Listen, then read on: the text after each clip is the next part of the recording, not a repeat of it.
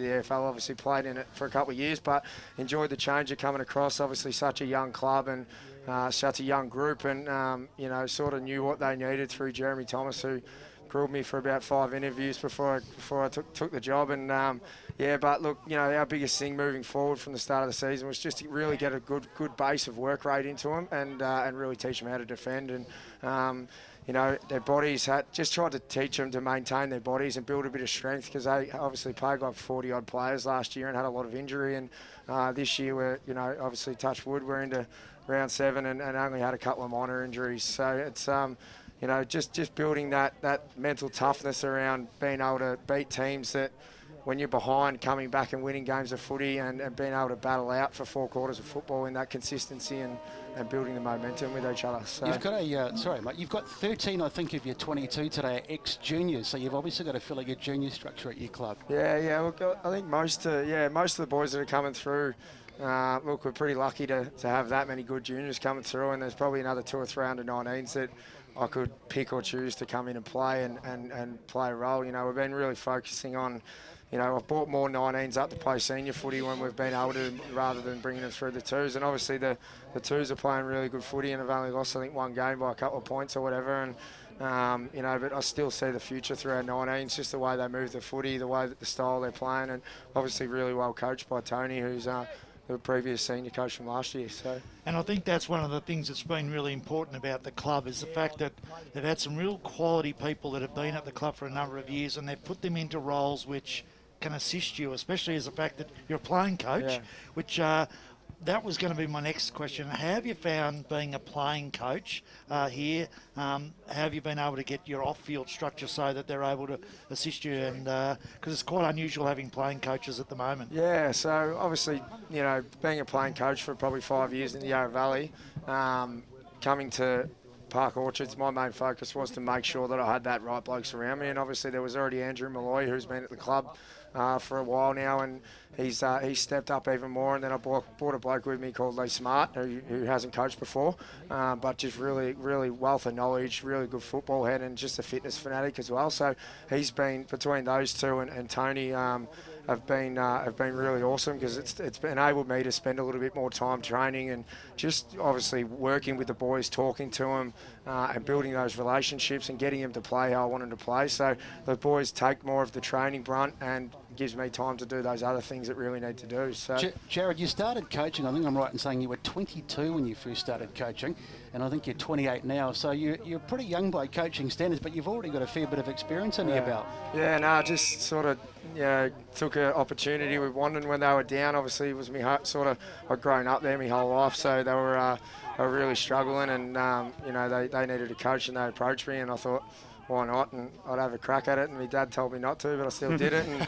And ended up bringing about 15 or 20 blokes I pulled with me, because the club just had no players. They were all old, and just sort of turned it around from there. And just, so the experience at a young age is probably second to none. Not many blokes get that opportunity. I'm very grateful for the opportunity that I got, and it's obviously helped me along the way to create, because you never know what sort of coach you are when you're 22 years of age, or, I've just picked and choose things along the way and grabbed them and just tried to create my own culture, the way I want to coach. So, is this the perfect club for you? Because the club is actually younger than you are in terms of coaching experience. Yeah. They've come from strong juniors, and they've created a strong club based on that.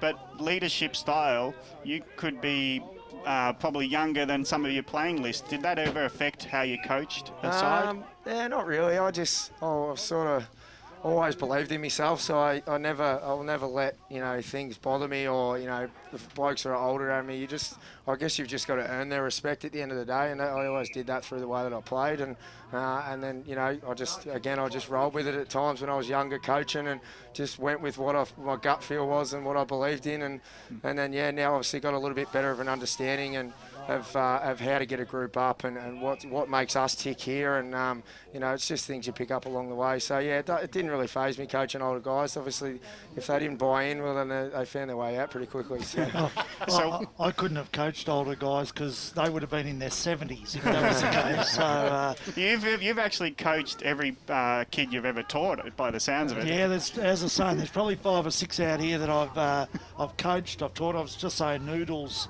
coming up. I coached him in the YJFL interleague team.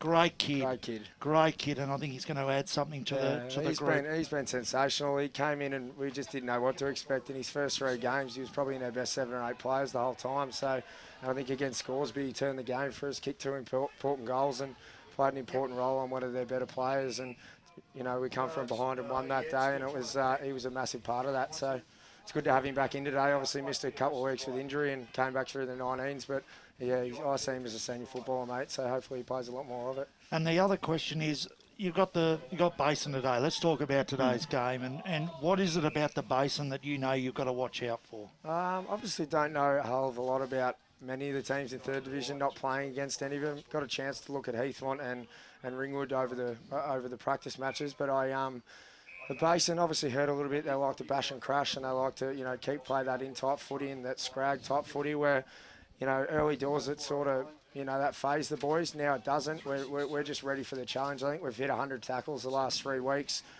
just through our pressure and our intensity, and that's just a minimum expectation of what we expect of each other now. And you know, if we can continue to do that, we're going to give ourselves a chance of winning every week. So. And it's that sort of KPI that you're talking about that's really, it becomes a mental thing, doesn't it? Yeah. It's not purely just I get a kick, but if you know that you've got that KPI it doesn't phase you then about who you're tackling. It's the fact, I know we've got to do this per quarter, and that becomes infectious amongst the group, doesn't it? Yeah, especially with a young group. So, you know, you give them little goals to compete and set, and now it's just they're starting to settle. We're starting to get a few games into blokes, and they're really starting to own being a senior footballer, and it's really exciting for the footy club. And you know, we're looking forward to getting out there and playing against the Basin. Obviously, they've had 4 really good wins, and it's going to be a huge test for us again today. But hopefully, we can really come out hard and give ourselves a chance. So. I'm sure being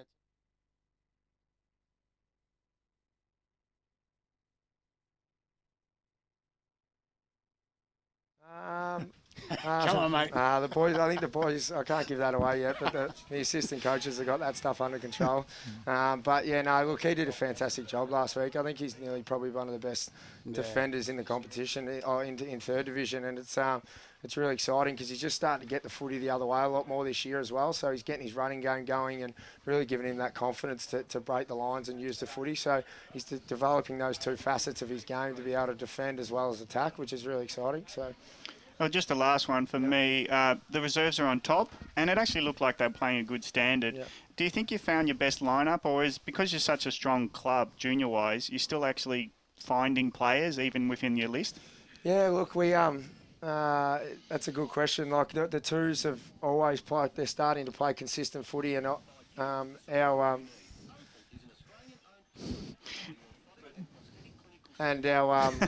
yes. Never mind that. No, yeah. So look, you know, the twos are playing a really strong brand of footy, and there's a couple of blokes that have played seniors that have gone back to the twos that have really gone back and played really good football and been really good leaders for the twos. So we're developing that, being able to come in and then come out. But a lot of the boys are hungry to play. And it's amazing what a few wins and you start to build a bit of excitement around the club that everyone wants to be a part of it. And it's something that obviously they haven't had a lot of since they've come into 3rd Division. And you know, hopefully moving forward, we can really use that momentum through the boys and through our depth in our 2s and 19s to have a really good year. So we'll talk of under-19s. This will be the last one. Williamson playing today, and so is Price Inglis. Yep. Having Tony Weeks as probably a strategist and the under-19s coach, is that conduit to the under-19s that you can use very easily? Yeah, definitely. Like you know, you can see it with your own eyes with the under-19s boys. You know, you come down and watch them and.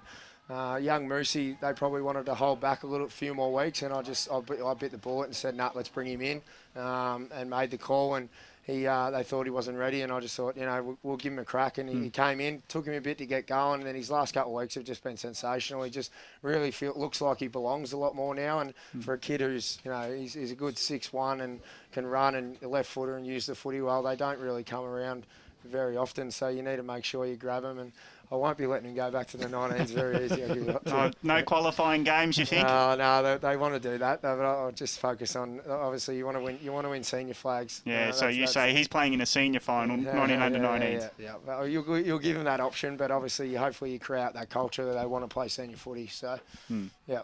Oh, nice one. Awesome. Well, thanks for coming on board. I know it's tough because you got to do your own warm-ups and everything now. So thanks for your time. No dramas. Thanks for having me, boys. Thanks to Jared Bayliss, coach of Park Orchards, who seems to be doing a wonderful job, and we wish him all the best today in what is a crucial clash going forward. Thanks to Jared. And the Basin, they're always competitive, so we might get the second interview going straight away. So we'll get Dan, our media manager, to tee up the next interview, being from the Basin. And it's great to get that perspective from someone in terms of the off-field management. And we welcome to the broadcast Vice President of the Basin, Adam Percy. Thanks for joining us on Radio Eastern, Adam. Oh, thanks for having me, boys.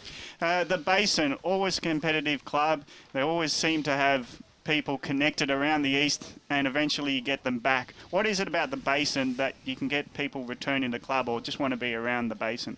Oh, I think it really stems back to the junior club. We've really, there's heaps of people down the junior club that are really doing the right things, and we've got an awesome culture there, and I think we've got the 4th or 5th largest in terms of teams now, and we're really spitting out some really good talent from the juniors, but, a really strong junior base that want to get around the seniors, which for a lot of people that come to the club, they just love that environment. And in certain years, it seems like it's a bit of an old boys club in that you are, you might be overburdened with. But how's the junior club now pushing through and making it more dynamic outfit? Well, I think today, or not exactly sure on today, but I know last week we had 16 of our 22 played juniors at the Basin Footy Club. So for us, it's a really big focus. We'd like to home-grow talent. Unfortunately, there's nothing in the waters up there spitting out a big 6'6" key forward that can kick 60 goals for us. But other than that, we've got plenty of really solid young midfielders coming through. A few out in the reserves today, and also the 19s, and Lockie Kruger in the 17s playing for us again today after a good game last week. It's a bit of a credit to the club. You're in a bit of a, not exactly dire straits, but at the start of last year, things weren't going too well for your coach. Unfortunately, had to go. I think he had work commitments, so he walked out at the start of the season. Yep. Took a couple of players with him as well, but you've got Scotty Homewood in there now, and things seem to have settled down after a bit of a tumultuous start last year. Yeah, it probably wasn't so much. It was probably more the timing than anything. Just a really awkward time for it all to happen, but credit to the committee and the blokes that stood up and played higher roles and took over the job. Obviously wasn't ideal, but I think towards the end of the year, by round 18, we had everyone committed for this year, and which gave us a good chance to go out and finger pick a few that we really needed. Still not that key forward, obviously. If there's any key forwards out there listening, there's still a bit of money down here, but yeah, that's pretty much what we were able to do. Plug a few holes. I think the other thing that we're talking about, not just the disruption of losing Pickles, but then you had a situation which I think has actually been good for the club, is that you had your Cardamone, Cultura, Price, all those boys have moved on. Yep. And now it looks like, as you said, you've gone with a really young group. You've promoted, you've got some really good young kids coming through. Chirkop, obviously, Kruger's come back after injury. Yep. You've got the young Kruger in there. So it seems to be that Scotty's come in and there's been a real change in, I suppose, the culture in the way that you're going about things, and that it hasn't been, it took a couple of games to get going, but now the club's really settled in the way that he wants to play. Would that be true? Yeah, definitely. We had a really good pre-season, but yeah, also I suppose there was probably a few guys that needed that extra year. They were all sort of around that same sort of age, and just getting from that 21 to 22 or 22 to 23 has helped blokes who were probably on the fringe just really cement some roles and start playing some really good footy for us. So, and it's quite unusual to talk to a vice president of a football club that looks like he could be playing. I'm playing the reserves. I broke my hand a couple of weeks ago. I was going to say, yeah. So you're lucky to get me, but the president's actually got the runs today, so I've got special duty. So I hope I'll get invited in for some lunch. Well, maybe not what he ate. No, certainly not what he ate. No. So how are you finding the dual role, the playing role and the committee role? And it's not just you're someone that sits on the committee. Vice president of the footy club. It's a fairly big job. Yeah, look, for me, I don't really sleep. I'm not really into that sort of stuff. I'm also coach the under-15s down there as well. I just love the club and I love being there and keeping moving. So I'm there 5 or 6 days a week, and it all just sort of rolls into each other. I'm looking after the sponsorship, so out there, got a couple of pubs on board, so out having beers and all those sort of things, and And then, yeah, a couple of nights a week training and coaching as well. So it's pretty full on, but I love it. I wouldn't have it any other way. And you're lucky with your management structure too, because you had a guy like Gary Lee last year who just stepped in effortlessly to fill the coaching void and did a fantastic job. Oh, 100%, and that's that's a credit to the club that we've just got so many good people like that. And if something was to happen this year, I'm sure that there's 3 or 4 guys that would stick their hand up and be able to do that, because we've just created a culture where people want to be around, and good people especially. Just on the playing side, Yep. in the media, there's 46 clubs, if I've got it right off the top of my head. We seem to say the same things a lot all the time because we might only see them once or twice a year. We fall for the trap of the Basin being that dour side that gets into the packs and they just smash in. Has that changed over recent times, or is that something which is just the hallmark of the side and you're not going to get away from that? I think obviously the reputation's there. It's probably not so much now as it was. Probably with the older guys obviously going out last year. The way we probably want to play now is spread and run, because we've really got that youth and plenty of speed. There's still, we've still got enough guys in there that want to crack in and bust open the packs, of course. But obviously having no Trevor Mills now really hurts in that regard. But still Max Kruger and obviously Fingers and Batty and those sort of guys are crashes. But then we've got plenty of speed on the outside, so it's probably crash and spread a little bit more than just crash, yes, as it has been in the past few years with the likes of Coltsy and those guys that prefer it a bit more contested. And that slow territorial gain. 100% slow gain, and yeah. But does not having that powerful 6'6" that you're asking for, does that actually affect how you play the game? I think it does a little bit. I think you look at most of our games, we've probably matched with most sides inside 50s and everything like that. We just haven't had that, that big target that's, taken 5 marks and kicked 60 goals for the year.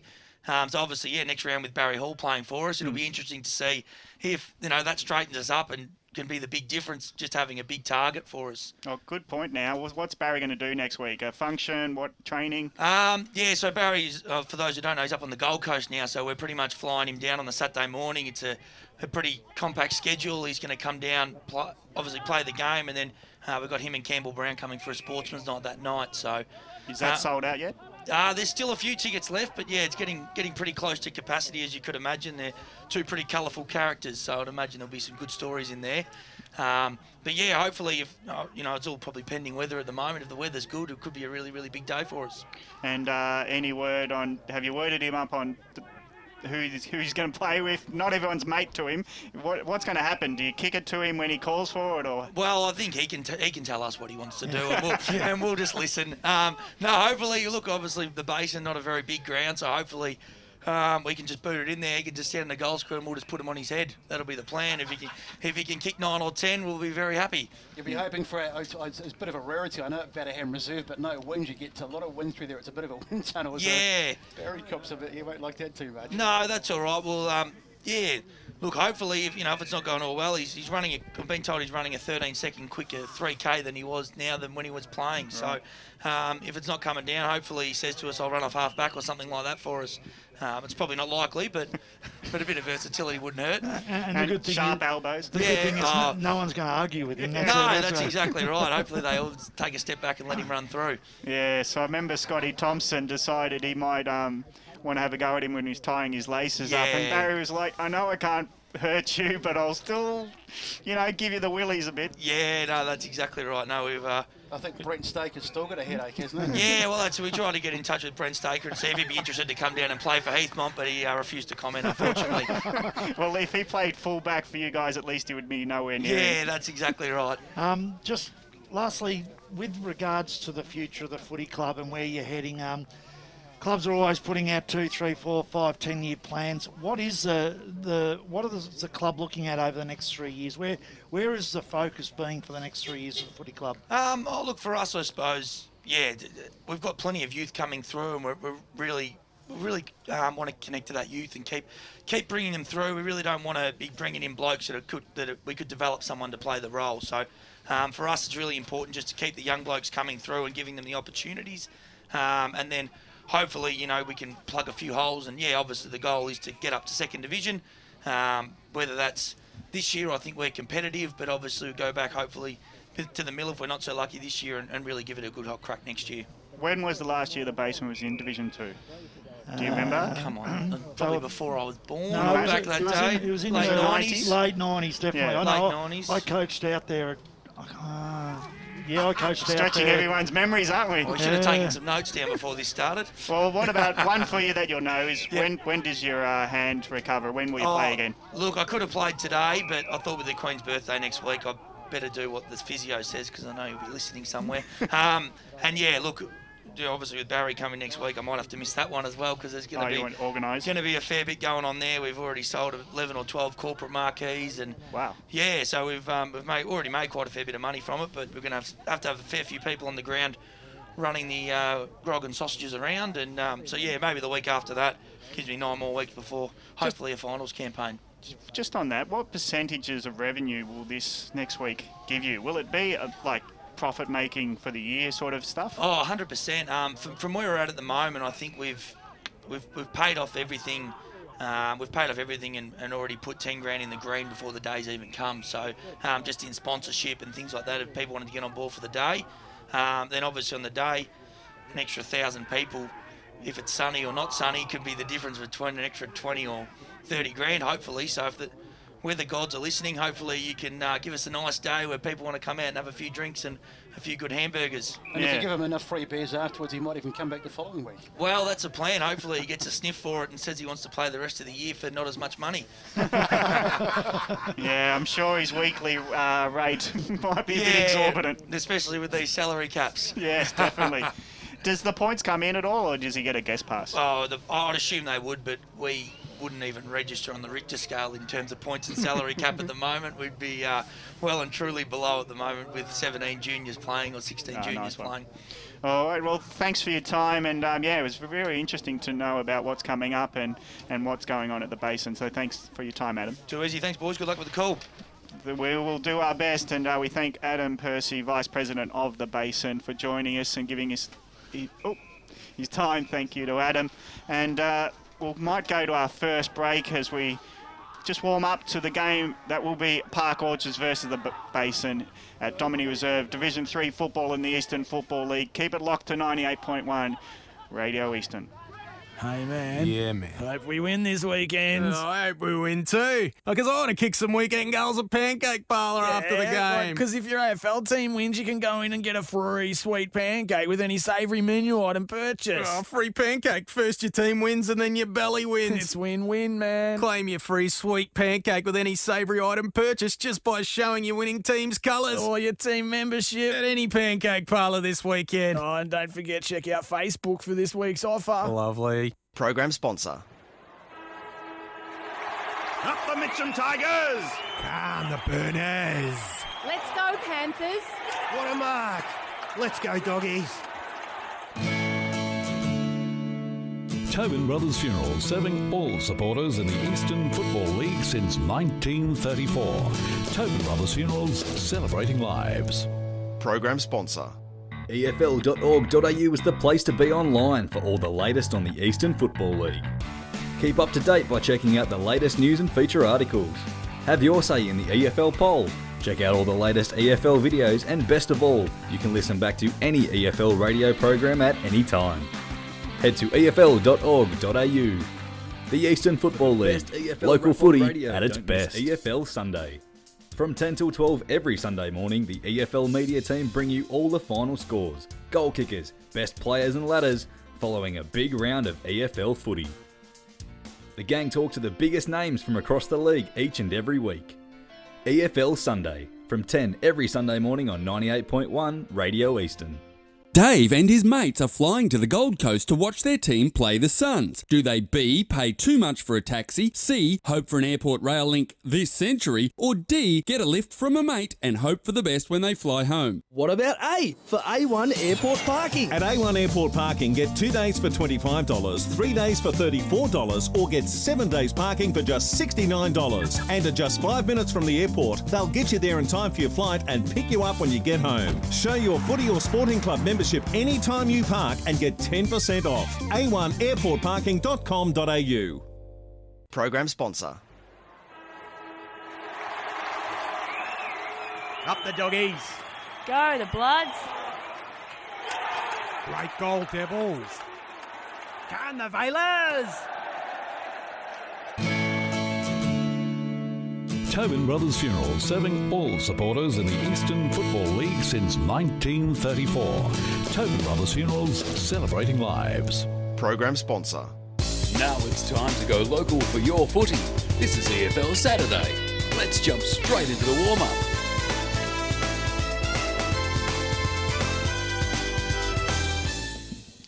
Welcome back to Domini Reserve here at Park Orchards for the game to come after 2 p.m. at 2:10. That will be first bounce between Park Orchards and the Basin. Looking forward to that because it's a real season shaper already after 7 weeks. Park Orchards is second on the ladder, and the Basin, who in their 4 wins have beaten Templestowe, so they've had not a bad season so far. So looking forward to the game to come. It's Gavin Casey, Brett Beston and Brett Davidson in the booth at the moment, and now we are joined by the president of Park Orchards, Jeremy Thomas, and welcome to the broadcast, Jeremy. Thank you, guys. Good to have you up at Domini Reserve. Yeah, and you're very good host, so we expected half-time to be well fed, but that's just us.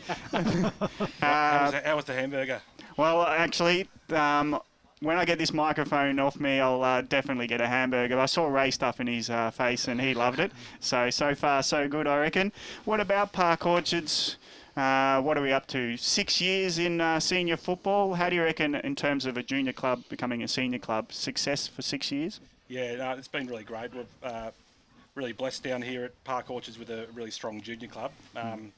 They're anywhere between 18 and 22 teams every year at the junior club, and the pathway that's been built over the last 6 years has been phenomenal. And so we're the recipients of that each year, and the 19s have, I think they're 4 flags in 7 years, and in Divi 4, Divi 3, but often the recipients of some strong kids, which is really great. And why do you think the junior club never wanted to form a senior club? Was it that they were just so happy to be the strongest club in the area? Did the area ever demand a senior club before recent times? I think it's a great question. I wouldn't know. I wasn't around at the time myself, but I'm a local, and it was a shame to watch every year really talented kids, finishing their 16s and 17s and head off to other clubs, and a passionate group of dads, I think, were the instigators of the club, and rallied together and decided to put several years into starting the 19s the first year up, and then the seniors the year after, and they did an amazing job. I think one of the things, I go back on a little bit of history because I know a little bit of history about the stuff. I think one of the things was the Park Orchards playing the YJFL. So the YJFL is full of mainly clubs that have only got junior clubs. There's not a lot of senior clubs in with those clubs. So Gotcha. I think that became part of the culture. Even though they're out here in the Eastern Footy League environment, they were one of the furthest clubs out in the YJFL. So I think that's why they didn't have a senior club for a long, long time. But as you say, a lot of really good parents, and the key thing I was going to talk about is the quality and experience that you've been able to bring in over the last couple of years. Nico and obviously Tony Weeks, who have been able to just generate some really top-level thinking within the environment, and now Tony taking on the 19s role. That's been fantastic for the club, hasn't it? Absolutely. Yeah, look, Tony Weeks has been with the club. Obviously, he was the inaugural under-19s coach, saw the guys right through the first 3 years, and he actually was our senior coach last year for the year. And but the role he's playing this year, which was strategic for us, was he's a brilliant developer of young men, and so he's stepped into that role of play development at the club across the whole list. He plays a role with the coaching group as well, but in his development role, he's gone back and asked to grab the 19s again, which is he's doing a great job. Jeremy, just in terms of where you've come from the juniors to now to the seniors, I mean, has it happened quicker than you hoped? I mean, you would have put some sort of plan together. Are you on track with that? Yeah, I think we are. There's no doubt about it. We've got some disappointment that we still haven't won that senior premiership. We found ourselves into Division 3 the year Donvale came back into the league, and yeah. Why did you take the step up? Because they would have asked generally who wanted to go up. Why did the club want to go up? Oh, look, respectfully, we wanted to play against the best opposition we could. You didn't want a premiership under your belt before you did it, though? Ideally, it would have been great. But we've backed ourselves to go after a Division 3 flag, and we put a 3-year strategic plan in place to do that. And look, we feel like we're on track, and we're heading in the right direction. I think one of the things that I've looked at as well is the fact that bringing in someone like Jared, who's had experience up the mountain. He's also played in the Eastern Footy League in the past, in some good football, but he's come along. He's a young senior playing coach, something you've gone, it's a completely different change that you've had over the last 5 years. That seems to be really infectious amongst the young guys within the group and been a really good, a real plus for the club. Yeah, absolutely. Yeah, Jared's been really great.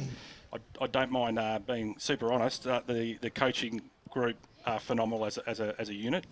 Juggers, your real player, and the guys play for him and love playing with him. Obviously, it doesn't work unless you've got a great bench. And Andrew Malloy and Lee Smart run that bench incredibly well. They're both talented coaches in their own right. They are very tactical, but we've got the right mix, which is great.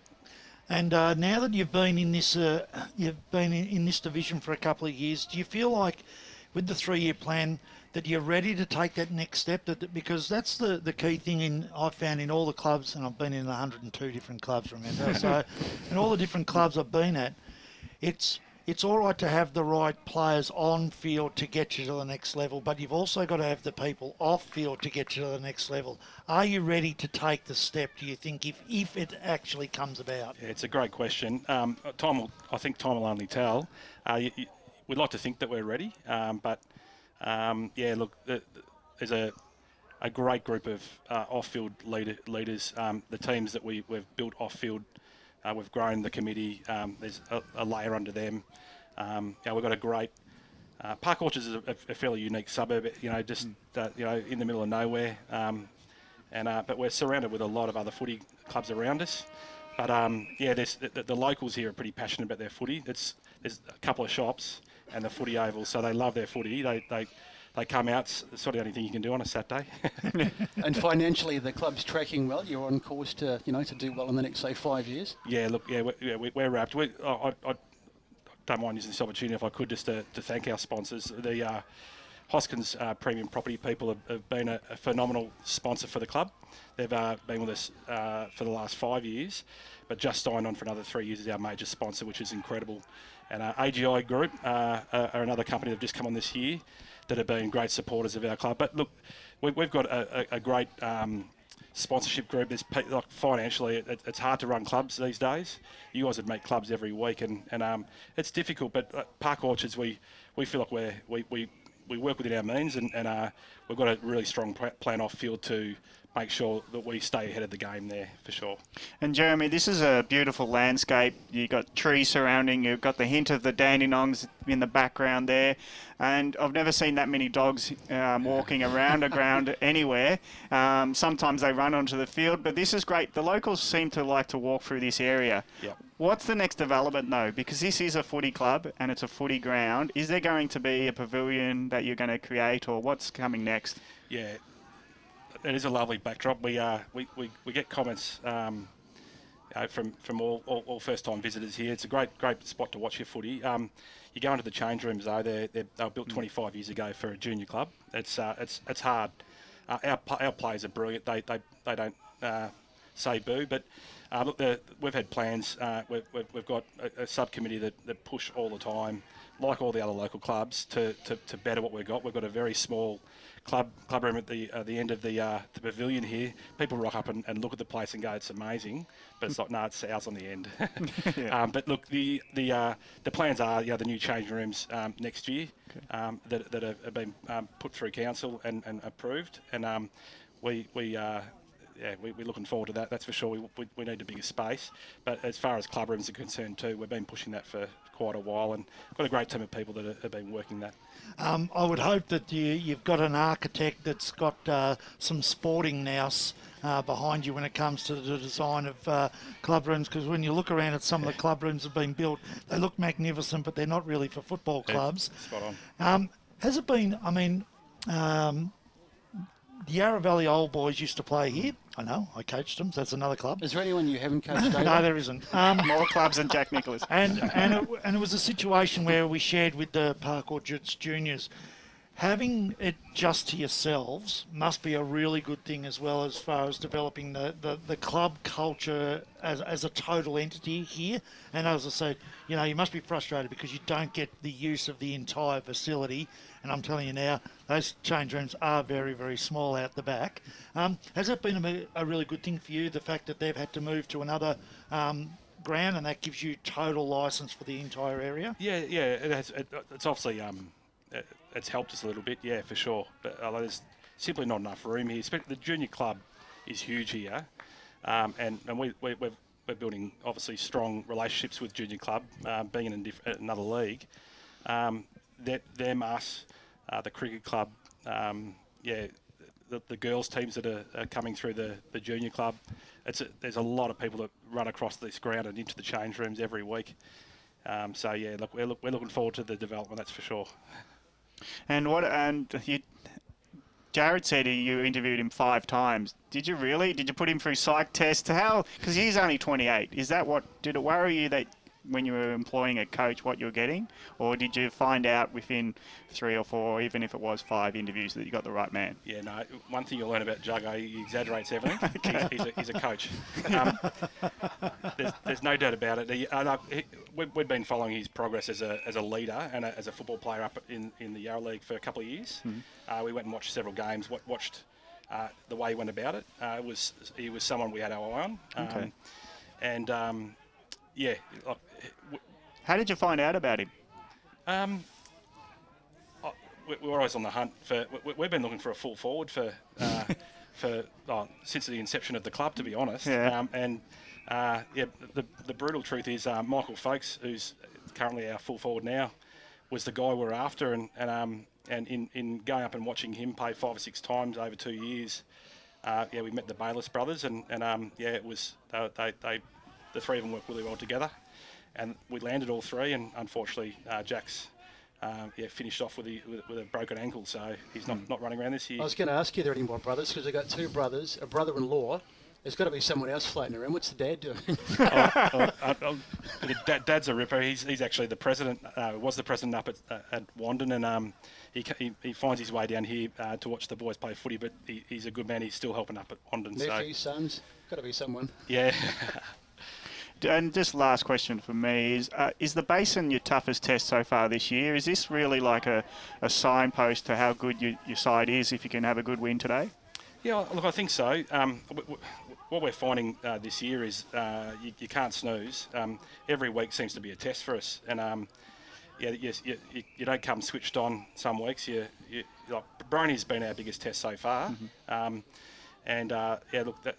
2 weeks earlier we lost to Warrandyte, the local rival. So it's been one of those funny years, and if you follow the progress of the wins and losses across all of Division 3, it's a tight year. There's a lot of great clubs, a lot of clubs that are coached very well, and so it's a week in, week out. Do your homework. You got to put your best foot forward every week and come and play, or you can drop it.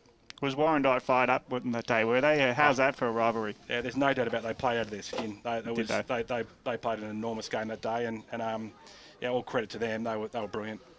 Well, we look forward to many more years, because you might win the premiership this year, you may not. But if that rivalry's around, it's something to look forward to every year, isn't it? Oh, absolutely. Yeah, no, we love the hit out against Warrandyte. Yeah. Nice one. And thanks for your time today, and we look forward to the clash. Thanks, Jeremy. No worries, guys. Yell out if you want a beer or a hamburger. Well, we'll take a hamburger and a beer after the game. Yeah. But thanks for your time, and good luck today. Thanks very much. Jeremy Thomas, the president of the Park Orchards Football Club, and in any way you measure it, they have been a success of the Eastern Football League, and I think they will win premierships in the next... Well, if it is 10 years, they probably are a sort of club that will rise. Yeah, definitely. I mean, they've got as you say, got great juniors behind them now, and they're also not a club that's used to just rolling along. They're quite used to wanting to go places, and there's a lot of people at the club that are quite powerful in business. Oh, yes. And so they're used to success. And so, not that they're if they don't get it, there's panic stations. But I think they're progressing and setting up structures in a way that, they're going to be just not successful for 1 year. Yeah. Not resting at the laurels. No, they're looking at that continued success and continued drive all the time. So I think they're in very good hands at the moment. And Davo, what about this catchment area? He says they're in the middle of nowhere and they've got clubs at their doorstep, but it is a very big doorstep. They've got a large gap between them and Warrandyte and Doncaster East to catch a lot of good juniors like they do in the junior football club, obviously. And again, when you're talking about catchments, it's often not the catchment from the local community, because the local community could be an ageing community. It's about what schools are around the area that you're going to get those kids from. And if you have a look at them, they've got your Yarra Valley, you've got your Whitefriars, you've got a couple of big schools that football's a key component to. So getting those kids to come across to your club is a real key. And I think one of the things that both clubs have been really, pointing out to us both times, that they've had a lot of juniors playing in their teams today. And so that's a really good thing. And they'll continue. Park Orchards have got a lot of kids playing in their junior ranks. They play, as I say, the YJFL. My son plays in the YJFL against Park Orchards. And they always have very competitive teams with a lot of really good footballers. So, it's... they're in a good position and a good spot, and as I say, they haven't got a lot of competition in the area. And one thing they did, and you made a great point, is junior clubs forming senior clubs. Sometimes the senior club goes a bit too far away from the junior club that established them, the strength. I know from Glen Waverley Hawks came in from a strong junior club, and then there's another club called Glen Waverley Rovers who have been very strong. So they probably were too much competition, but Park Orchards are smart enough. They're using the same jumper. They've made an extension of a very powerful junior club. Yeah, look, I think junior clubs are reticent of starting up senior clubs because they don't want to have their identity swallowed. They don't want to be... often the junior club has developed themselves. They've got their own sponsors. They've set up their own structures. They don't want a senior club to come in and suddenly just take over and drive and I suppose drain them of finances. Because one of the things about junior clubs is they're incredibly good at raising finances. They're really good at being able to do that. And, there's so many clubs out there where the senior clubs come in and just suck the junior club dry. And juniors clubs get angry about that. So it's about developing the right relationships. And the one thing Park Orchards have done, they've done it the right way. And I think it's because they've got a lot of the junior people on the senior committee. So they're understanding both situations, and that's a key component of it. Yeah, it's a very interesting community here, and a great football club is coming out of it. So we're looking forward to the match today. We might be able to get into a bit of a preview around the leagues and get some tips, but I'll just check our time before we do that, because we don't want to lull too much. But maybe we'll start at Division 1 if we can, and I'll just read out the games and I'll get you boys to do your chat about potentially how the matchup's going to go. If I can only find the middle of this book, I'll be very happy. Nothing like being organised, Kev. It is a very thick footballer these days, and the middle of it is not obvious. But round 7 in Division 1, it's Balwyn versus Norwood. I think this is... look, there's a lot of great games today in First Division. I think both of them, this is the key game of their season to date. I think they both need to win. If one of them loses, I reckon they're on that precipice of really pushing it into finals. Balwyn at Balwyn, I'm going to tip them just purely because it's at Balwyn. I'm going to go for Norwood. I saw Norwood play Noble Park 2 or 3 weeks ago, and they're pretty good. Is Lee Williams playing today, I believe? Someone said he might not be playing. No, I think he's okay. Yeah, well, if he's in there, he's been phenomenal, and they've got a great little midfield as well. I think Ben Trend and a few others in there, so I think Norwood for me. And the next game is Roval versus Blackburn. This is interesting. Well, I think we're in exactly the same position in the fact that if Roval can't get over the top here, Roval are going to struggle to make it, I would imagine.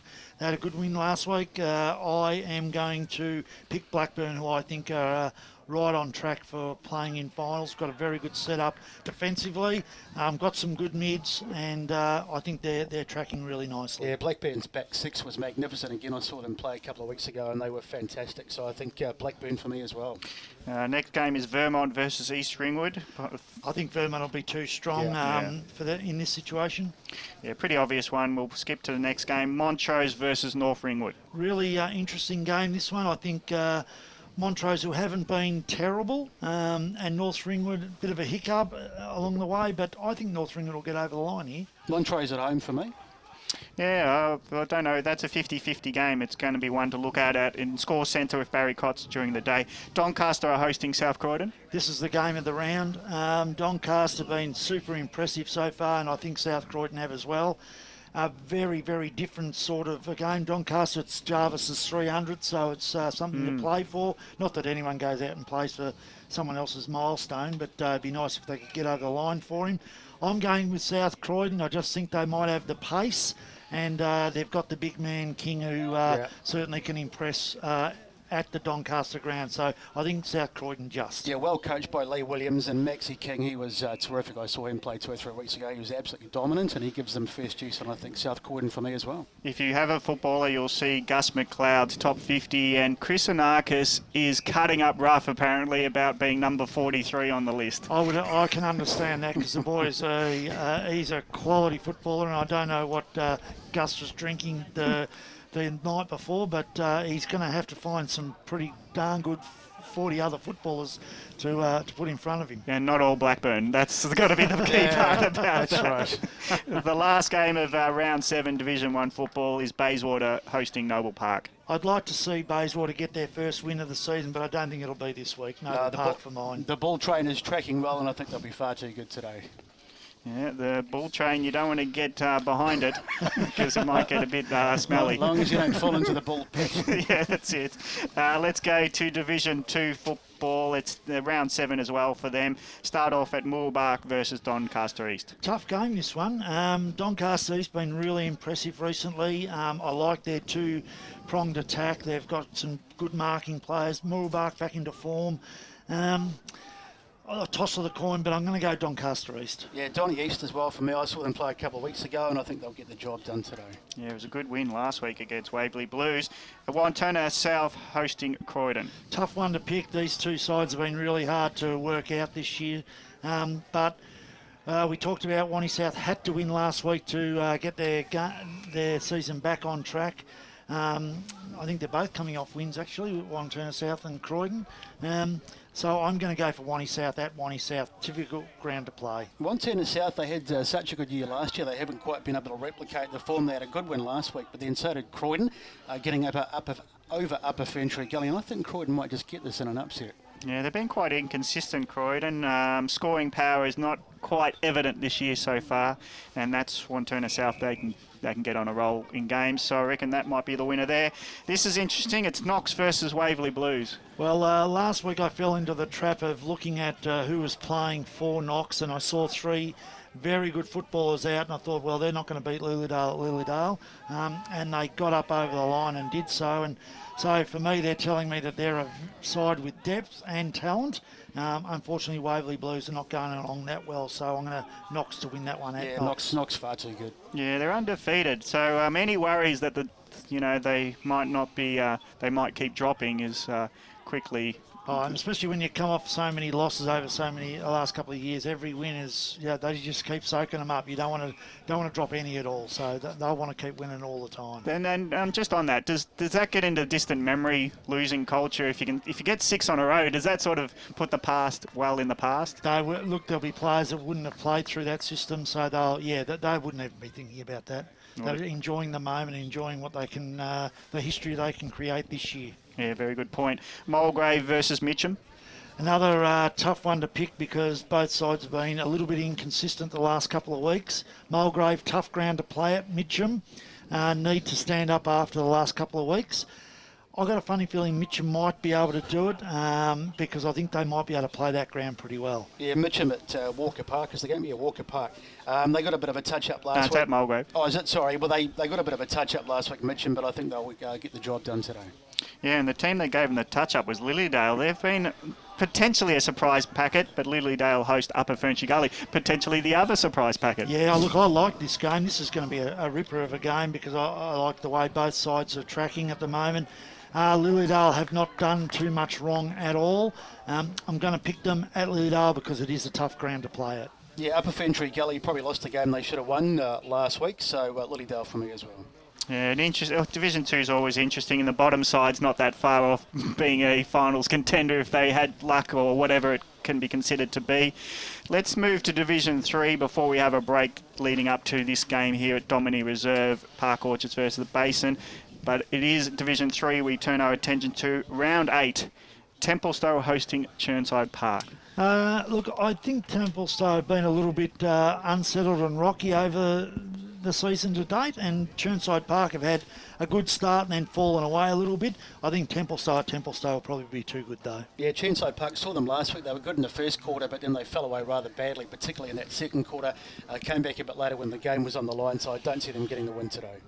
Yeah, what's the word on Templestowe though? Just a quick one, just for people who are thinking they've dominated 2 seasons. Well, they weren't the dominant side last year, but they've been very good for so long in Division 3. What's going on this year? Oh, look, I'm not 100% sure. I think there's a couple of things. You've got a new coach who's bringing a new structure with new players. That obviously takes a while for players to gel, and I would imagine that Craig's got his ideas and they would be different to Rick, so it just might be a bit of a change, a bit like Baldwin. Baldwin have taken a while to get into the stride with a new coach, and after having a coach there that had been there for a number of years, so I think it could quite easily just be that. Yep. The next game is Ferntree Gully versus Heathmont, and haven't Ferntree Gully having a great season? They are, and I really like Ferntree Gully. I like the way they go about it, but also like Heathmont. I think they've been super this year. I think they're going to get over the line in what is, I think, the best game of the round. Yeah, it should be a cracker. So I'm going for Heathmont as well. I liked them. I saw them play a couple of times last year. I like what they do. They've got Kevin Clark, great little small forward, and some good backs as well, and I think they might get the job done. And I think Brett English as well, isn't he, played for Heathmont? So, yeah. And he's a very good player as well, so I think Heathmont to win. Ringwood versus Scoresby. Have Ringwood woken up yet this season? They always slow starters, but now they're in the positive on the ledger. Yeah, look, they've probably woken up a bit earlier than what they had in the past couple of years, which has been good. They're a good side, but I think Scoresby have been pretty impressive too so far. They're not the the easy beats that they had been previously, so this will be a pretty good game. I just think probably Ringwood play their ground a little bit too better, and they'll get over the line. I'm going for Scoresby, and this had a very good win last week against South Belgrave. Very good win, so I think Scoresby in an upset. Yeah, whoever wins this will be in the 5. Ringwood are 4th, Scoresby are 6th. Ringwood won last week by 101 points over Warrandyte, so they're in good form if that means anything today. Park Orchards versus the Basin. Well, I believe that's the game we've got today. Oh, sorry. I'm just reading, and you called me out. Thank you for that. Wake up to Gavin. No, I hope it's the game we've got today, otherwise we've just wasted the last hour. Yeah, we're here. I'm here. Wake up. Baronia versus South Belgrave. Look, Baronia, we said they were flying under the radar. I don't think they really are flying under the radar. I think they're the real deal. South Belgrave, I think they had a good win last week. I still think Baronia will be too strong. Yeah, Baronia have been a strange side this year. It's almost like they've been foxing because they've been a bit up and down, but I think they'll get the job done today. They're 8th. They're in the 7th. There's 8 sides, is what I'm meant to lead myself into, that have got a positive record, 4 and 3 or better. So it's a wonderful season for teams that are not far off being a top side in this division. And that's why we talk about 8-point games. And I know that sounds ridiculous because you don't get 8 points for a game. So, but we do talk about it, and I think I think the next 3 weeks there's a lot of these sides all play each other. So you could find that in 3 weeks' time either everything bunches up more or it spreads out, depends on how things go. So that's why I think today's an important round. And yeah, I think Baronia might get over the line. And one team that hasn't got a win, and they've dropped down from their former glories, as we all know, but East Burwood host Warrandyte, who've only had 1 victory themselves. This is a tough game to pick. I think East Burwood have probably been a little bit better than what their scores suggest. However, Warrandyte, when they play well, they can play very well, as they did when they defeated Park Orchards. So if it was at Warrandyte, I'd be picking Warrandyte. Because it's at East Burwood, Warrandyte haven't travelled well, so I think East Burwood might get their first win of the year. Yeah, flip a coin on this one, but go for East Burwood because they're playing at home and I think they'll just get up. Yeah, the form lines read East Burwood haven't been great all season, but they were 5-goal losers last week where Warrandyte 101 points. Is that hard to bounce back off, 101? I think you can't change the result, so you just put it aside and just look at what are the things that you need to improve on, and they'll come out, and I'm sure they'll come out with a different mindset, and they'll see themselves as being able to have a win this week. So it'll be interesting to see what they do. Let's move to Division 4 for round 8 footy. It's Fair Park versus Glen Waverley Hawks. Fair Park last week, we had a look at them on the radio game. Look, it was an ugly game, but they got over the line. Glen Waverley Hawks had a good win, a win that not many of us, whatever you call it, projected. So I'll go for Glen Waverley Hawks again this week, even though it's at Fair Park. Yeah, I'm going Fair Park. Sylvan hosting Forest Hill. Sylvan weren't that impressive last week, and even though it's up there, I think Forest Hill will be too strong. And the next game is Surrey Park versus Donvale. Well, this is an interesting game because Surrey Park, I think, this week have got another ex-AFL player playing for them. So I know they've had who is it? Davo? That's a great question. Oh, Dan, don't throw it out there. I didn't know. Hanging. Well, it should be there. I got a message to say that they've got. Get Dan in here. They've got 2 AFL players playing for them this week. Yeah, we'll find out in a minute who Surrey Park's AFL player is. I'm just trying to say that out loud so someone can tell us. Whitehorse Pioneers versus Coldstream. Oh, I didn't get your tip there, sorry. I didn't get the last 2. Donvale to beat... I think Surrey Park will win. And for what it's worth, Forest Hill over Sylvan. Oh, it's Ben McGlynn. There you go. So they've got Ben McGlynn playing, which is a fairly handy player. Very handy. You know, he was very stiff not to play in a premiership as well. Exactly. I feel sorry for Ben McGlynn when had his injury, and then the next year they weren't so good. Exactly. Or they were only 1 place off, but not so good. Anyway, Whitehorse Pioneers versus Coldstream. Have we got to that? Because I keep skipping over you, Brett. Can you maybe go first? So am I even here? Yeah, you will be. This will be a cracking game. Coldstream, they started off with a hiss and a roar, but they've lost a couple of games. Whitehorse Pioneers leading the ladder. It'll be tight, but I think Whitehorse Pioneers maybe just to get up. I agree. Whitehorse, tough ground to play. Yeah, well, the great thing about this comp, and we assumed we knew who the best side was, but it is totally up in the air now. Yep. And this game might be a signal to who is the best so far this year. Kilsyth versus Nuttawading. Kilsyth will win this, but Nuttawading have been a lot better, must admit. Well, 4 goals they kicked last week, I think, 30-odd points, and they kept the opposition to under 200, so for them it's probably a moral victory. And any celebrities down there for Nuttawading this week? No. You're not going down, Gav, you know? I think Cooter played, didn't he? Yeah, but I don't think he... there's a difference when you've been out of it for 15 years than when you've been out of it for 2. So I think, that's the difference. You get McGlynn, who's just come out of the football, and he's very different. And Barry Hall, of course, as well for the base. And yeah. Cooter Feed, he retired a few years ago, didn't he? But yeah, still. And he didn't. We were at that Scoresby match where we were hoping for the greatest game of all time, and he pulled his hammy within the 5-minute mark, and it was a bit of a disaster. But talking of that, I know where I am. I'm at Park Orchards versus the Basin Domini Reserve, and we're looking forward to this Division 3 clash. We're getting the players on the field for the warm-up now. We're 10 minutes away. Timely now for a small break for sponsors announcements, but keep it locked into 98.1 Radio Eastern for your fix of Eastern Footy League.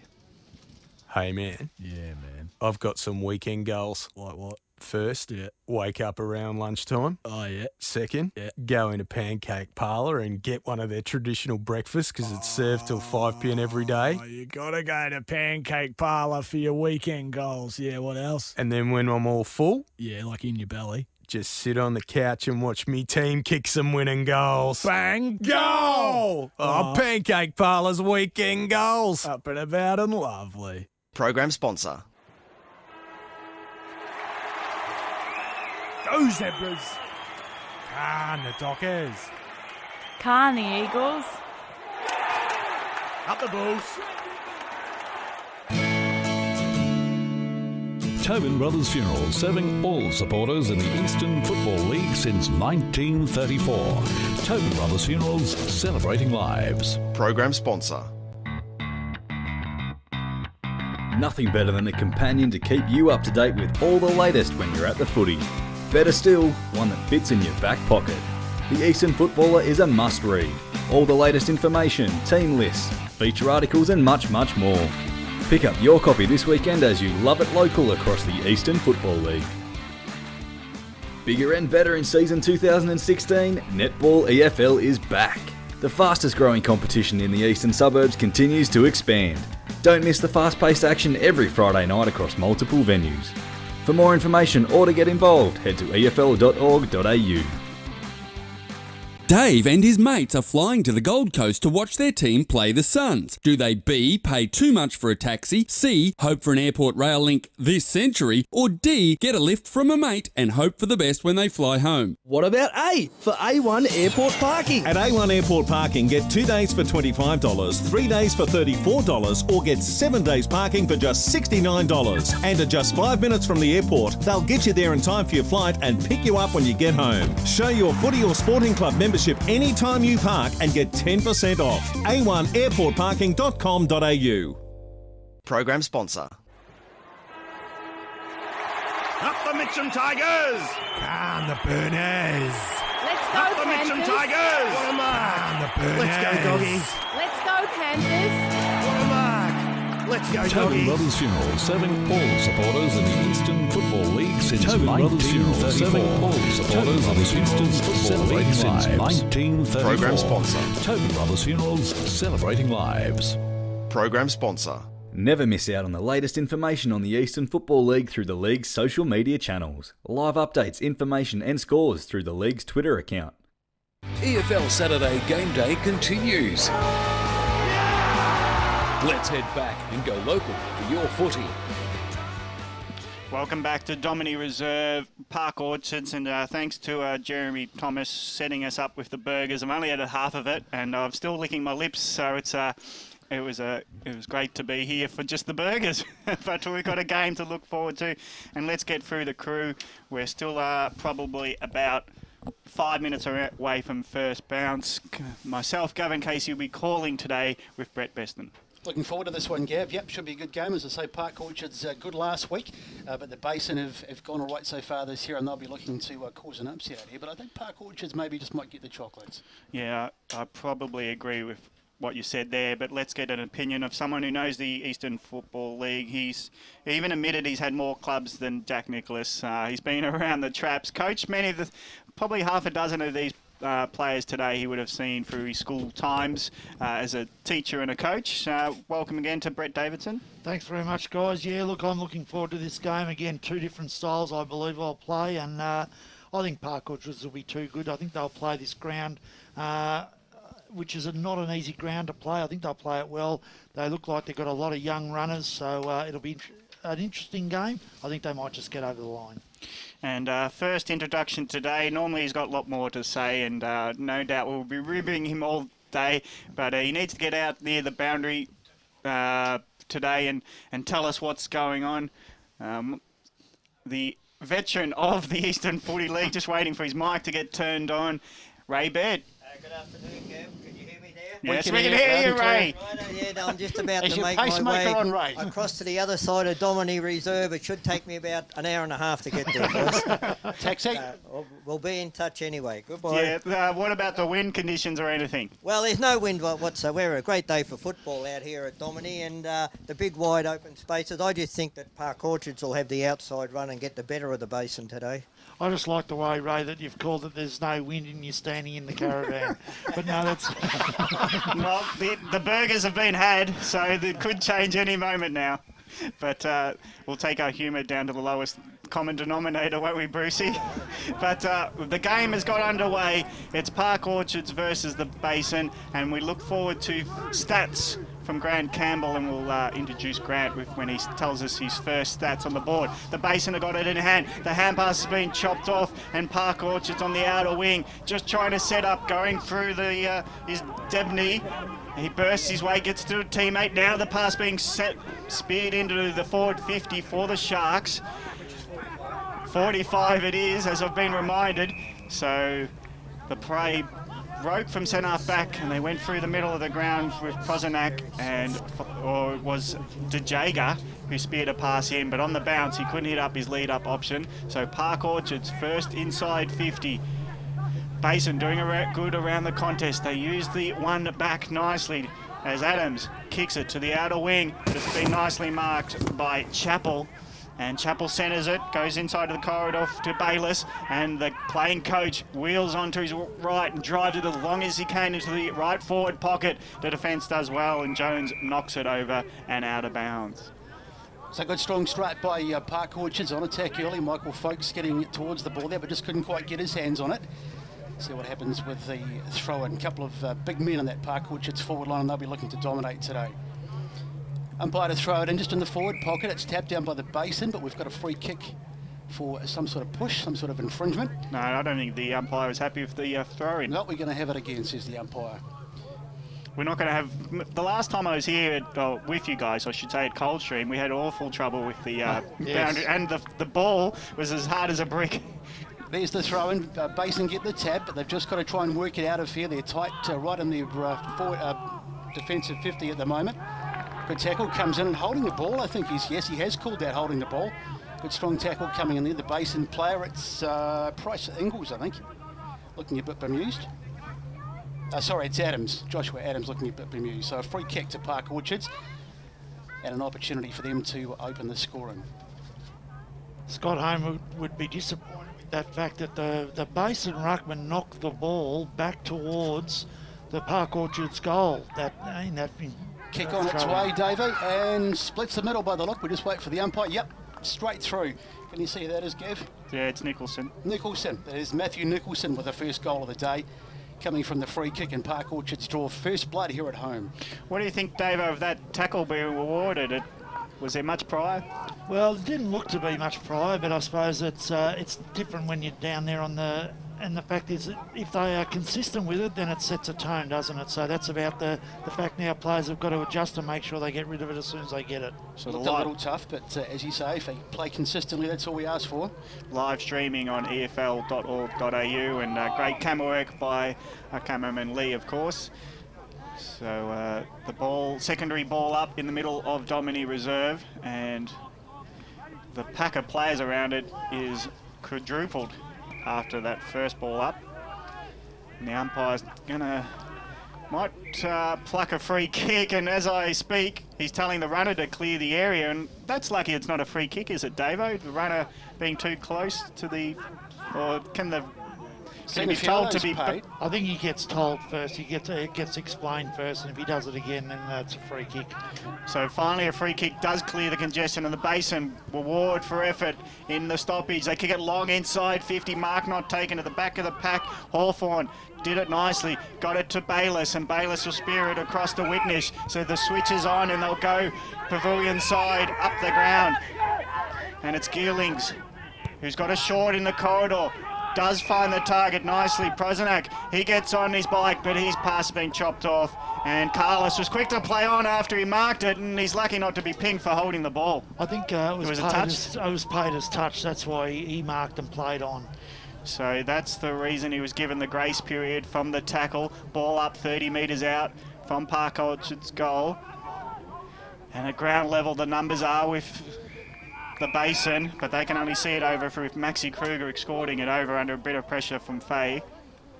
So Park Orchards will be looking to get to their second goal on the board here, as the ball is going to be thrown in at the left forward pocket. Dominant start by Park Orchards. They've had most of the play inside the forward 50. Basin just holding on at the moment, but doing all right as the throw comes in. Let's see who can get the tap. Up they go. It's Folkes who gets the tap. In fact, playing in the ruck on this occasion. But the umpire blows it, and we'll have another ball up. Versatile character Michael Folkes. Of course, seen him kick so many goals, but playing in the ruck, and he challenges again, but this time it's the Basin that get the tap down, and looking to work it out is Cripps. That's Lockie Cripps. Brother also on this side. He does well, but then loses the ball. Comes clear. Opportunity for Wilson, and his kick is way up there, and it's marked. A good mark too, taken by Jay Witness. a Witness at least. And he will go back and a famous name in EFL ranks, Witness. So I'm not sure which of he's the son of which one of the Witnesses, but they're a famous family from the Mitcham Football Club. Tough kick from an acute angle. Witness as he comes in. See if he can get this one on target. His nice measured approach. The crowd like it. Looks like the second goal for the Park Orchard side, and Witness puts it through. It's a lovely kick, and Park Orchard's off to a really good start. 2 straight 12 plays, no score. Yeah, an interesting kick. It went off the side of the boot and high as it went long, but it was a mark to Witness in the pocket. Yeah, look, good mark and good 2 shots at goal, 2 good conversions, and they know that area. So when you get out in that pocket out there, you actually can kick goals. So they know that it's not a dead pocket in that situation. What does that make to the left pocket then? It's a little bit more difficult, even though it looks like it opens up out that pocket, but it is a little bit more difficult kicking goals from there. So the centre bounce with the ball being pushed out to the outer side. Basin do claim it on the outer wing. Now it's going to open up for a runner as a big, long effort from the arc, 45 metres out, and it's sprayed out to the right, and a missed scoring opportunity for the Bears. So they've definitely got more speed than years gone past, and that time it was Lachlan Kruger. But the kick out has been nicely marked down the line, and it's in the hands of Chappell, who hands it off to his teammate, and they're off and reigning now are the Sharks. The long kick into the forward from Bayliss. He gets it to a 1-on-2, and the one of the Sharks takes the mark in front of the 2, and that's a great mark inside the forward arc.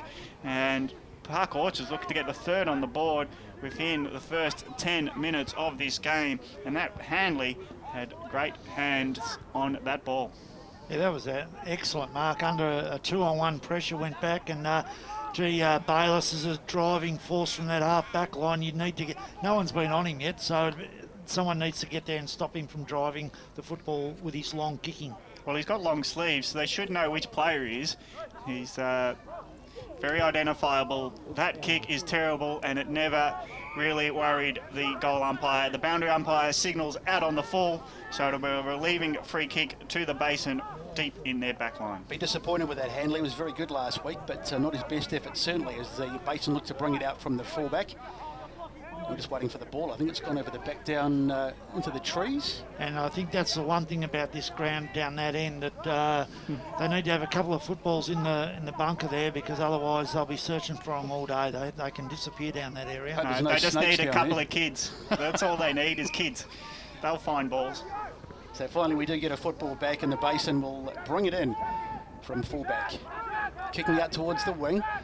Good strong contest out there. Up went Crom. Good smart. On the ground, it looks like Park Orchards have got more numbers around the ball, and we've got a whistle from the umpire. So free kick to Park Orchards. Now they launch it forward. Who can get on the end of this one? There's plenty of Basin numbers here, and that's a good strong mark taken in the front spot there. That was Watson, I think, Luke Watson. Great mark from him as he gets it out now. And that's a good strong kick as well, taken by Seagrave. Seagrave, this has got a little chain by the Basin here, just working it out nicely as they kick into the middle of the ground. But it's cut off nicely by Crom, Campbell Crom.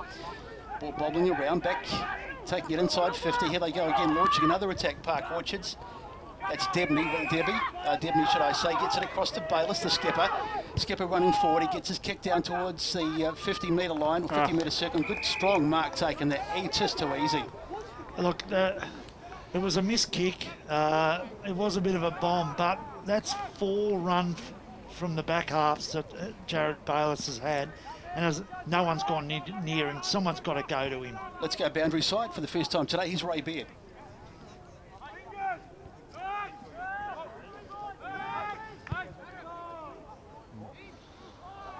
As we watch Folkes' kick, and it's just off to the left, so a missed shot from Michael Folkes, generally a pretty reliable goal kicker, but he didn't quite get it right that time, and through for a minus score. It's 2-1-13 to the Sharks, and the Basin yet to open their account. And Davo, it looks like the Basin are zoning and getting numbers back, but it doesn't seem to be working too well. Well, they've been a bit lucky, Park Orchards. They have bombed the ball forward a couple of times and been able to take good marks, but at the moment, the Basin's finding it hard to get it out of the defensive area. The short kick was chopped off, and Witness is on the end of a hand pass, and he gets taken down in the tackle. This time it's Wiggins actually gets taken down, and he's been penalised for holding the ball for taking on the tacklers. But even these short passes in the back line are not hitting targets from the Basin. They're daring to try to get out, but they're not hitting their targets. It might come a cropper. Bell's having to elude a few as the zone that's keeping them in by Park Orchards has only... Well, it's bounced in, and luckily for the Basin, it bounced into Watson's hands, but his hand pass is a bit too fierce. Goes into the corridor where the Sharks have the numbers, and they're praying all over the Bears, but it is stopped at centre forward with Cripps picking up the ball for the umpire. Rucks go out at centre forward for Park Orchards. The Basin desperate to get a clearing kick.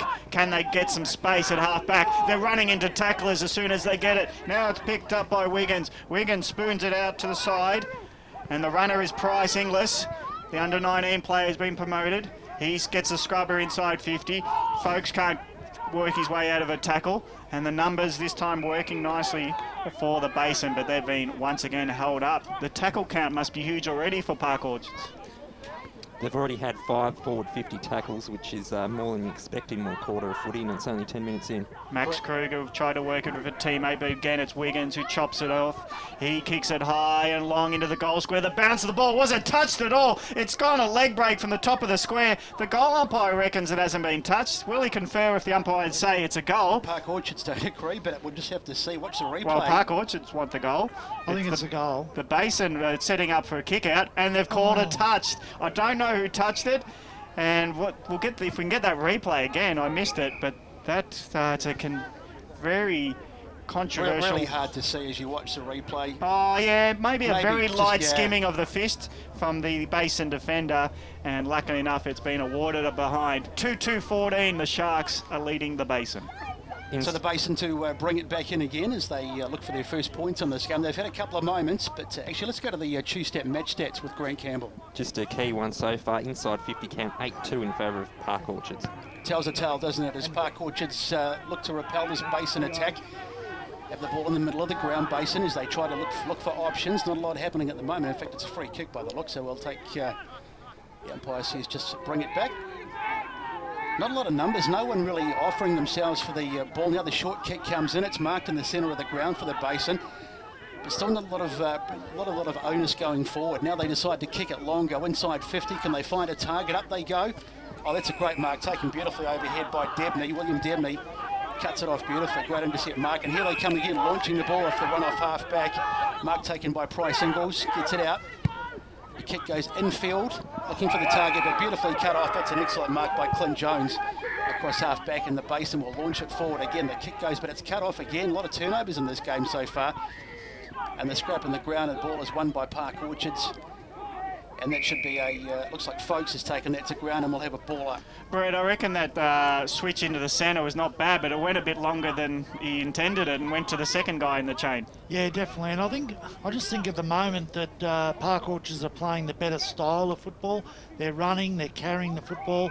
Basin look like they're lost a little bit in how they're going forward. Maybe that's the Park Orchards whole team defence that they're playing as a game. They look a little bit hesitant, David, don't they, in terms of getting the ball forward when they do get it. But it's come to Park Orchards and they'll tidy the ball up nicely at the back. It's Jay Witness. He's been prominent early.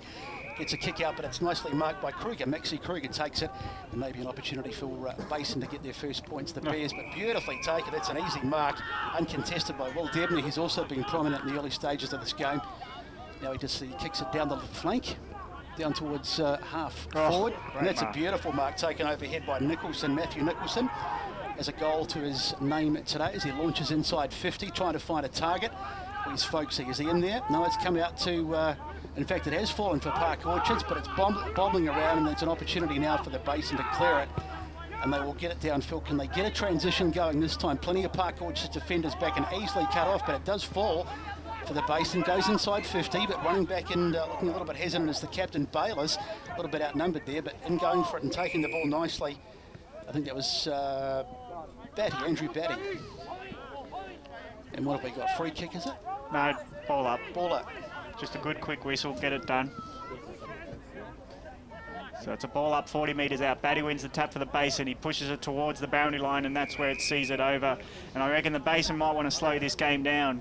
Yeah, a little bit, and Park Orchards are a little bit predictable at the moment. They're long kicking to that central 40 position.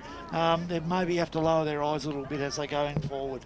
So the Basin are worried about the transition out of defence. They might want to hold territory. The quick kick off the ground was for Park Orchards clearing it, but it was marked by Osborne. He quickly plays on, but it's been marked in defence, and they're marking well in defence. This time it's Chappell. Gets it off to the coach, Bayless. Bayless goes to the outer side. It's a 1v1. And after that ruck contest, it's nicely roved by that player who's intended. Hand passes to Fisher, who quickly kicks it forward. It's marked by Prozenak. He gets it into the forward line on the bounce. It hits Folks, who wheels into the centre corridor. It's a sweeping hand pass, hoping to set it up through to Jager. De Jager now puts a nice spearing effort. It's a drop mark on the lead just as he had it. Picks himself up, Phil, and then spears onto the right. And he puts it out to the left, and he kicked it all out on the full. So the excitement levels are dropping the mark, picking it up, wheeling around onto his right or left side, and he sprays the kick. Had some opportunities, Park Orchards, haven't they? But just a little bit of an accuracy as the Basin once again work it out from the back. Once again, short of options as they decide to come out to this near side and they kick it out to the wing. Let's see if they can get a mark taken, or very nearly taken there, but it's gone onto the ground, Park Orchards, and they're scrapping for it and we'll have a ball up. At least when Park Orchards took it in there, they all lowered their eyes. They had some targets. They look very dangerous. If they just get it to click, they're going to pile the score on. So the ball up, the tap comes from Finley, good tap from him, but it's going to fall for Park Orchards again, another turnover, and an opportunity for Fear, should I say, and he takes it out of bounds near the forward pocket. So Park Orchards has spent most of the game down this end, but they don't have an awful lot to show for it, just the 2 goals on the board at the moment, 2 straight, and the Basin yet to open their account. Another good ruck contest coming up, no doubt, as the ball gets thrown in. Bit of a stalemate, but it comes out to the Basin as they get it clear, and another long kick, and it's Cripps, Lockie Cripps, who gets the kick up. And it's close to the boundary line, and in fact taken over the boundary line there by Jackson Keane. Big game from him last week. He kicked 5 in their last outing, so he's one of their key weapons up forward, but hasn't got going as yet. As have none of the Basin players as they Park Orchards win it out of the middle. They get the kick forward, but it's nicely cut off. And an opportunity there. It's Kruger who takes that one and gets it forward now as Basin. Once again, plenty of Park Orchards in numbers. They almost looked outnumbered, the Basin, as they try to hack it forward. But beautifully cut off there by Scott Rowland, who was brilliant last week in the match against Churnside Park. Rowland with a long kick up towards half forward. Nice mark taken there. That's Bryce Ingles. It was a late inclusion. Gets a little kick forward, looking for a target. Oh, beautifully taken on the chest. And is that Minogue? I think it might be. Yeah, might be Handley, I think. Yeah, I'm guessing Handley. Handley. Yeah. Beautiful mark coming there as we just watched the replay. Juggled it, but he got it on the second attempt, and he was under a fair bit of pressure too because it was 2 Basin defenders there. And he'll go back, and you probably back him from this position. He was good last week. It's not a huge angle. That was a magnificent kick from Bryce Inglis. So it was. Just great positioning, and again lowered his eyes. They've just been very good with their hands off the ground, Park Orchards. Here's Handley on his way. Strikes it pretty well, but no, it's heading left as so many of the kicks have, and through for another minor score. It's 2-3-15 to the Sharks, and the Basin yet to open their account. He's got a bit of a hook on his kick, doesn't he, Handley? He does. He runs in a bit quick, I think. Actually, Ray might be able to tell us, is there much wind out there, Ray, if you can get back to us on that? Andre. Yeah, Ray, tell us what's happened as the Basin clear out of their 50, but it's gone out of bounds at halfback. No, there's no wind whatsoever, boys, out here. It's dead still. So back to the status of the game. 9 minutes gone, first quarter. It's the Sharks with all the scoring. Park Orchards 2-3-15, leading the Basin yet to score. Kruger hands it over under pressure, and at ground level it's Wiggins trying to work his way out of congestion. Gives it to Prozenak, who just spears it in, but he had no one there. And on his defensive area was Thompson, who took the mark on his chest uncontested. Another short pass gets it to the back pocket. So the Basin now do not have any options. Very obvious at the moment. So it's a kick down the line that gets smothered by the man of the mark. So eventually Jones has to have another go at it, and he just bombs it out of the territory, and lucks of fortune, it gets to Cripps, who marks it on his chest in the centre corridor. He hand passes, quick play on, not a good decision because the pressure's too immense. Whitnish's kick was smothered. Another go for the Sharks as they get it inside 45. Again, Jones holds up, but his decisions haven't been great by hand or foot, so they're still in the defensive area, and they walk it over the line. not knowing where to go next. Dave, what did the Basin need to do to transition the ball out of defence? Because they're having a real trouble getting it past halfway with any real structure, aren't they? They need some run from behind. They're just standing there and looking long. They need to get some running from the defensive area. Folks wins the tap. He'll handball it back to you now, Brett. Sorry, yeah, no, it looks, it's just one of those situations that they're just too static at the moment. And you have a look at them now, again, static. Just a lot of hesitancy, and I think that might be Adams who has the ball. He kicks from full back up the line, and that's a good strong mark taken there. But it's the next kick, it's this next one that's the problem for them, as they decide to go short this time, and a mark is taken by Cripps. That's Cameron Cripps, of course his brother Lockie also in this side. Looking around, just once again really hesitant, gets his kick down the line, just a little short kick, but the mark is taken. Nice control by the Basin. The left foot kick comes in, it's a shocking kick, and it'll be cut off easily by Matthew Nicholson, and he hoists it forward looking for a target inside 50. Can someone get to it? Up they go, but the punch comes in from the Basin defence, and for the moment it's halted. Michael Thompson, and then one of the players, and in the end it goes to ground, and we'll have a ball up. They've got to be careful, Park Orchards, because at the moment what's happened is the Basin have put the extra player down in the hole. Yes. And when they spread and they're kicking it long, they're having that player there that's able to cut off those high ball kicks in. So from the restart, the kick has come, but it's, well, for the first time probably in the whole match, it's gone to the other side, and it's Alexander Gillings. Alex Gillings, I'm sure, as he likes to be called, who gets that one off target. Wilson, I beg your pardon. So I pointed the wrong one for you, but anyways. I'm trying to be a team player. My finger was... Yeah, it's hard to, with the fingers, where to point to. But anyway, it is another score to Park Orchards. A great mark in defence. It's going to be claimed. And getting up is... well, I don't know what his number is, so we might get that correction on 49, but it's come to the wing. We're picking up the ball is Symes, who dashes quickly. Quick play on, that's a juggle 4 times, got to be a mark, and it is to Batty. So Batty, he was playing a bit of juggle work, and he said, if I take it in both arms, I'll be a mark. I don't agree, but they are the biggest shorts I've seen on someone for a long, long time. Since Harford? But it's now Debney again. He just clears it out and he bombs it as long as he can. It's a 1v about 4, and Hanley again is outnumbered. So at ground level, can he harass and keep Basin in step? Now the hand pass inboard. This is where the Basin get into trouble. They've got nowhere to go once they claim the ball. They've no runners because all 4 surrounded the ball, and if they want to clear it out of their own area, they've got to do their own running, I reckon. I think that's been their impressive part of Park Orchards, has been their tackling. So the Basin win the Park Orchard side win the ball out of the middle, but it's all about Scrappy going in there and getting his hands on it was Ben Fisher. Now an opportunity once again as they decide to bomb it long. It's Justin Minogue. Ball comes out, it's Hanley chasing it, but it falls still for Park Orchards. It's going to come back off Matthew Nicholson's boot. He's been prominent early, just the one goal, and he unloads, but that looks to be off target. And in fact, it's missed everything. That would be, they'd be disappointed with that because they had a 3-on-2, and that was just a silly attempt at a boomerang from outside 40. Just might get Ray Baird to check out the illustrious boundary rider to see who number 49 is. We haven't got a name for him, I don't think, in that Basin side. So the kick goes in the middle. It's be chopped off by Park Orchards. They get inside 50, and luckily enough, it hit the one man standing in a pack of 4 around him, and the mark's been taken by Wiggins. He was surprised it hit his chest, so it bounced off and he had to go again, but he took the mark. Not many times you can get an off the side of the boot torp that hits someone in the chest, bounces up, and he takes the mark. So I tell you what, it bounced a long way too. There was about 3 Basin players standing around, and they're all a bit slow to react. So Wiggins will have the shot. He'll probably just penetrate the arc of 45 metres, and he puts the kick to the tee for the goals. It is straight and it's long, and finally they're kicking straight. The Sharks add their 3rd for the term, 24 minutes in. It's Park Orchards 3-4-22, leading it by that exact margin as the Basin are yet to score. Let's go to Choose Tap for some information. Inside 50 is now 16-6 in favour of Park Orchards, and more tellingly, marks inside 50 5-0 in favour of Park Orchards also.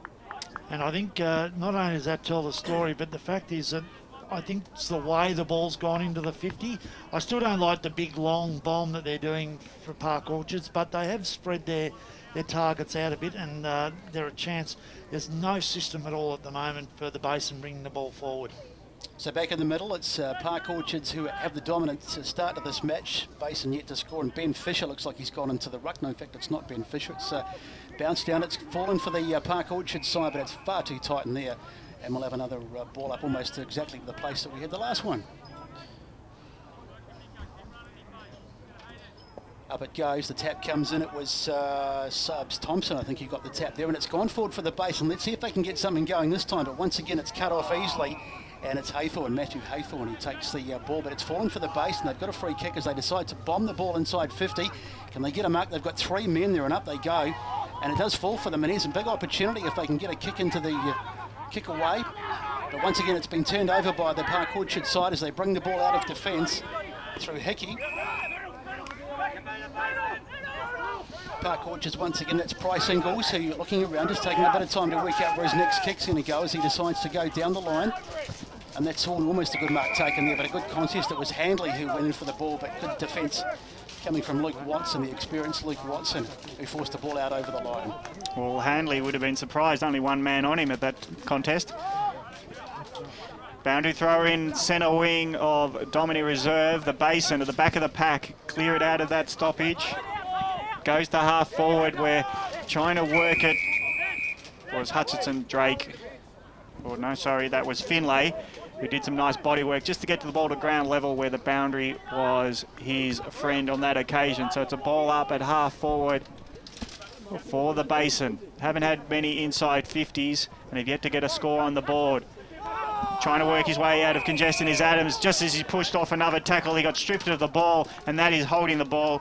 Fisher will pick it up, hand it to the tackler, to Jager.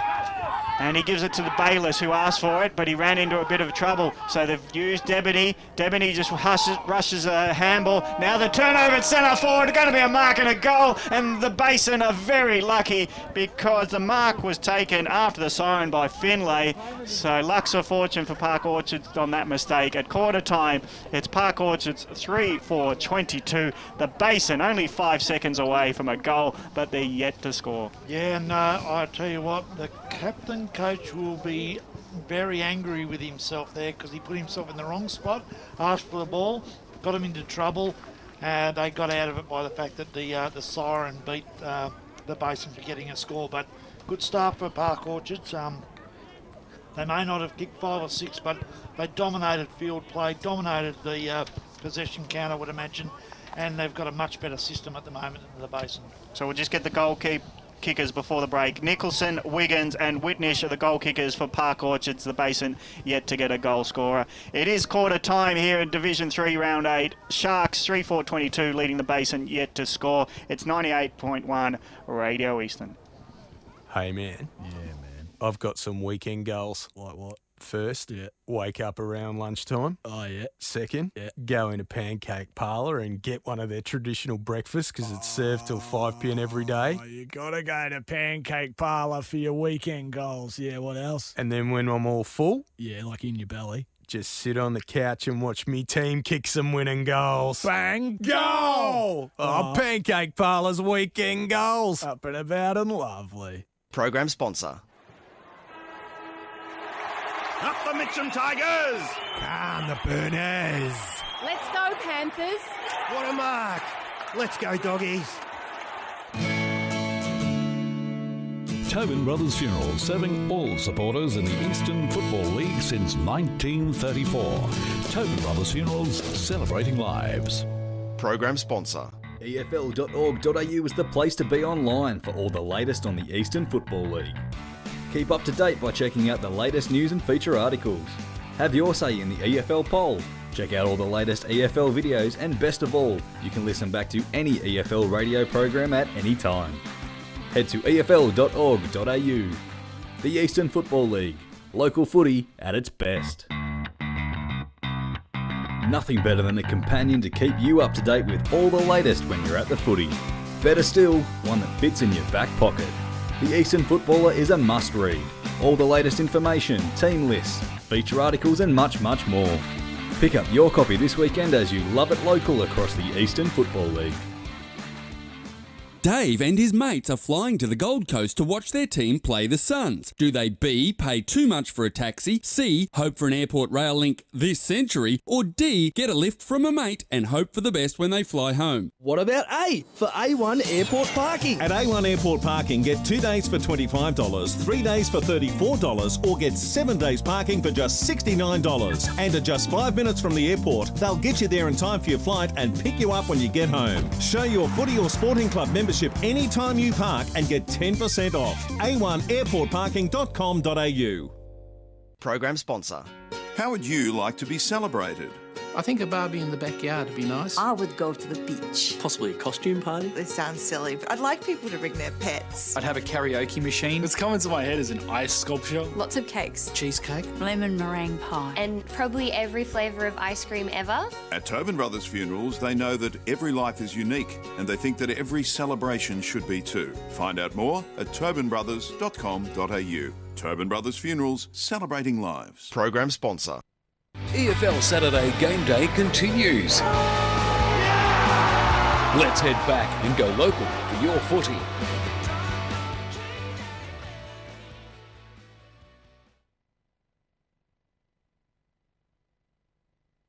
To the Basin, no score. Let's check some scores around the grounds. Let's first do Division 1 and Bulwen and Norwood. It's currently Bulwen 1-8 to Norwood, no score.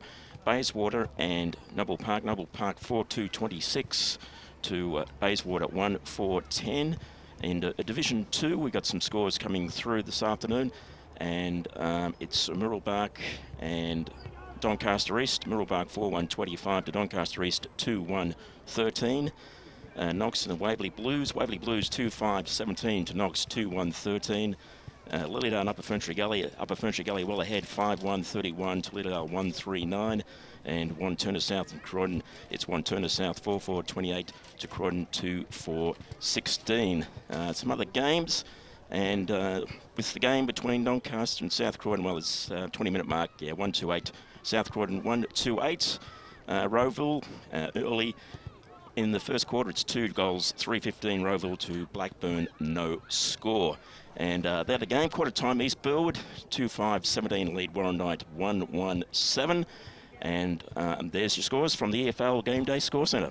Thanks to Barry Cotts. Let's cross over to Grant Campbell for Choose Tap. All the match stats after the first quarter. In the first quarter, the clearances were 10 apiece. Park Orchards dominating the other key stats though. They had 52 kicks to 38, 16 inside 50s to 8, 5 marks inside 50 to 0, and 7 forward 50 tackles to 0. I dare say if we were doing a territory stat, I'd say probably 70% at least in the Park Orchards forward half that quarter. The Basin getting a lot of their disposals inside defensive 50 or defensive 45. And they'll have to improve if they're going to come back in this game, that's for sure. So what about possession, do you reckon, as well? There's territory. Do you think it's about a 60-40 game in favour of Park Orchards? Yeah, it certainly has been so far. The only interesting stat is the hit-outs to advantage. It's been 7-2 in the favour of the Basin, but they haven't got really meaningful clearances. So it'd be interesting to see if at quarter time they can talk about getting the player in space when they're receiving the ball from the hit-out, because if they do that and get some meaningful clearances, they could come back into the game. So, Davo, what about your wrap for the first quarter leading into the second quarter? I just thought Park Orchards were cleaner with the football. Their hands off the ground were excellent. Their hands in close were really good. They have a real system with the way that they run the football.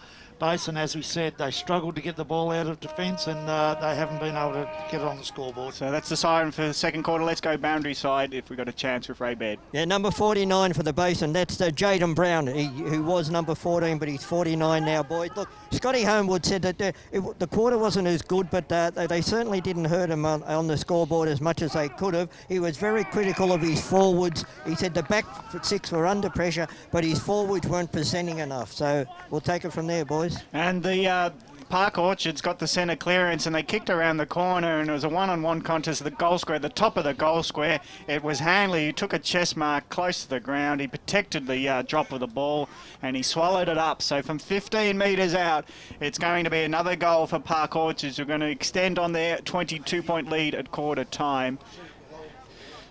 So within the first minute, it's Hanley from point break blank range, and he converts for goal number 4 for Park Orchards. It's 4-4-28, and the Basin are yet to score, so that is a big start to Handley and the Park Orchards Footy Club. And again, it was exactly what we've talked about. They put the ball in the one area. They liked the top of the square, about 10 metres out from the top of the square. They just consistently put the ball in that area. And the Basin have just got to put more pressure on the ball carrier and try and block that area as much as they can. So worst possible start for the Basin as they concede an early goal. Can they respond quickly as we're back in the middle? Is the ball up? Tap doesn't really go anywhere. It's more rather inconclusive, and it looks like a free kick will go the way of Park Orchards, and they'll have an opportunity to once again bring the ball forward. It's free on the ball at the moment. Decides once again to launch that long kick that we've seen so much in this first quarter. The mark not taken, and the ball bobbling around, and it looks like we'll have possibly a ball up. Calls for holding the ball, but it's the Basin who are in there fighting hard. They've been good in the clinches, but they just haven't been able to get the ball free and get it forward enough, and it is a free kick to the Basin out of the contest. The dumping free kick goes to Chirkop. So Chirkop goes sideways, gaining no ground and really no momentum at all. Another short kick just goes over the top of the head, so there was minimal advantage of the kick, and eventually it dribbles out of bounds anyway. And again, they need to get some run from behind. They just can't go with this chip all the time. They've got to get some run from defence. So Finlay doing the ruck against Chappell. It's at half forward for Park Orchards on the outer side of Domini Reserve, and an accidental kick out of bounds on the full, as we're going to see it over, means the Basin get the rewarding free kick. So at half back, a bit of luck that might turn into a forward go at it. That's a bump, a bit early, but it finished up being a mark to the Basin, so luck's of fortune there. The umpire saw nothing egregious to that, and the kick inside 50 was chopped off anyway, and Park Orchards again hold up in their defensive 50, and that's probably at least now half a dozen marks inside their own area. But the kick was nearly chopped off, but the Park Orchards are able to kick out, but under hurried and implied pressure, the kick went out in the full, so the Basin get another load-up opportunity at half forward in the hands of Cullinan, who gets himself inside the field, tries to put a dinky pass over the top, but hands there by Windish brings it to the ground, but Basin are good enough to get it inside 50, and an over-the-shoulder free kick just on the contest 40 metres out, and it's Basin going to have their first real big opportunity to put a score on the board, as just waiting on that if it's Cripps or not. He's really gingerly getting up. Yeah, it is Cripps who gets up with Lachlan Cripps, gets up with the free kick, 40 metres out. He went for the ball. The tackle zipped over his shoulder and took him down. And from 40 metres out, Cripps laconically puts it over the goal umpire's hat, and that is the Basin on the board for their first one straight 6 points. It's a 22-point game as Park Orchards are 4-4-28, 4 minutes gone. Bendigo Bank scoreboard. I mean, I understood what young Kruger was trying to do with the football then, but it was a poor handball to a player that was under pressure. And then once he's under pressure, he's been tackled really hard and got the free kick, which, whether it was there, I don't know, but the fact was he's managed to take full advantage of it and kick a goal, and they're on the scoreboard. Got to be honest, I thought it was holding the arm just looking at the replay, but the umpires paid it, and the Basin have their first goal, which is much needed as they try and get themselves back into this game. And let's go boundary side with Ray Beard. Dave, look, I take on board what you said, mate. Young Kruger, then, with the position their team's in at the moment, and you're running towards goal, I think that you're better off putting the ball to your foot yourself. Yeah, exactly, Ray. And look, I can understand what he was trying to do, but yeah, sometimes you've got to take it upon yourself. So back in the middle, the Basin with a little bit of confidence after that goal, and the umpire to throw it up. Let's see if they can get a second goal. A back-to-back goal would be the way to go, but it looks like a push, and it's a free kick to the Basin, so they will have that opportunity. And the ball is knocked forward by Aaron Finley, trying to find a target. Falls for Kruger. Lockie Kruger gets the pass away. It's Cameron Cripps now as he goes into the pocket, and there's too many Park Orchards players here, and they'll cut it off, but the tackle comes in. It's a good one, and the ball is knocked out of bounds, so they will have an opportunity if they can win this clearance to get that second goal. In fact, it looks like a behind has gone through for a behind. So the coach of Bayliss will kick it out for Park Orchards. He goes long to Debney, who took the mark at centre half back, and he thought he might be able to get off from the man of the mark, but he couldn't, so he's going to have to go back. But he plays on real quick. His kick wasn't a very well-directed one, and it's been chopped off by Thompson, who held up nicely in defence. He goes out wide, nearly too wide, but it's marked by Cripps. Cameron Cripps on the outer side, just inside the line. So he goes inboard, spearing pass, finds Finlay, hands it off to a runner. Now the Basin have got a chance. They load up from 70, get it to the goal square, but the defence doing nicely. Good courage by Roland. He didn't know what was behind him. Took the mark, stretched in the back pocket, and no one hit him, but he didn't know that, and that's a great defensive effort. So his kick goes to Debney. He'll mark this for sure.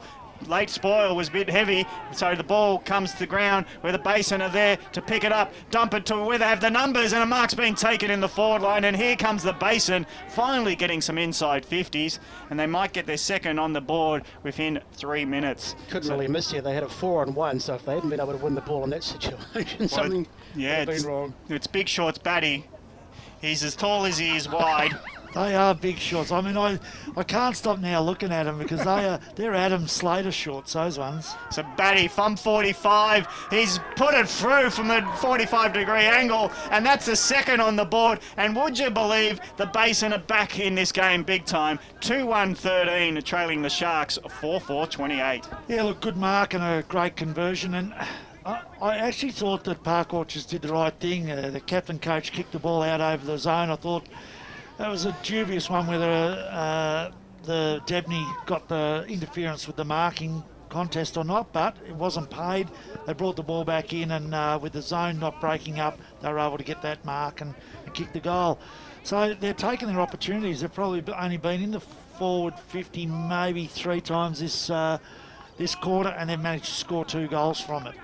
So Park Orchards have a little bit of a wake-up call, conceding 2 quick goals, which has just put the Basin back in this game. They're playing with a lot more purpose, some good short kicks, and they're possessing the ball much better in this term.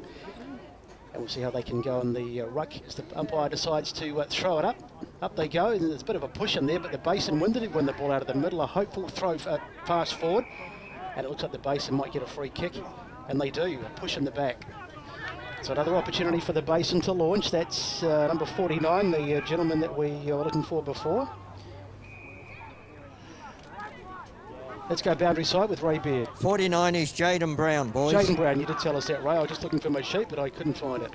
And the thing there was that when they got the ball in the middle, they went for a run, a player coming up from the back line, took the hands off and then spread the football, and it spread them out, then put the ball nicely into the right area, so that now we have Cripps. I think he's having a shot for goal. So it is Cameron Cripps. He's been good so far. As he comes in, he'll kick this from just inside 50, probably from about 45 by the time he strikes it. And that's another goal for the Basin. They really are on fire. That's their 3rd goal in this term, and they are very much back in this game. As Cameron Cripps puts it, showing on the Bendigo Bank scoreboard, it's the Sharks 4-4-28, leading the Basin 3-1-19. And I think that's been like 3 goals in probably 5 minutes. So it's all happening from the middle. This is the key part of the moment. Their ruckman's on top. It's all from the middle situation. Quick one from the boundary, then the stats. You're right, David. Look, they're getting the centre clearances this quarter, which they weren't getting in the first quarter. Thanks, Ray. Grant Campbell with the match day stats. Inside 56-1 in favour of the Basin this quarter. Thank you to Choose Tap for sponsoring those statistics. And it's a free kick going this time to Park Orchards, who have had probably about 4 in a row went the way of the Basin. But it just shows the Basin are getting in amongst it around the stoppages. But the kick goes long from Wiggins. Inside 50, big effort, big fly. Folks drops to the ground and not with ball in hand. So the Basin trying to share their way out of defence. Running into a brick wall was Pittman, and he's held up at centre half back. So folks got up high. All that effort, just only got one hand to it. So at ground level, we're at centre forward for Park Orchards, who have conceded the last 3, and they've dropped the ball in the tackle or thrown it under the pressure of the tackle. So it's a turnover of Thompson. He's quick to play on, but he's too well read, and it's a turnover mark. It's half forward, and it's going to be Nicholson who's going to take the kick from inside the centre circle, kicks it long. Hanley pushes out his opponent, gets it to ground level where he has some rovers there, but not being able to get a kick at it was Prosinac. And it's a ball in, left forward pocket for Park Orchards, who need a steadier, really. Funny enough, they've had such a dominant first quarter, but now they only lead by 9 points as the Basin have got inside, got the game, winning it in the inside battle, as kicking it around the corner. Thompson again's kick's been chopped off, and it's another mark for Park Orchards to have a shot at goal just outside the 45-metre arc. All passes are being looked at. Chris DeJager, I think it is, Gav. So DeJager from a 45-degree angle on the left outer wing flank.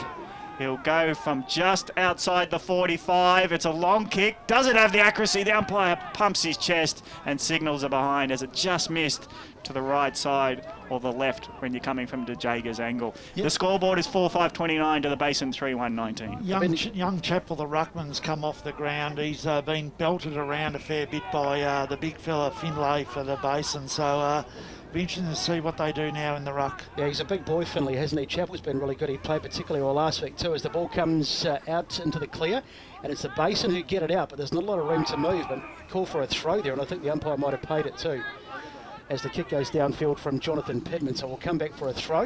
Yeah, Seagrave gave it up. And here they come again, Park Orchards. Can they get the goal? That looks across the face of the goal, and the mark, I think, has been taken right in the pocket, deep on the goal line there, right up almost against the post. Just watching the replay. And from a very acute angle, this is going to be Handley. He's a very good kicker. Handley had a great game last week, but this is going to test every part of his skill level to get this one through. You'd be surprised that pocket opens up a little bit there. He actually has a little bit to aim at here. So he's hard up against the fence. Let's see what he does. There he comes, Handley. He's going to go the banana, and it looks to be across the face, although let's have a look at the umpire. It's a guessing game, I reckon. It's a goal. Could have sworn that went out to the left, to be honest, but that's a terrific kick from Handley. He'd be very pleased. The right, the left foot banana, should I say, or the right foot banana. Just the ball was out of the frame then. It was dubious whether it was over the goalpost or not. Very close thing, but the goal umpire has to be commended. Well, I think, as I said, down that end, the goal, there's one goalpost that opens up. It's a bit of a strange one, just bending open a little bit. So really? It does give them a little bit of a chance in that area. But I'll be interested to see what happens in the ruck here, because, as I say, I think Finlay's been on top because he's just been too big and strong. But I think they might have thrown Minogue into the ruck now. So Handley gets his second for the term, and that's a steadier. The margin now back to 16 as Park Orchards gets it out of the centre square. Now roving, they'll have a shot at goal from Nicholson around the corner, and he put it high, and he put it along, and from 40 metres out, that's a beautiful, could be goal of the day for the Vibro Health Club.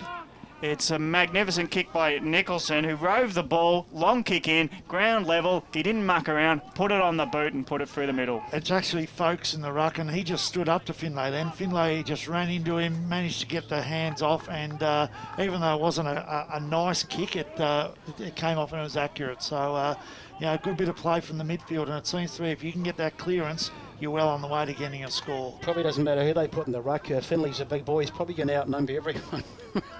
As the ball goes up and up they go, but there's an infringement. What does the umpire say? It looks like a push, and it'll be a free kick to the Basin, to Park Orchards at least, getting some good momentum going as they chip it down the flank. And now they go inside 50 once again. Can they find a target? Plenty of Basin play. That's a great mark. Terrific mark. I think it was Philp coming forward, Michael Philp. Plenty of Basin players back there, but Philp sort of came out of nowhere like a thief in the night. Well, that's where the Basin have got to be smart. That again was he put that deliberately to that one spot that we've talked about all day, and the forwards all clear out and lay a nice lane to run into. There's Philp's kick. It looks pretty good. The crowd like it, and so does the goal umpire.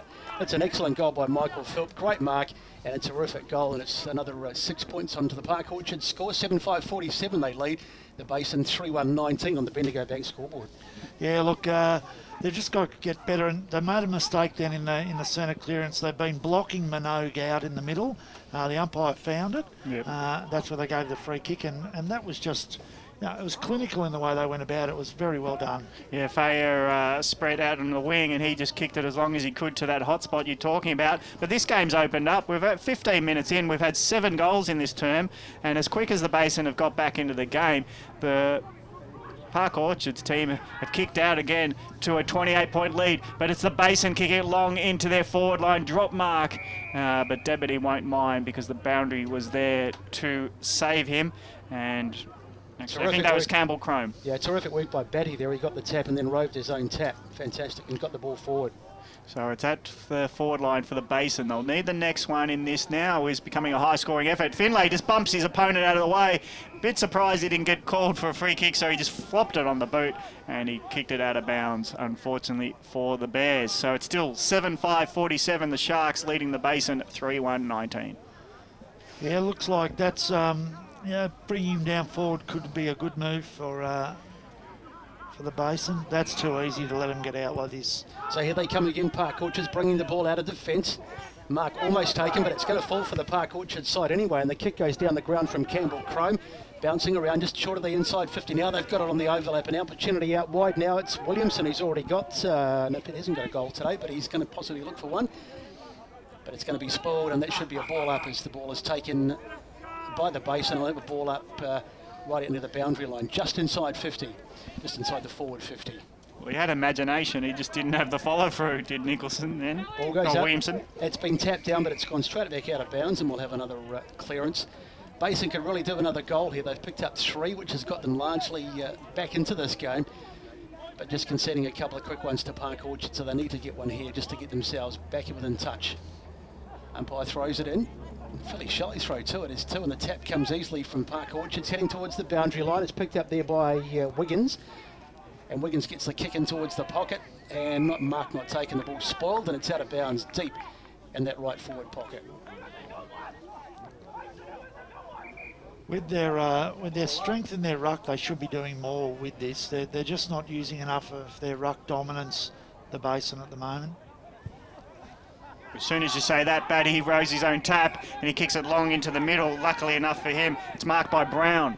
So Brown got it at the back of the square. He's got one option, but it'll be outnumbered quickly. But Finlay holds up strong and tall, takes the mark, wants to get on his right real quick. 60 metres out, he gets it around the corner. Kruger's not going to thank him for putting him under that much pressure, but he stands up, Lockie Kruger. So Kruger marks it at half forward, puts it into a hotspot area 40 metres out where the numbers, including another Kruger with the blonde hair, but it was this time also Rule in there. He gets taken down in a tackle.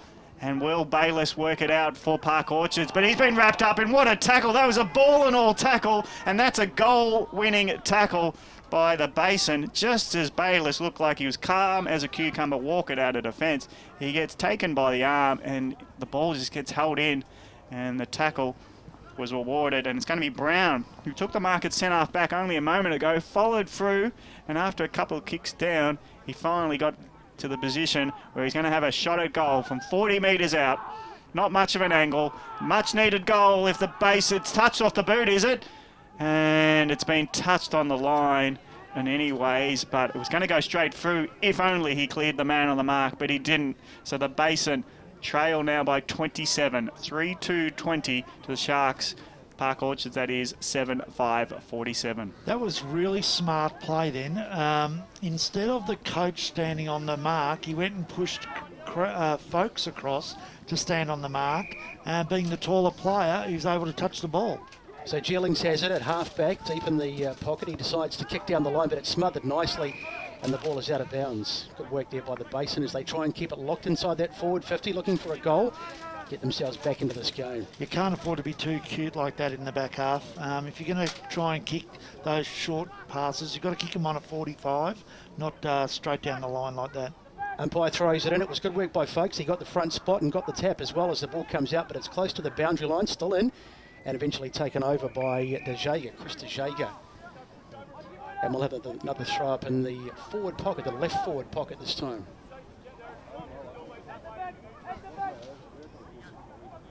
Still a 27-point margin on the Bendigo Bank scoreboard. Folks takes it out, turns around, bangs it down the line. Can he find a target? There's two Park Orchards players there. The ball is tapped, but it's nicely bowled by the Basin. The ball comes loose. It's picked up by Thompson. Thompson, he's taken 3 players on, a little bit ambitious there, but the handball comes inside. They've still got it, the Basin, but it's all a bit sloppy. And the umpire's paid some sort of free kick there. Might have been an incorrect disposal by the looks. Kick comes across and Park Orchards will take it again, says the umpire. So Campbell had a good game so far today. Kicks towards half forward. Good strong mark taken there by Philp. He's been good as well. Philp wheels around, decides to go inside 50. Who's the target? No real Park Orchards. No, there was a couple of Basin players here to do well. They cut it off too. Man. And in fact, it's a holding free kick. And that's, well, the Basin did everything right. They put the player in the hole. The player managed to cause a turnover. And then the defender just held on to that player for way too long. And the Basin were clearing the ball at the time. So they did everything right except for the tackle.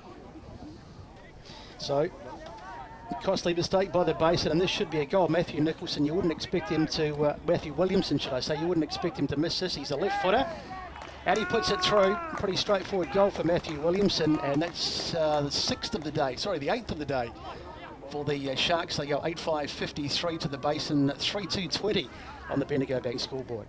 Yeah, and that's they're the ones that hurt when there's a little bit of.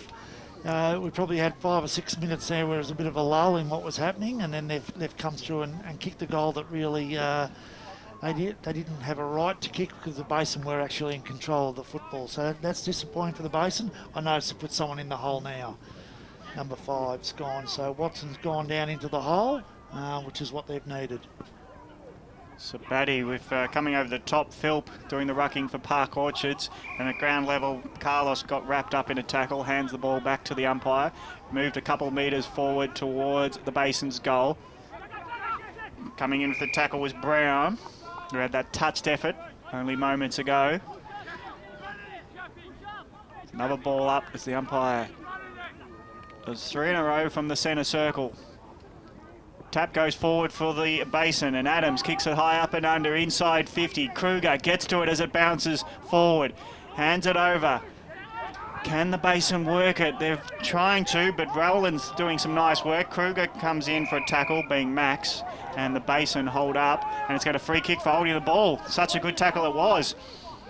Was the prior opportunity for Gillings? No matter, Max Kruger has got it for the Basin.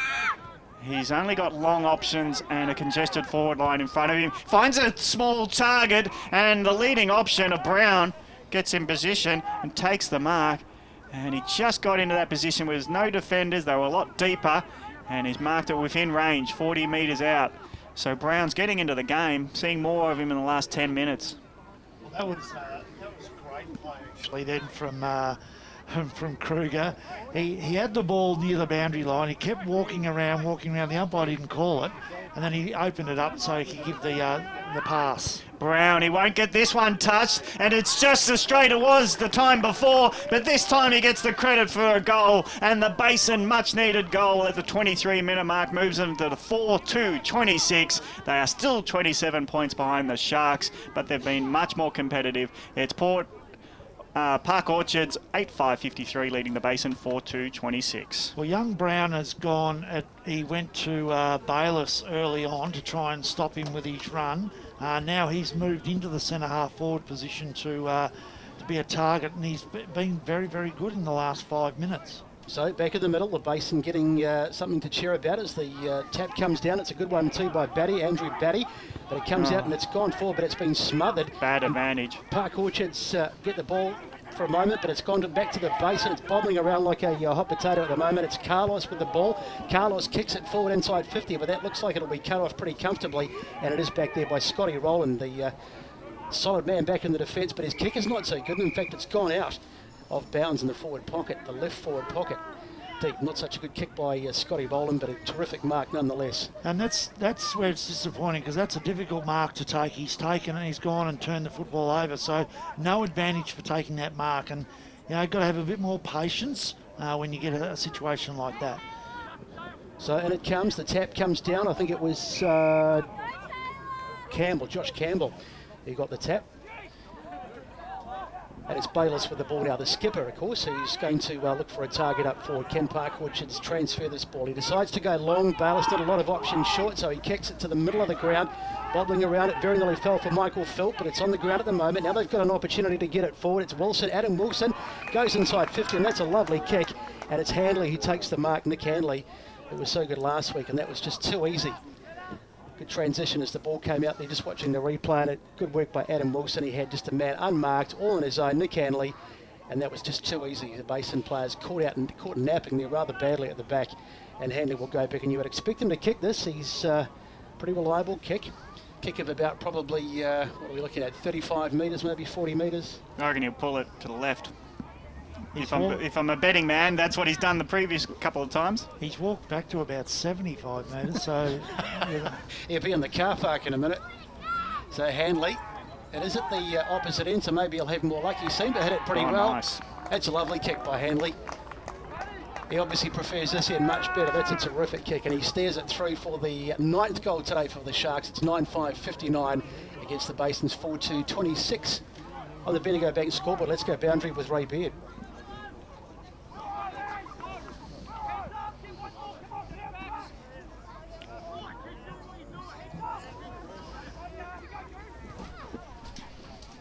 I think the other thing is that Bayliss, when he gets the ball, we know he's going to kick it 55, and what's happening is that Philp becomes the target. He runs into space, and they're able to get some clearances through it. So get the ball into Bayliss's hands is very, very important at the moment. And it wasn't like Wilson only had one option in Hanley leading up to him. He had men spreading all over. The kick out of the centre from the Basin was chopped off with a nice mark. Haythorn backing back at half back. He picks himself up. He's got a short up over, and he finds Fayer, who hands it to the runner. Now here goes again Wilson. Puts it long, puts it towards the leading option of Philp. And he couldn't take the mark, coming to ground level, wrapped up in a tackle with Scott Rowland, who gets around the ground. And he'll pick himself up, give the ball to the umpire. 55 metres out from goal for Park Orchards.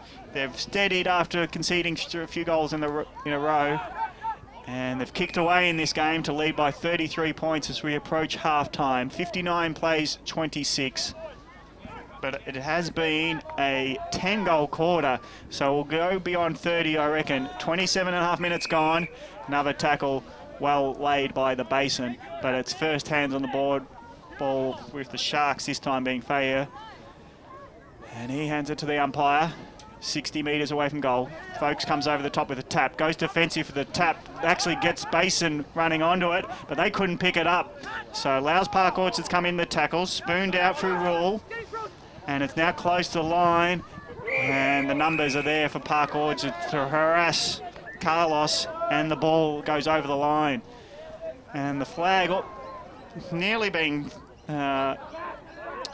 flown there by the Basin, but even in the fight they're not that energetic, as Park Orchards have numbers again at ground level. Nicely bumps himself out of a tackle, did Wiggins, but he falls over just on impact. And that would have been a great move if he could have just eluded the pressure. I tell you what, if Adams had hit him there, they'd be picking him up 3 weeks away. He was... You think he'll be in Warrandyte, do you think? He was going hard. So the throw in at centre wing, it's all a bit scrappy on the ground, and they're looking for it with Churcott, but the umpire says we'll have another ball up. Hanley's been very good on the ruck. He's been the bigger bodies today, but he's done a... Sorry, not Hanley, Folks has been particularly good battling away on the ruck. Now here's the ball up, going in and getting it. There is the man that we just spoke of, Folks. He gets it forward, but there's not a lot happening forward. Picked up nicely. And the wheel around and the kick off the left foot. I think that was Nicholson. He got the kick, but I think he got thumped. He did, but it's still not a free. No, it was in the act of kicking. Looked like he kicked it. It was almost in the... as you say, Gavin, the act of kicking, nothing wrong with that. The player was committed, but it is going to be a free kick downfield. I suppose it stops that borderline one that could happen if the players don't need much encouragement to go hard. No, and look, and Adams is, well, the last one he attempted, he missed, so he got that one. Yes. So it's Michael Philp to line up. He'll kick this from about 50 metres or just inside by the time he gets here. Strikes it fairly nicely, and that's a beautiful kick straight over the top of the umpire's hat. Michael Philp gets his second goal, and the Sharks kick away once again. That's their 10th of the day. It's 10-5-65 versus the Basin 14-26 as we go boundary side with Ray Beard. I don't know whether you picked that up or not, boys, but it wasn't actually Philp's free kick downfield. It was Nicholas Hanley's free kick, but he didn't want to kick it for some reason. He just ran off, and all the Basin guys were pointing that it should have been his free kick, but no, the umpire wouldn't have a bar of it. Yeah, thanks for that. I was a little bit confused myself because it was, as you say, Hanley, but Philp took the free kick and maybe pulled one over the umpire's eyes there, I think, or pulled the ball over the umpire's eyes.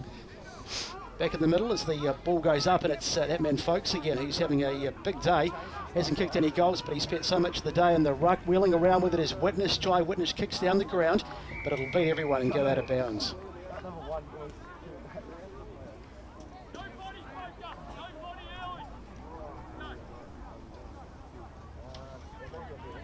So the big man Andrew Batty getting ready to go into the contest once again. Folkes gets the front spot, though the tap down. Can they get an advantage from it? Close to the boundary line, and it's taken across by Lachlan Cripps. The Basin midfield have really got to step up and start getting their hands on the football and getting out to some of their runners. They're just not involved enough at the moment. There you go. So the ball goes into the middle of the ground. Basin try to get some hands going to get some run, but they just spill it. They just can't get it to the next connector, and it goes to ground where Park Orchard's good at ground level. Talking of good at ground level, Ray Baird.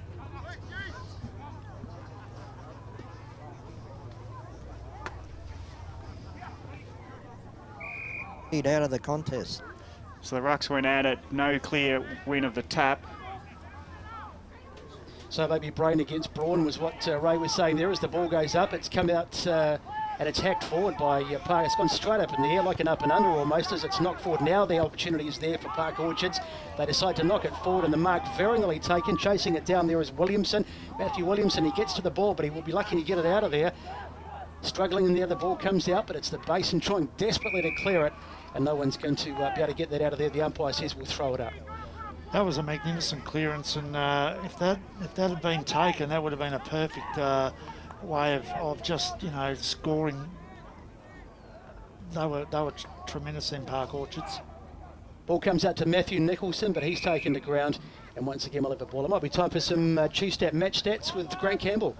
Inside 50s 13-11 in favour of Park Orchards, and they've taken 5 marks inside 50 to 3 this quarter.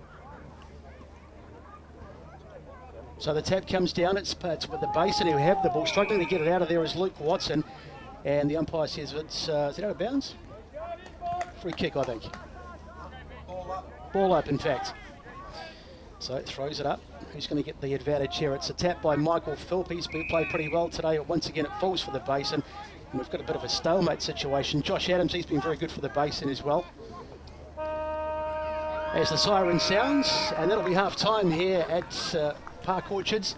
And I can tell you the Park Orchards 10-5-65 against the Basin 4-2-26. Dave, are your thoughts on that first half? Look, I think it was one of those situations where Park Orchards can be pretty happy. They started off well, first quarter, had control of the game. Basin have come back in that first 5 or 6 minutes of the second quarter, really set the game up and put them on notice, but Park Orchards finished off really well. They've just got a better system, and that plays, you can allow for the momentum changes during a quarter, and there was a bit of a momentum change, but Park Orchards kept running with their system.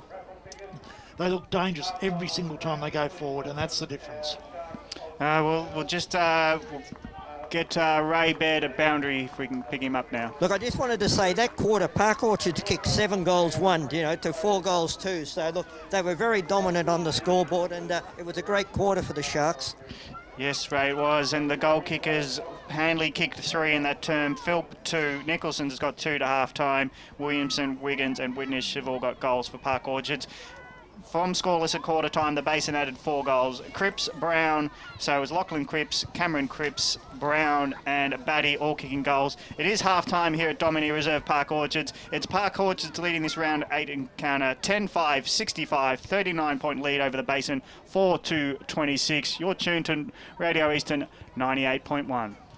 How would you like to be celebrated? I could put together a really cool playlist. Frank Sinatra. Elton John. Beethoven. John Lennon. Boy bands. A lot of 90s. I'd certainly not be opposed to people dancing. Finger food. Party pies. Homemade pickles. I'd like some cake. Twinks. There will be fairy bread. Twinks. I have a thing for pink lemonade.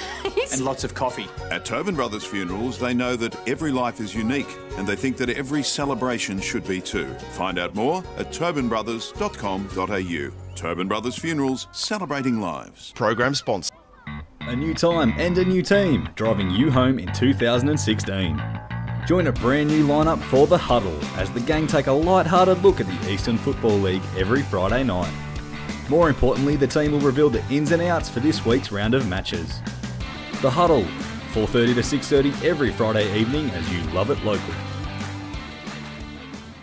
Dave and his mates are flying to the Gold Coast to watch their team play the Suns. Do they B, pay too much for a taxi, C, hope for an airport rail link this century, or D, get a lift from a mate and hope for the best when they fly home? What about A for A1 Airport Parking? At A1 Airport Parking, get 2 days for $25, 3 days for $34, or get 7 days parking for just $69. And at just 5 minutes from the airport, they'll get you there in time for your flight and pick you up when you get home. Show your footy or sporting club membership anytime you park and get 10% off. A1airportparking.com.au. Program sponsor. EFL.org.au is the place to be online for all the latest on the Eastern Football League. Keep up to date by checking out the latest news and feature articles. Have your say in the EFL poll. Check out all the latest EFL videos, and best of all, you can listen back to any EFL radio program at any time. Head to EFL.org.au. The Eastern Football League.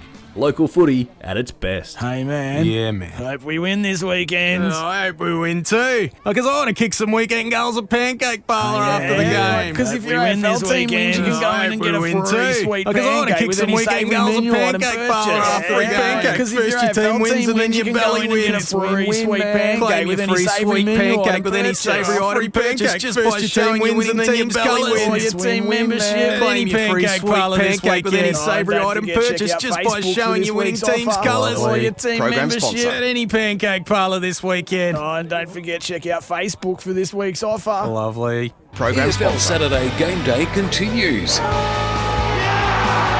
Let's head back and go local for your footy.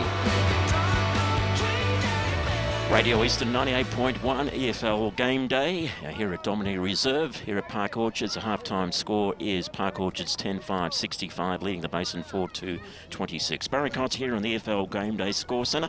Let's take a look at scores in all four divisions of EFL this afternoon being played.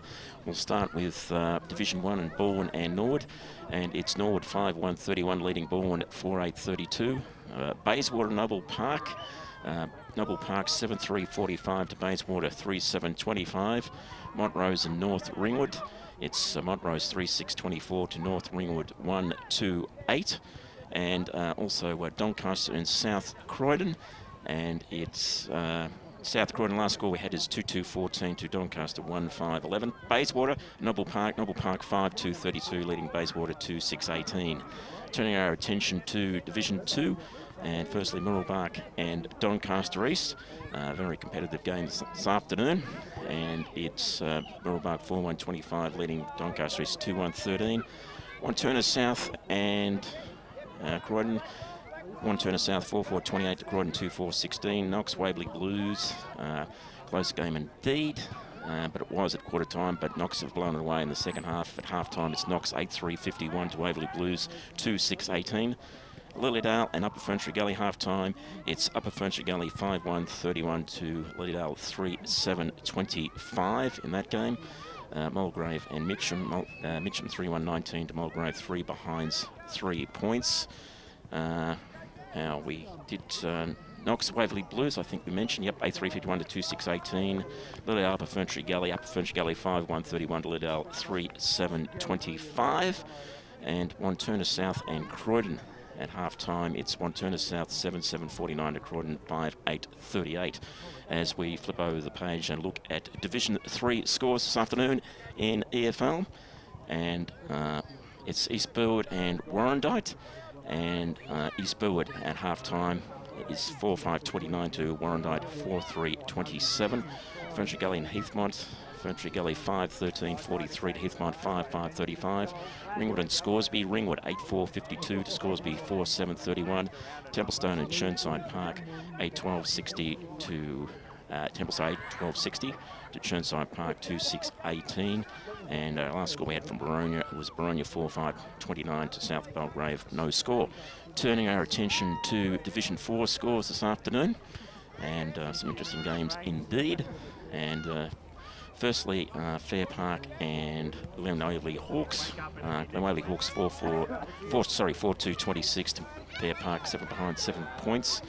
Sylvan and Forest Hill 7-2-44 to Sylvan 5-3-33. Surrey Park and Donvale, it's a lead to Donvale 5-4-34 to Surrey Park 4-2-26. White Horse Pioneers and Coldstream lead at half-time 3-4-22 to 2-1-13. And finally, Kilsyth and Nuttawanning, Kilsyth 4-5-29 to Nuttawanning 1-1-7. So there are your scores, EFL Game Day Score Centre. And Dan, that's what we've got so far. Thank you very much, Barry. Just recapping the goal kickers out here at Domini Reserve. Nicholas Hanley has 3 nice goals for Park Orchards, kicking 3 in the second term there.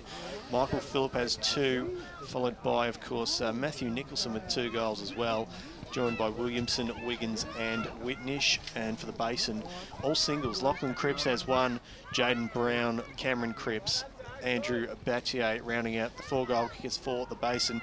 Ray, you've been on the boundary. How have you seen the game unfolding? Of course, it's the second quarter worked in I suppose, bursts of momentum. The Bears got up in the early part of it, kicking 3 goals in a row, but of course the Sharks have hit back, and they've hit back well. Look, it was a game of momentum, that's right, and when you had the momentum, Park Orchards had all the momentum in the first quarter, but unfortunately, they should have been more than 3 goals for. They should have been at least 6 goals, I thought, with all the play that they had. And the Basin, well, they didn't even get near the ball in the first quarter. They looked very slow, they looked lethargic. Their skills were not that good when they did get the ball, and I thought they were going to be in great trouble at half-time, at quarter time. But as you said, they come out and they kicked the first 3 goals, I think it was, to the quarter, and they started to get a little bit of run up and going, and but they only kicked those 3 goals for the quarter. So for the second half of that second quarter, they once again, to me, on the boundary line, they fell back into the old habit. When they get the ball from a mark or a free kick, the Basin, they were very stagnant. They almost looked as though they didn't know what to do with it. Whereas on the other hand, Park Orchards, they got their run-on flow going, and they were getting beaten in the centre bounces by Big Batty from the Basin. He was getting all the knockouts, but the Park Orchard side, their midfielders, they started to get the ball, rove off the ruckman, and they kicked 7 goals, 1, which was an impressive quarter there as far as I was concerned for Park Orchards. Obviously, the Basin started the quarter off quite well, kicking to that, what are we going to call it, the forest end of the ground? Well, the scoreboard end. The scoreboard end of the ground sounds a bit more apt, but is there any wind to speak of down there, Ray, or any sort of advantage to that end of the ground? No, there's no wind whatsoever. It's dead still out there. In fact, we had a little bit of sunshine halfway through the middle of that quarter. I was almost going to take my jacket off, but it didn't last that long. But no wind whatsoever, Dan, but so there's no advantage there. It just looks to me as though, look, I can see 2 different sides out here. I don't want to be overcritical of the Basin, but to me, I'm starting to question their fitness. I honestly believe that at this stage, from what I've seen, the Park Orchards are going to run away with this game in the second half. Well, certainly looks like that at the moment, with a 39, if my maths is correct, a 39-point margin in favour of the Sharks at half-time. These are 2 teams I fancy as being there at the pointy end of the season, Ray, and at the moment, Park Orchards are staking their claim as the real deal. Well, there's Park Orchards, if they can just keep that run-on play that we've known Park Orchards have had ever since they've come up to be a senior side in the Eastern Footy League. They've had some great runners, and they've still got some great runners down there. When they move the ball quick, their forwards present, they kick accurate, but on the other hand, the Basin, as I said, I think they're going to struggle for the rest of the season. So, Ray, from my observation, would you call it this sort of like a stop-start game as a real fast-flowing game? Would that be an accurate description? Yeah, I think you're dead right there, Barry. I really can't see much future. Look, for the Basin to get back in this game, you got to throw caution to the wind. You've got to take chances, take the game on. Okay, if you get hurt on the rebound, that's bad luck. But at least the way they're going now, if they keep playing that similar game, as I say, I believe it's going to be a blowout. Dan, I'll just very quickly, sorry, interrupt you, some AFL score updates. And a very interesting game up at Metricon Stadium this afternoon between Gold Coast Suns and the West Coast Eagles. It's currently the 15-minute mark of the third quarter, and it's Gold Coast 8-10-58 leading the West Coast Eagles 7-5-47, so 11-point lead to Gold Coast halfway through the third quarter. I don't think anyone saw that coming, but No. one man we're going to talk to at the moment is Corey Norris from Channel 9 News to bring us all the latest in news and sport. Good afternoon to you, Corey. How are you, Dan? Yeah, we're not too bad out at Domini That's right. Reserve here, watching a fantastic game of footy. It's the Sharks pretty comfortably at the moment, but an exciting second half coming up. Oh, sounds like it, boys. And look, we've got a bye round in the AFL, so as you can imagine, much quieter Saturday than normal, with Essendon and the Giants kicking off up there in Sydney in an hour or so, and what will be Brendan Goddard's 300th. And as we just heard with the AFL update on the Gold Coast at the moment, a real thriller with the Suns 11 points up over West Coast, heading towards three-quarter time over the Eagles. So, and then last night was a great win by Geelong, wasn't it, in Tom Hawkins' 200th match? But the big fella might come under a bit of scrutiny from the match review panel for that little jumper punch. And we'll have Tom's reaction to that incident tonight at 6. Also coming up at 6 o'clock tonight, a 33-year-old Australian man has died following an early morning fight outside a San Francisco hotel. 2 men are being questioned by police. Police are appealing for public help to locate a 16-month-old Wandara Bamblet. The little boy was last seen with his mother in Richmond on May 17. Let's hope this is a happy outcome to this story. A teenage boy has been seriously injured after he was struck by a car in Eltham North. Ariana Grande has visited victims of the Manchester bombing. And Dan, are you a jazz man? You love your jazz music? Oh, look, I'm a bit of a music aficionado, Corey, so I'm a bit for everything, but I'm more a heavy metal type of person myself. Fantastic. Well, the Melbourne International Jazz Festival has kicked off in the heart of the city. We'll have all those shots. It seems like it's the sort of weather for jazz, isn't it? Nice and cold, and sit back with a beer or two or a red wine, and a we'll have all those shots tonight at 6. Thank you very much, Corey, for all those updates on news and sport. Guys, what we might do at the moment is we're going to cross out to Frosty Baird, who was at East Burwood Reserve this afternoon, covering the game between East Burwood and Warrandyte. We can just get him on the line. Ray, a huge clash happening out there this afternoon with the Rams with their noses in front, I believe. Oh, that's good, because look, this is a relegation game as far as I'm concerned. This is the only time that Warrandyte play East Burwood this season. Warrandyte are second bottom with 1 win. East Burwood, as we know, haven't won a game, but have, I think it's just on 5% better percentage than Warrandyte.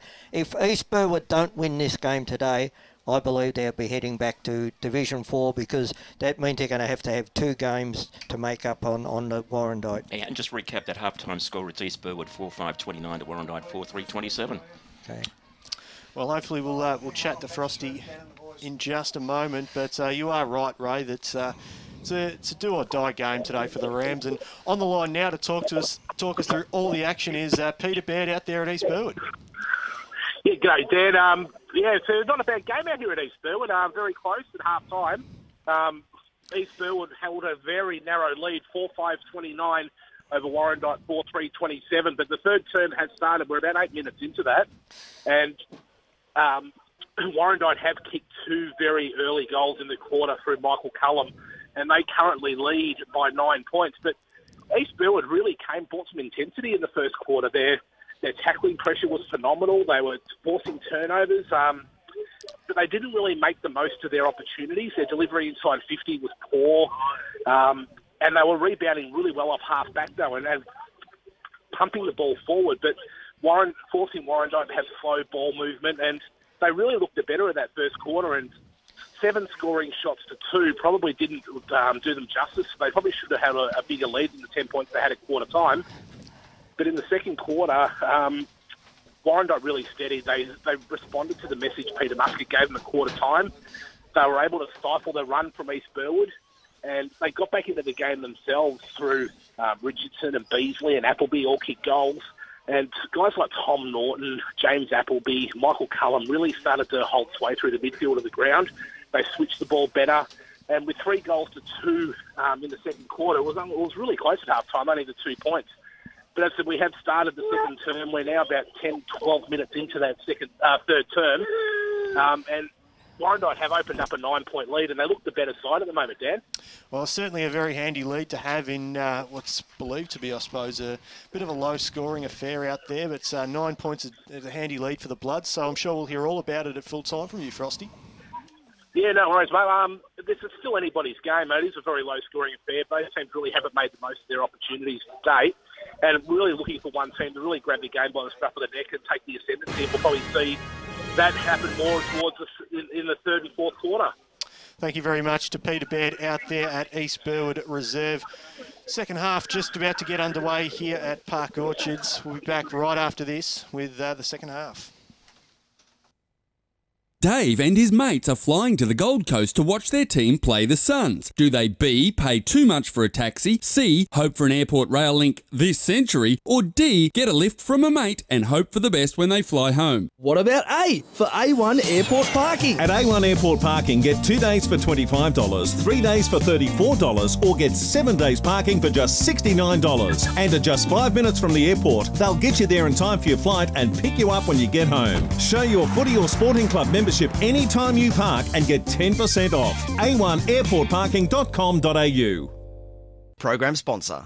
My plans for the year, save up for a house so we can build hopefully in November. Going overseas to Japan. Recently become a father of a second child. Finish up baseball season. Take the kids skiing. Move into a new house. Go to the footy a lot. I am in a tennis tournament in April. Have a hobby farm. That would be my dream.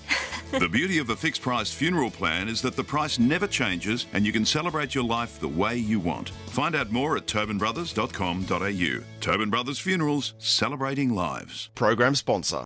Hey, man. Yeah, man. Hope we win this weekend. Oh, I hope we win too. Because I want to kick some weekend goals at Pancake Parlour after the game. Because if your AFL team wins, you can go in and get a free sweet pancake with any savoury menu item purchase. Oh, free pancake. First your team wins and then your belly wins. It's win-win, man. Claim your free sweet pancake with any savoury item purchase just by showing your winning team's colours. Or your team membership at any Pancake Parlour. Welcome back to Domini Reserve. Park Orchards leading this encounter versus the Basin. 10-5-65 to the Basin, 4-26. Third quarter is underway. 39-point lead. Brett Davidson, special comments. Any hope for the Basin? Well, there's always hope because it's only half-time. You've not won a game at half-time, but they need to really improve just their systems at the moment. They're just not working the ball out of the middle with any confidence, whereas they're running very well, Park Orchards, at the moment. So Wiggins worked it to Prozenak, who tried to work it to half-back before they could go forward. Just missed that target out wide, and the ball's just dribbled out of bounds, out of side of Domini Reserve. Beautiful scenery here at Park Orchards. Tree-lined oval. The Dandenongs in the background. And it's getting darker, so the atmosphere is fantastic. But hopefully they might turn the lights on in the second half. We need, like at Coldstream, people turning their car lights on. So it's early third term. 65 plays 26. It's at half forward for the Basin on the outer side. Ball up. Brucks go at it. Uncontested for Finlay. Wins the tap down to Adams. Adams tries to burst through a tackle and he picks up his own ball, but he can't get a kick away under the congestion there. So turnover in shoes, but there's a brick wall for the Basin at half forward that holds up the Park Orchards leaving the area, and the umpire will have to intervene again for a ball up. Pretty much similar to it was only 30 seconds ago. So just that paints the picture of how hard it is getting a kick to clear the congestion. Maybe this runner can open it up for the Basin. Hands it out to Bell. Bell puts a high up and under into the forward mark. Nearly marked there for the Basin. A roving effort by Bell, and he's taken over the line in the pocket. So it's a boundary throw in 30 metres around from the Basin's goal. Only really one kick that went anywhere, but most of it was straight up in the air. Good intensity by the Basin. They're getting numbers around the ball, and they've obviously got them on their mind to get some early goals in this quarter as they need to. As the ball comes in, there's the big man. He has been good today too, Andrew Batty, but it falls for Park Orchards. They kick it down the line, but it's going to come back, you would think. No, in fact, it's out of bounds. That's an effective kick then from Folkes, because that's got them a good 50 metres. But that's the other thing, is that Basin seem to like this, you know, the ball in tight the whole time, so they've got to get it out and keep running if they can. So there's the throw-in coming over the top. It was a good hit out as well. One well by Minogue. Yeah, but it's the Basin who get the ball forward, and the opportunity now for them is they can get this ball out into the clear. They've got a real opportunity. Nice overlap there by Max Kruger. Kruger kicks a bit of a scrubber along the ground, but it's bobbling around and not tidied up at all there by Debney. He's played pretty well, Debney, but not on that occasion. The skipper, Folkes, gets the ball down the line. And a mark is taken, but it's going to come back for the Basin. They've started well here in this quarter as the kick goes into the centre of the ground, but cut off once again. Plenty of those today as the ball comes out wide. It's taken by Matthew Williamson, 1 goal to his name today. He kicks down the line looking for a target. Coming into the front spot there and taking the ball quite nicely and running away is Michael Philp. He's been well as well. Cut off by Thompson, Michael Thompson. Comes out now, Thompson gets a return, he gets a ball forward. Can they get a mark this time? But once again, it's cut off by Scotty Rowland. He's the marshal of that defence back there. But Basin, it's been so scrappy in this start of this quarter, but it falls for the Basin, and they've got an opportunity here. This is Keane, and Keane kicks towards goal, but it's going to be marked almost right on the line and taken by Campbell Crom, who runs back, and once again, Park Orchards can bring it out of defence. Good little period for the Basin, but they can't convert as Park Orchards bring the ball into the centre of the ground. The kick down to Fair. Fair now falls for Fisher. Sorry, it was Philp actually, as the ball goes to ground. And now the Basin once again have possession. That's number 77. It's Hutchinson Drake. Haven't called his name too many times today as the ball comes down over the top. Good little hand pass, finds Presniak. Prosniak giving it to the big man Folks. He's been very good on the ruck today. And there's that man once again, Handley. He's been terrific, Handley. That was a magnificent kick from Folks. That was a 45-metre kick that only went a metre and a half off the ground and has hit him lace out as he was running to the tight pocket. So that was a beautiful kick. And there's the difference, I think. Their kicking level is just that little bit greater at the moment, Park Orchards, than what the Basins is. Hutchinson Drake kicked the one through the middle, and you can't afford to do that on this ground. So Handley looking for his fourth today. He'll kick from just inside 50, meets it pretty well, going across the face. What does the umpire say? No, it's missed to the far side, so behind. And the first score of the third quarter, it's the Sharks 10-6-66 leading the Basin 4-26. Must be just that end where Hanley pulls his kicks to the left, because he beautiful straight kick in the second term. Basin do kick it out of the defence, but this one's too wide, and it's going to be a turnover to Gillings, just forward of centre wing. Pavilion side, he just pretty much puts it in the breadbasket of Cripps, and Cripps kicks it as long as he can to half forward. Batty pushes out, and he takes a good mark in the back of his opponent. And he takes a mark 45 metres out. Has he got the kicking distance? Big shorts, big kick. I think so. He proved in the last quarter that he was able to kick the ball a long way, so I don't think he'll have any problem with kicking the distance. If his kicking distance equates to his shorts, he should be able to kick it out of the car park. Andrew Batty from outside of the arc. He's a deliberate shot, puts it to the right post, it's drifting out. Still in the field of play, and a nice defensive mark taken there by Park Orchards, and they'll just hold up again through Rowland. He's got a very good set of hands for a young boy, this Rowland. Yeah, it's a terrific player. But his kick out goes towards Batty, who wins it down with some help, and that help was Thompson. Thompson nearly took the mark earlier, runs inside 50 with the kick, and he puts it to the left side for a minor score. Batty's just limping a bit there. That's a worry, because he's been one of the best for the Basin as they move on to 4-3-27, trailing by 39 points. The Sharks at 10-6-66, and I'm just looking at Batty at centre half forward. He's got a nasty limp there. They won't like that, will the Bears? Wouldn't want to lose him as Park Orchards bring the ball out of defence. The long kick towards the centre of the ground. Knocked down, it's gone loose, and in fact it's fallen for the Park Orchards side as they bring it forward once again. That's a nice mark taken there too by Handley. He's been good today as he was last week too, Handley, as he gets the ball down, but it's out on the full. I'll put the mocker on him, I tell you. I'll tell you what though, that is a set play that they've done 3 times now that Basin have got to be aware of. The long kick from Bayliss to the wing and then the play on up through the offside. They've got to be awake. They're just not awake to it, the Basin. They've got to knock it back in and not allow that to occur. And I see now the big fella, Batty's coming off the ground. It's a big loss for the Basin if Batty isn't to being able to continue, but it's Park Orchards that win the free kick, and it's Matty Williamson, who will put it onto his left boot and send it forward. It's a flat kick, but it's almost taken there as the mark, but it goes to ground, and the umpire says we will have a free kick by the looks. Free kick to the Basin. They bring it out of defence. Little chip kick into the centre of the ground, finds Pittman. Haven't called his name too many times today, but he gets it back. There's the ball. Aaron handball, shocking handball. And it's been fumbled, and an opportunity for Park Orchards to turn this over just on the edge of the 50. But that was sloppy from the Basin. They had a real opportunity there as we go boundary side with Ray Beard. Betty, boys. He's come off. He just had a tap on the... to him. He's just having a bit of a rest. He'll be back on. Ray, can you go again because we missed that? I said that Betty just had a bit of a tap on the ankle, boys. The trainers aren't even attending him, and he'll be back on shortly. Okay, it's at centre half back for the Basin, and working nicely was Chirkop, hands it off to a teammate. So from the back of the square, Watson gets it out wide.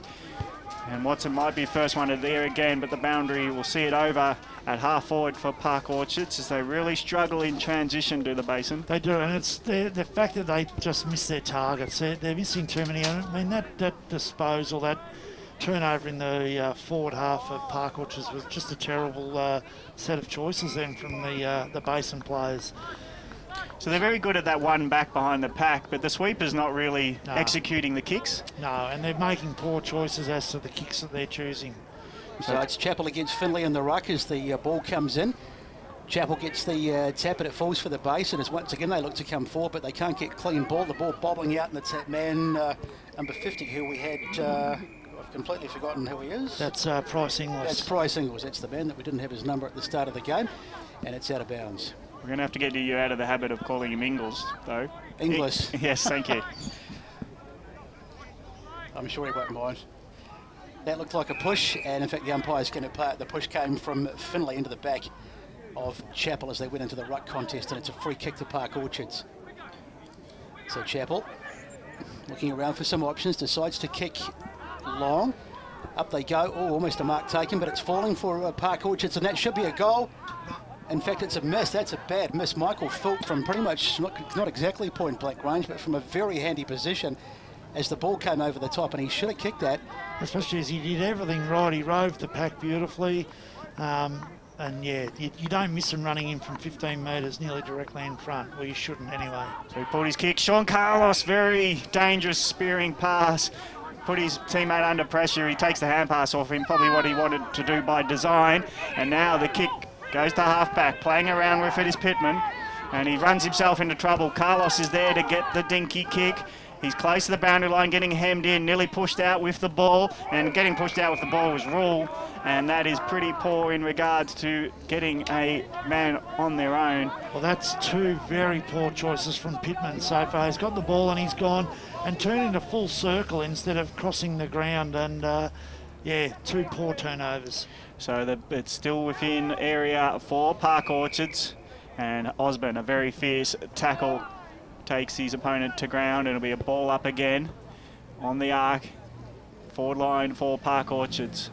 Finlay gets in front, rucking position, gets it to the ground underneath his own feet. He spoons the ball up, not a throw, it's a hand pass. Quick kick out of defence. This might work for Kruger on the run. He has to dodge. He's like a dodgem car, bouncing off people, and now he's finally got it into the open to a runner in Seagrave, who puts it inside the forward 50. Who's going to win the ball as two from each team go up for it. Flying kick out of it from Bell, and he's just missed it to the right as the Bear supporters cheered it and tried to confuse the umpire, but Bell's flying effort missed just to the right. So the Basin 4-4-28 looks so much better when they move it quickly. Sharks 10-7-67.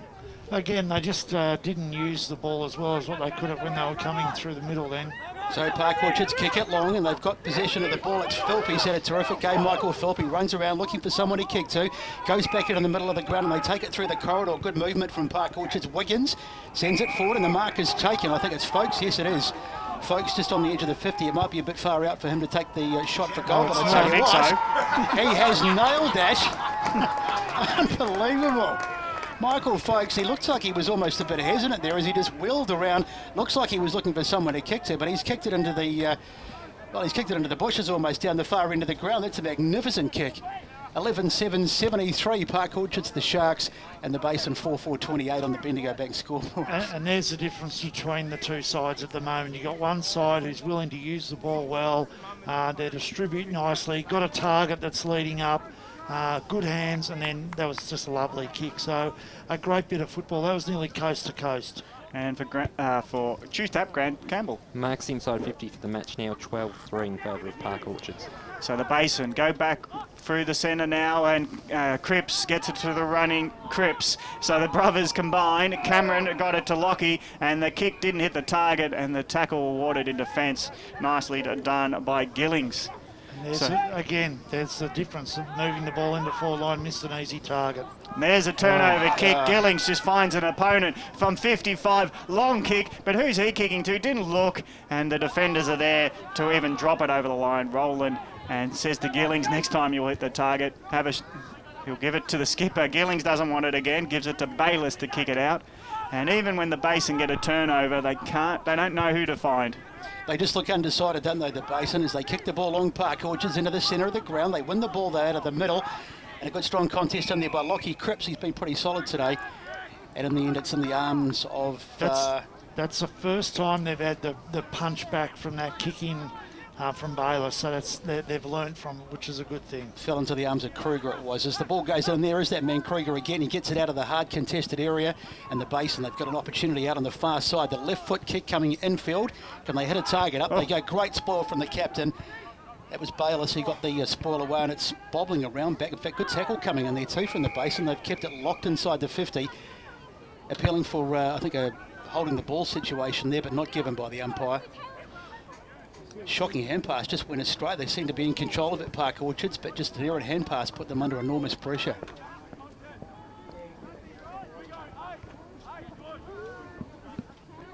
So the ball is in. It's fallen for Roland.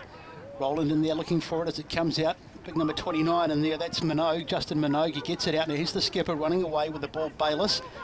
Bayliss as they try and transfer it. Long kick downfield. It's going to come back to the Basin. Will have possession, and they'll have it through Nicholas Cullinan as he kicks the ball forward once again. Is looking for an option. That's a great mark. Terrific grab taken by Lockie Cripps. Now an opportunity, but it's broken down again for the Basin. They look likely there for a moment, but they've turned it over. And there's the tale of the two sides. Had the football, went inside, missed the target, and lost all the momentum that they could have had. So, in the ruck contest, up they go. The tap comes down. And a kick forward looking for a target. It's Folks in the front spot. He doesn't quite get hands to the ball. He got a tap down though, and it's the Basin who have control of the ball, and they'll work it out, but it might come back. No, it gets hacked away downfield. Can someone now? Here's an opportunity for the Basin. They knock it over the top. It's going to fall for Bell. No, in fact, it's Symes on the far side. He gets the kick infield. Beautiful taken, fantastic mark taken there by Lachlan Kruger. He wheels around onto the right foot. He kicks forward. Can someone get on the end of it? Very nearly his brother Max. But it's been turned over, and Park Orchards will bring it away downfield. The kick forward, and it's going to bounce away, and there's not too much happening over there. But a nice tap on there, and Park Orchards have the overlap. Here's a big opportunity for Matthew Williamson as he can find a target. They'll be on here. The kick comes in, but at front spot, good defence, and it's fallen. And the goal. And the goal it is. It's Hickey.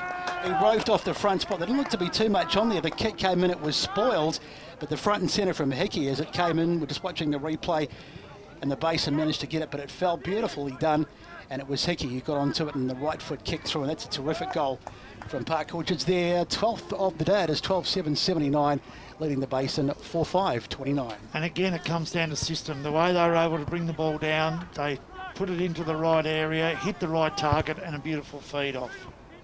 And Price Inglis was aware of his teammate, and a nice tap on. Let's go boundary side right there. Yeah, Batty's back on the field, boys. But he's not in the ruck. Oh, there you go. Nicely done. He's got his hands covering his shorts. Couldn't see him. He's now come to ruck. Folks did nicely, but roving it was Adams. Adams gets it forward to Cripps. So Cripps takes a mark at centre forward. Cameron Cripps for the Basin. This is where they're falling down. It's this next kick. Has he got the journey? 50 metres plus it would have to be for the kick. Or have they got a hotspot design for his brother who's in the goal square? So will Lachlan Cripps be able to go for the fly? He got the journey, but he pulled it in attempting to get the distance. So it's another minor score for the Basin, 4-6-30, a 49-point margin. The Sharks at 12-7-79. Had the journey easily, didn't he? But just pulling it, as you say, Gav, going for that extra distance, Folks, with the ball. And he will bring it out once again. The long kick. It's going to come down somewhere towards the middle of the ground. The tap, I think that was, yes it was. It was Folks in there winning the ball out of the middle. And the umpire says we'll have a free kick. Might have been a high tackle, I think. No, he's just got it for the drag sling. down. Yeah, sling. Oh, it's a yellow card. Yeah, he slung. Yeah, it was a sling. Sling tackle. Sling tackle. When you've got the player cold, it's unnecessary, and that's what the players are telling him. Undisciplined, isn't it?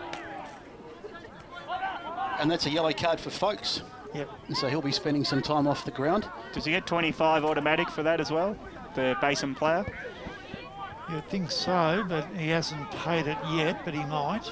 They'll miss Folks while he's off the ground too. He's been pretty good on the ruck today. So the ball sent forward once again into the inside 50.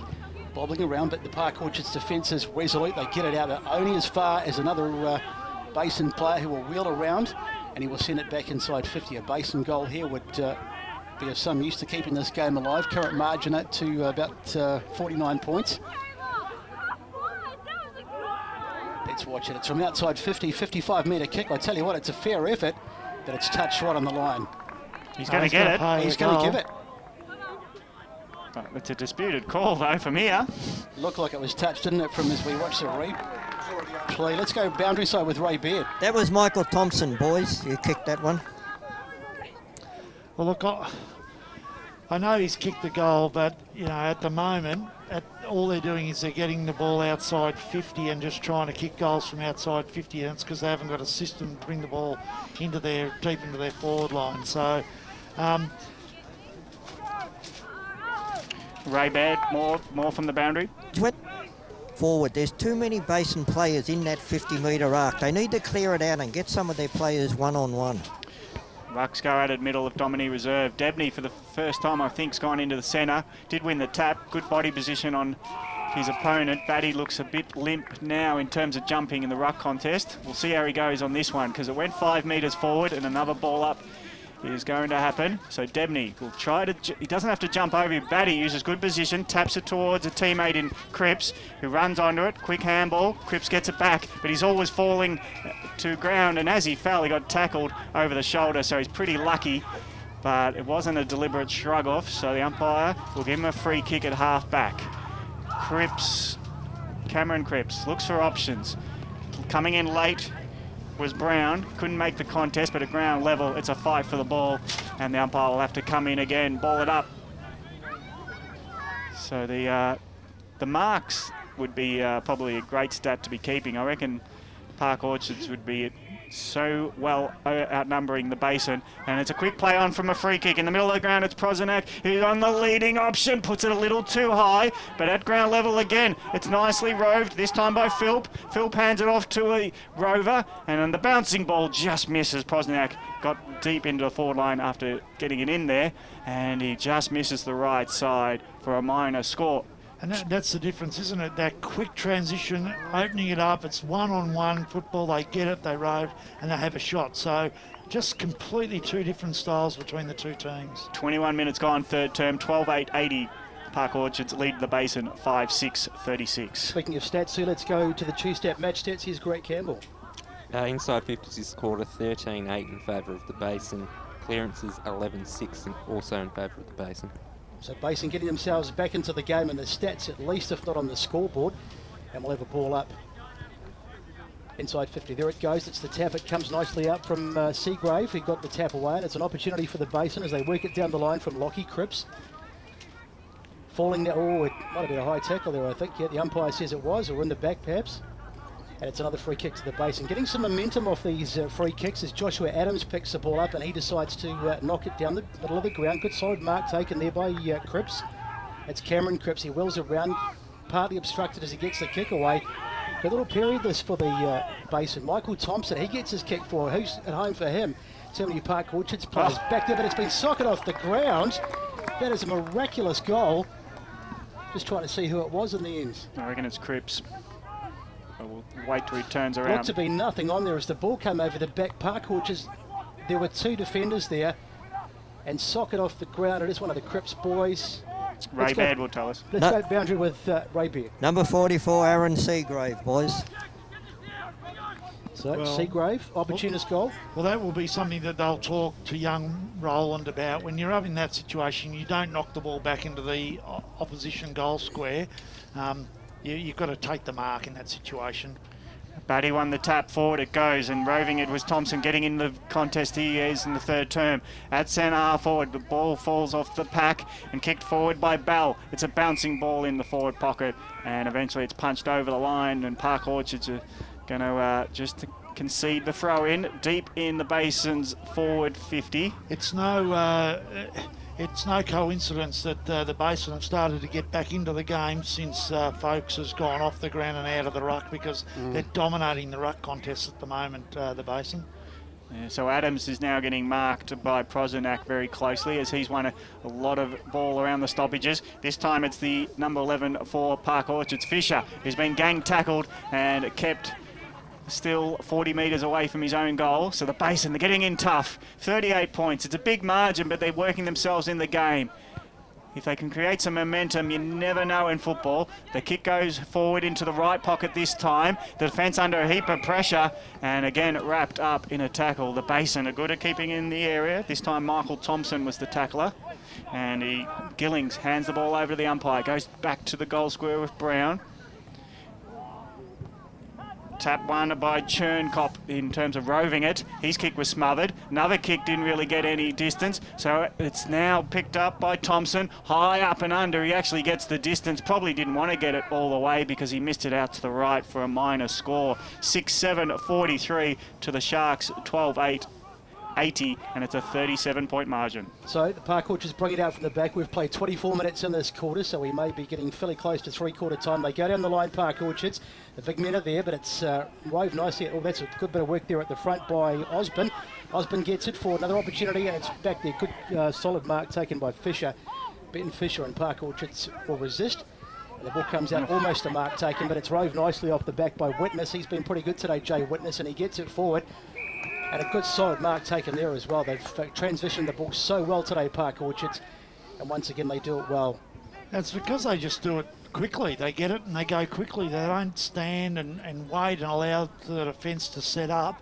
They just get it and put it into that area. And there's always been a player from Park Orchards in front. So I think they've probably, I'm not sure we'll hear how many marks inside 50 they've had, but they've certainly had a number.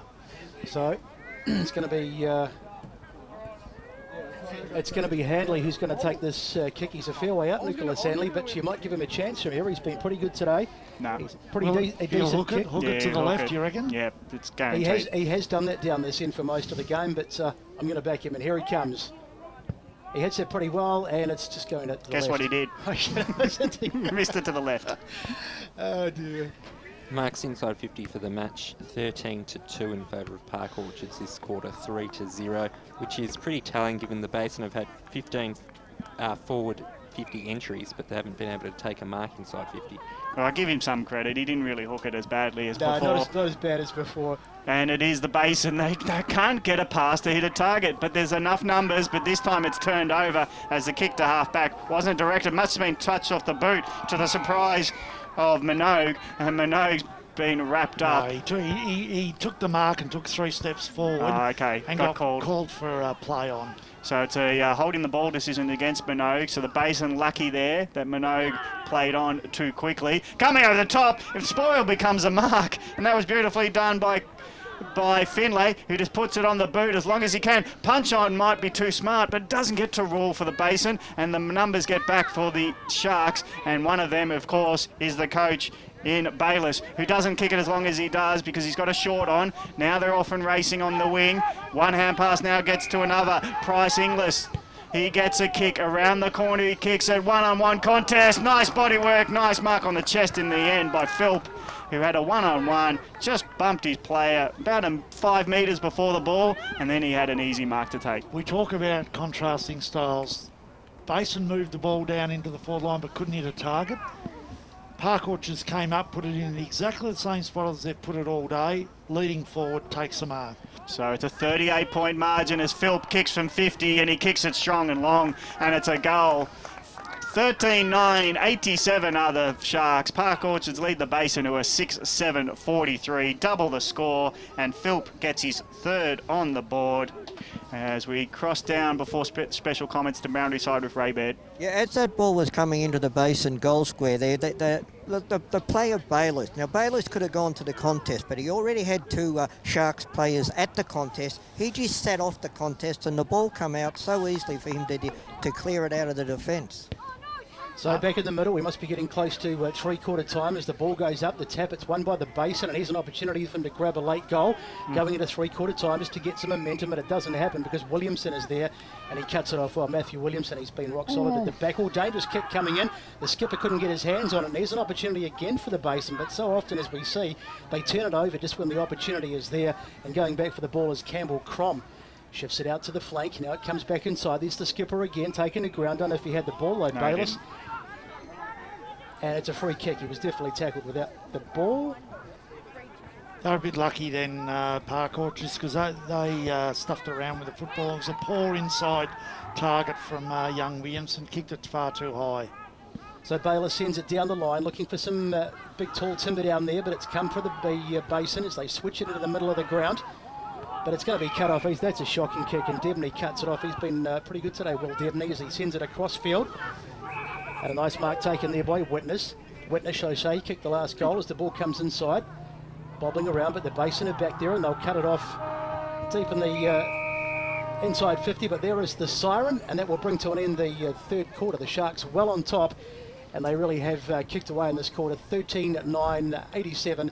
And they lead the Basin at 6-7-43 on the Bendigo Bank scoreboard. Yeah, it's a 44-point margin. Philp adds to Hanley's 3 goals so far for the game, and Nicholson has got 2. No major goal kickers for the Basin. So just before we go to the break in between three-quarter time and the fourth quarter starting, it is Park Orchards leading this encounter. 13-9, 87, 44-point lead over the Basin, 6-7-43. You're tuned to Radio Eastern 98.1.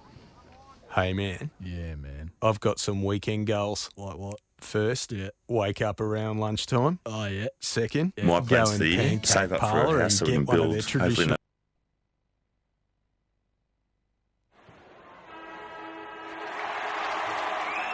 Go Zebras! Can the Dockers! Can the Eagles! Up the Bulls! Tobin Brothers Funerals, serving all supporters in the Eastern Football League since 1934. Tobin Brothers Funerals, celebrating lives. Program sponsor.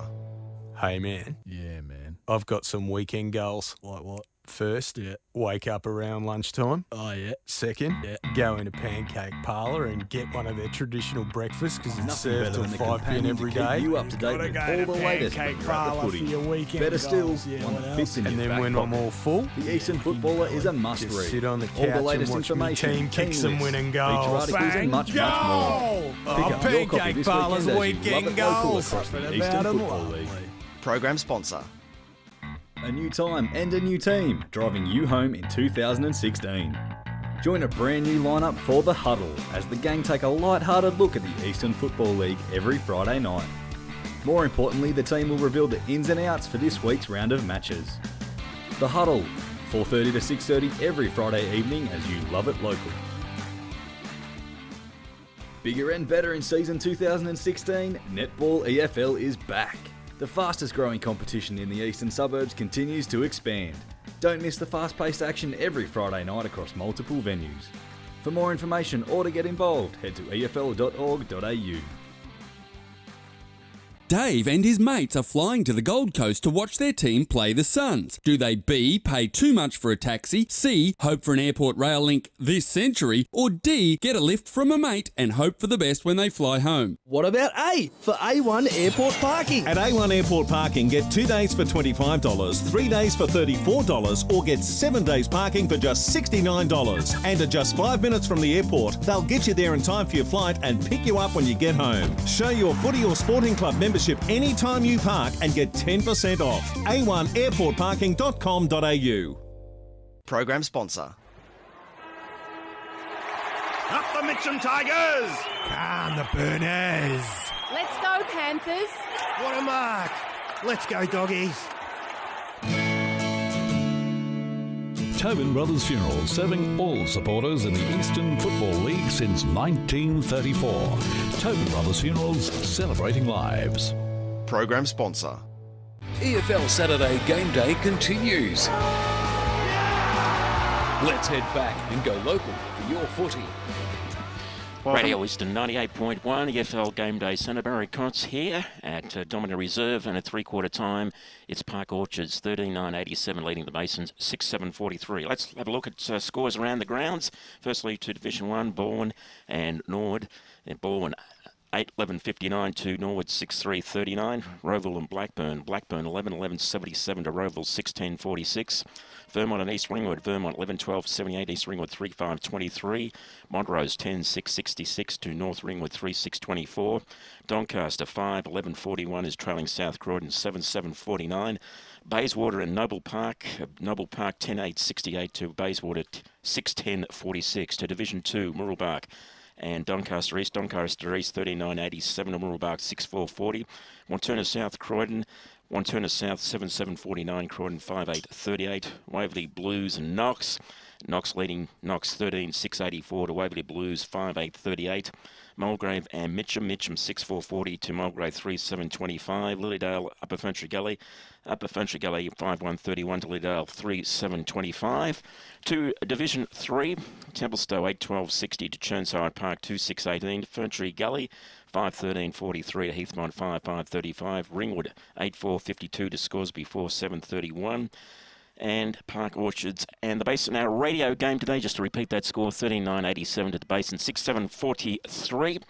And Baronia and South Belgrave, Baronia 12-8-80, South Belgrave 4-4-28. East Burwood 8-7-55 to Warrandyte 4-8-32. Fair Park and Glen Waverley Hawks in Division 4. And 4-2-26, the last score we had, Glen Valley Hawks, Fair Park 1-1-7. Sylvan is trailing Forest Hill 15-11-101 to Sylvan 9-5-59. Surrey Park 9-7-61, Donvale I should say. Donvale 9-7-61, Surrey Park 4-5-29. White Horse Pioneers 7-6-48 to Coldstream 8-9-57. And finally in Division 4, it's Kilsyth 12-13-85, well ahead of Nuttawading at 2-3-15. And that's all the scores at the EFL Game Day Score Centre. Back to you. Yeah, so I reckon the favourites are leading most of Division 1, 2 and 3, but Division 4 are where the games are up in the air a bit. Up in the air until the last quarter, the Division 4 for sure. And I reckon, Davo, you were counting on your fingers and you're getting to about 5 or 6 most divisions. So does that mean most of the favourites are getting up, or you're an excellent tipster you're trying to tell us? But in any regard, I reckon I agree with you. So far, if it was a bookmaker's wise, I reckon it would be favourites are leading.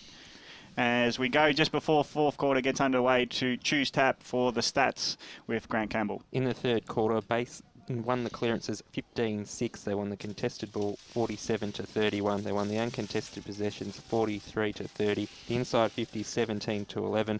But they didn't have one mark inside 50. The Park Orchards with 4. And at three-quarter time, Park Orchards have taken 14 marks inside 50, the Basin only 3. So that just shows you the use inside 50 in the forwards today for the Basin, not standing up.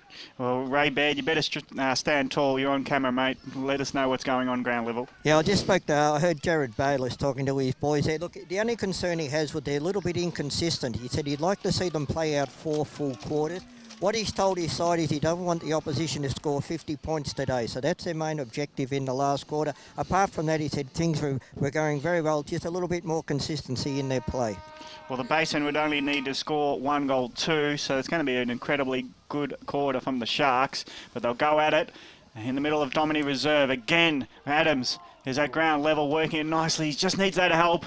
And it does spread with Bell handing it over to a runner, or someone pedalling backwards at least. And finally the kick goes to centre forward. It's over the top of Rule's head, ground level. Basin have got some numbers, but they spoon a hand pass, ill-directed until, again, comes Adams, claims the ball, kicks it towards Finlay, who runs into a brick wall, and he fends off and he hand passes forward. It's claimed by Rowland, who's claimed in a tackle. He gets out of the tackle and the umpire sees play go on.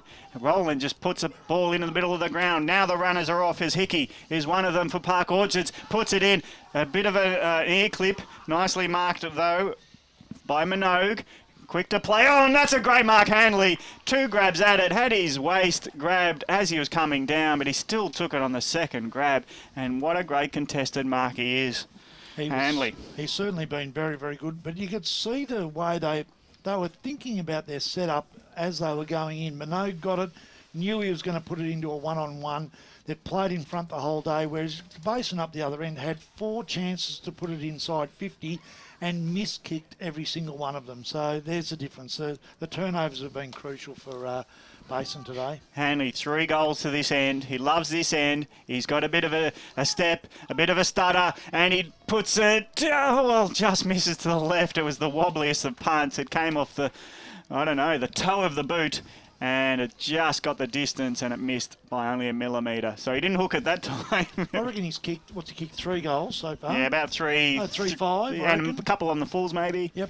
So yeah, he could have had 6, 7 or 8 goals already. But it is 13-10-88 Sharks leading the Basin 6-7-43. So the Basin bring it back, they kick it straight down the middle of the field, but it's worked out for them this time as the ball goes forward. A good one-on-one in the contest, and that's going to be, I think, a free kick to the Basin. It is going to the big man, Batty.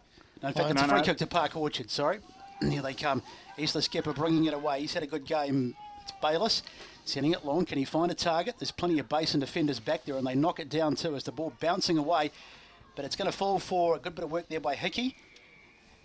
And in the end, it's out of bounds, so we'll have a throw in the pocket. But the Basin with an opportunity, but they turn it over and very quickly Park Orchard's transition back onto attack. Just like Hickey, the ball bounced a bit funny on him, so he kicked it with his foot instead of picking it up. I reckon that was smart. Yeah, exactly. Don't see too many players kick it with their head these days, Gav, but anyway. Well, you know what I mean. Keeping it in front of yourself, like a bit of a handle. just winding up as the ball is kicked in, but it's intercepted nicely there by Thompson. He's played well, Michael Thompson. I am easily wound up. Bell gets it down the line. Once again, Basin, you can see what they're doing here. They're trying to build something up, but they're just far too slow with the transition, and you can almost see the Park Orchard defence just sitting back there, waiting to intercept. Bell's got it, right out on the far side, looking around, but just looking for that option, that next kick. Sends it down the line again. Plenty of Park Orchard's defence. Oh, that's a great mark. Brilliant mark taken in the front. It's just poor work then. Poor work from Finlay. He had to punch Phil, the sorry. ball. Yeah. Phil's been great today. He's been one of their best for Park Orchards. Bit of a swing man.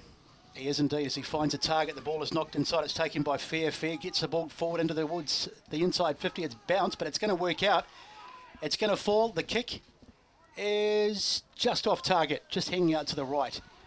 But once again, that very quick transition from Park Orchard, turning defence into attack, and they probably should have converted on that occasion. It's because they're willing to go through the middle. If you look at the Basin, when they get it, they go back, they go down the line, they go back, they go down the line. They haven't gone through the middle. They haven't taken a risk. High risk, high reward, but they're not doing it. Well, when Bayliss has got it, you know he's going to go long. Hickey didn't capitalise that time, but the kick out was too well read, and it's a mark taken by Park Orchard, still in their forward area. I think that's Nicholson putting it up for Hanley, who just got caught behind as Cripps got in the hole, and he punched it out just as he got in front of the leading option. So it's a boundary throw in, forward pocket for Park Orchards. In that situation, when they go forward like that, what they should do is then kick it long, because the bloke in the hole hasn't got time to go backwards when that occurs. Boundary throw in 30 metres around from Park Orchard's goal. Minogue taps it effectively to himself, takes on the tackler, and he's been stopped in his tracks. We'll just get this ball up before we go boundary side.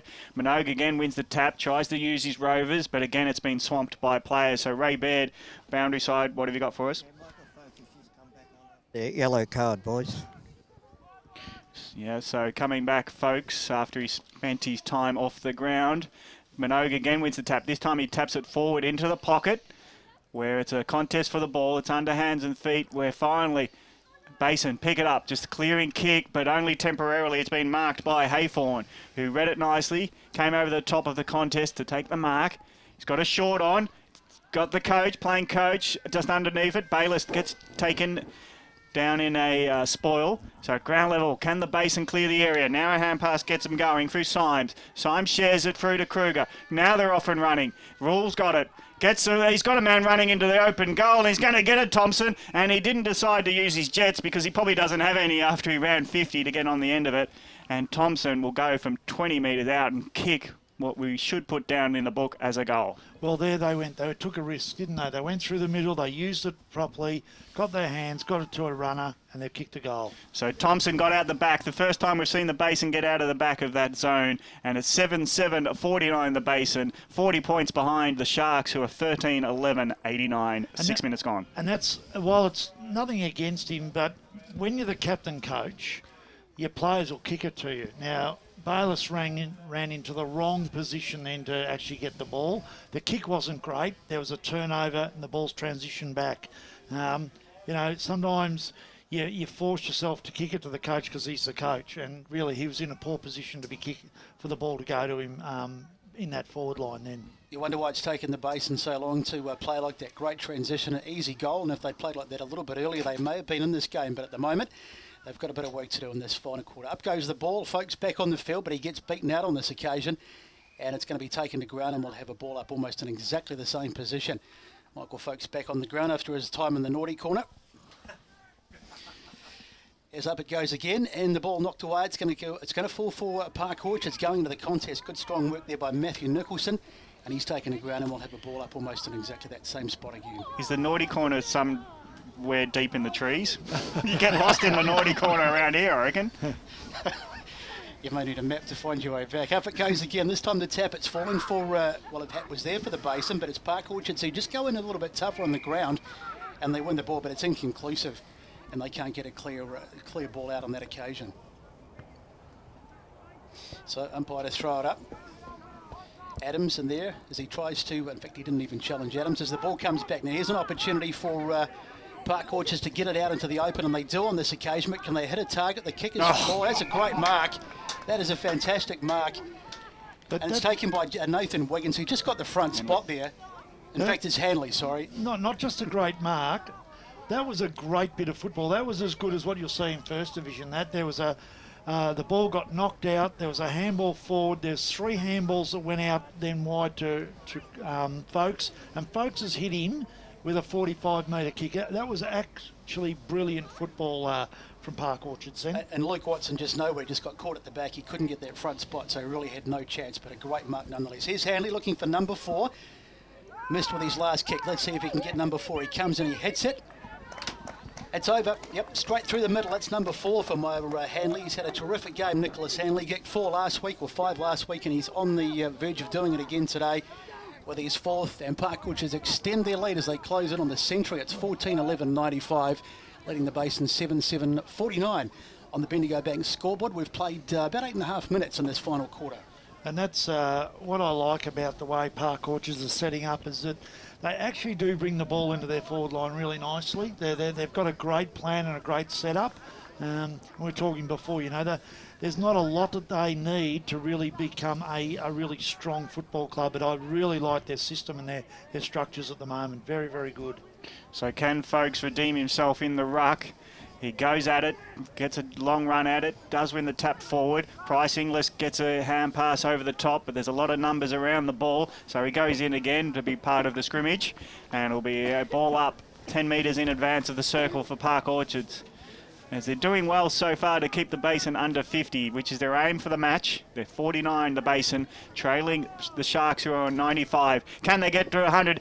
Hanley runs under it. He was under more perceived pressure than in reality, so his hand pass went to ground and the turnover ensues. Basin go from back pocket to forward half, and it's Rowland who's got good judgment and good hands and good courage. Never doubted whether a player was coming, but his kick, the switch was a bit dangerous, a bit high. Thompson comes in late, gets the spoil. Ground level though, the numbers with Whitnish to butter up.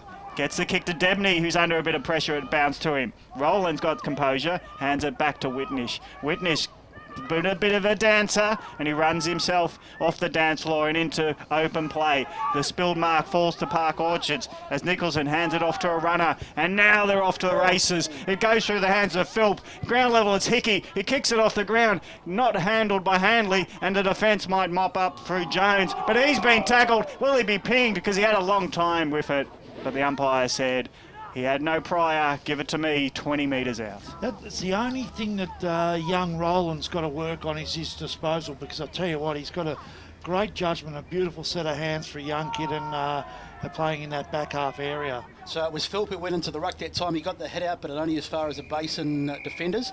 And the kick comes out and it's gone out of bounds, so we'll have another ball in. And Philp is a really good mark when he extends his arms. But when that ball's coming into him, he keeps collapsing his arms when the ball goes in, especially on the hard lead. If he can keep his arms out, he's going to be a very hard man to stop because he's got good hands. Certainly has played well today as the ball comes in. The tap comes from Folkes. He's back on the ground, as we said before. Basin trying to transition it out of defence, and they get it out to Thompson, who's had a fair game as well. The kick on the left foot out of defence, and the Basin with an opportunity. It's gone right over the top. Now, they could be out here, the Basin, but they might be holding the ball or incorrect disposal. Take your pick, and it'll be a free kick to Park Orchards. Around about centre wing. He might go long. If I was a betting man, Dave, I'd say you'd be pretty much right, as they have all day. The kick off, beautiful mark by Folkes, taken in the centre of the ground, looking to make up for his indiscretion. Only a long kick forward, but it's easily cut off. Got a bit of work at the back there by Watson, Luke Watson, the experienced Luke Watson, as he gets the kick forward, but it's cut off against Scotty Rowland, who's been up the ground quite a bit in this half, particularly this quarter. And he gets his kick in field, but it's not such a good one, although in fact it worked out okay. The snap, and it's off target, I think. Hit the post. Hit the post.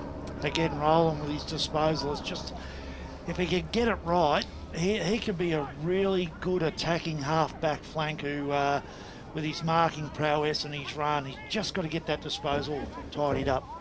So the Basin, they're really stagnant. They don't have any movement whatsoever, so they kick to where the pack is still standing, and luckily enough there's enough numbers with Chirkop at the ground level. He puts a handball in. Cripps can't get out of play. Chirkop just gets taken down in a tackle, and now can they load up Park Orchards? Nearly getting tripped as he was about to kick, so it's still in the forward line, and Park Orchards couldn't make anything of the pressure that they applied, but it was great effort because the Basin have stopped moving. They have. They've run out of answers, and look, they showed that when they went through the middle with run and carry, they were okay, but they've just not been confident enough to do it often enough. The smaller player comes over the top, Prozanak. It was like they didn't nominate a ruckman, and he was left there to go over the top of Batty, and he made a good contest because it's a ball up from now a secondary effort. Batty sort of rips his opponent out of the way. Prozanak nearly got on the end of a hand pass as they dashed towards goal, but the chopped off handball, and there's been a free kick found. Thankfully, in terms of the Basin, they get an over the shoulder, and they'll be so relieved, but they're not quick to get up, they're not quick to spread, and nothing is happening so far. Trying to slow it down the Basin as Luke Watson sends the left footer, and he's overcooked that one, and it's probably going to come straight back. Winning the ball on the ground, terrific work as the ball comes out. It falls for Prosniak, who gets it forward, and that's a great mark. Great kick, and a good mark taken, and the Basin once again have turned the ball over, and it's come straight back inside 50, and Park Orchards with an opportunity. It's Philp, who's had a terrific game today. He'd be in the best 4 or 5 players, I think, for Park Orchards for mine. Forward and back. Forward and back. He's had a terrific game, so he will go back and look to kick his 4th goal of the day. He'll be kicking from probably about 45 by the time he kicks this. He's near enough to being in front. Hits it okay. And has he got it? Yes, he has. Straight through the middle, so Michael Philp gets number 4. And the 100 is raised. The bat goes raised for the Sharks. It is 15-12-102, and the Basin 7-7-49 on the Bendigo Bank scoreboard. I tell you what, if I was a coach, if I was a 3rd division coach, I'd be watching today's game. I'd get a video of this and see the way that a team is able to bring the ball into the forward line. They're one of the most impressive teams I've seen where they're kicking into the forward 50. The amount of targets they have hit from 45 out has been amazing, and a really good system. Let's get some choose tap stats with Grant Campbell as the whistle blows. Grant? Marks inside 50 for the match, 17-4 in favour of Park Orchards. And Brad Henderson's related to Phillips, so do you think he's got the nickname the accurate one? Because his goalkeeping today certainly has been accurate. Well, we'll highlight that as the kick goes from Folks in deep into Park Orchards' forward line, but it's been punched out, and at ground level it's Rule who'll kick it at half back, kicks it down the line. Oh, good courage, Keane. He was running into the pack as he marked it. His kick was a wobbler, not one you'd write home about, and the defence will mop up, or will they? Gillings got tackled as he tried to hand pass to a runner, and the ball just drops to where the pack can jump on it at half forward for the Basin. He's another one, Geelings or Guilings. He gets the ball well, but his just choices and use of the football needs to improve, but there's a lot to like about what he does because he actually goes to where the footy goes. Folks comes over the top, gets the hit out, but it's not a clean one, and the umpire says we'll have it up again. Been terrific in the rucks, Folks, today. Just the one goal to his name, but he's been very busy, as I say, in the ruck as the tackle is made. Basin win the ball, but an instantaneous tackle. Good work there by Fair. So winding down to the back end of this game, we've got about probably about maybe 8-9 minutes left in this final quarter as the umpire throws it up once again. Up they go, there's a tap and it's Folks again, and he gets a knockdown. Beautiful work by Prosniak, roving off the pack as he gets the kick forward. It's knocked away and it'll be bouncing around. It's a Basin play going for the ball, but it's Wiggins who gets his hands on it, and he's taken out of bounds. Good tackle by Adams, who's been one of the Basin's best as well today. So another throw in. Plenty of players just walking now. I think the sting's certainly gone out of the game as we get down to the back end as the boundary throw comes in. Basin do win the tap on this occasion, but it's the Park Orchard side that take it up, but then they turn it over and it's that man Adams again, calls for holding the ball, and I think the umpire's paid it, has he? Yep. Yes, he has. So a free kick to Park Orchards as we go boundary side with Ray Beard. Just taking himself off the ground, boys. I think he knows the job's done, so he'll just sit back on the boundary and watch the last 10 minutes or so. So it's Cullinan taking the relieving mark, but he goes across field. It's a high ball. Will it be spoiled? Cripps gets taken down in the contest, but he's got some help. Chirkop gets a hand pass to Watson. Watson puts a high up and under. Price Inglis can't come in for the spoil, and it's been marked by Bell at halfback. Quick to play on, trying to get something started. Bouncing ball in the middle of the ground. Symes runs under it. Hand pass gets out to Kruger. Kruger, dinky kick, gets the centre forward. He's got a marker, and Symes was running by with his teammate there in Pittman, who didn't know much about the hand pass to him. It was a Brown, so now it's been turned over by the Basin again at centre forward. Just when they're trying to get creative, the clearing kick gets into Cripps' hands, and Cameron Cripps goes deep into the pocket. Will it go over Roland? Roland's got great agility, great aerialist, and this time he goes to spoil as he judged the ball in the flight and knocks it over the boundary line.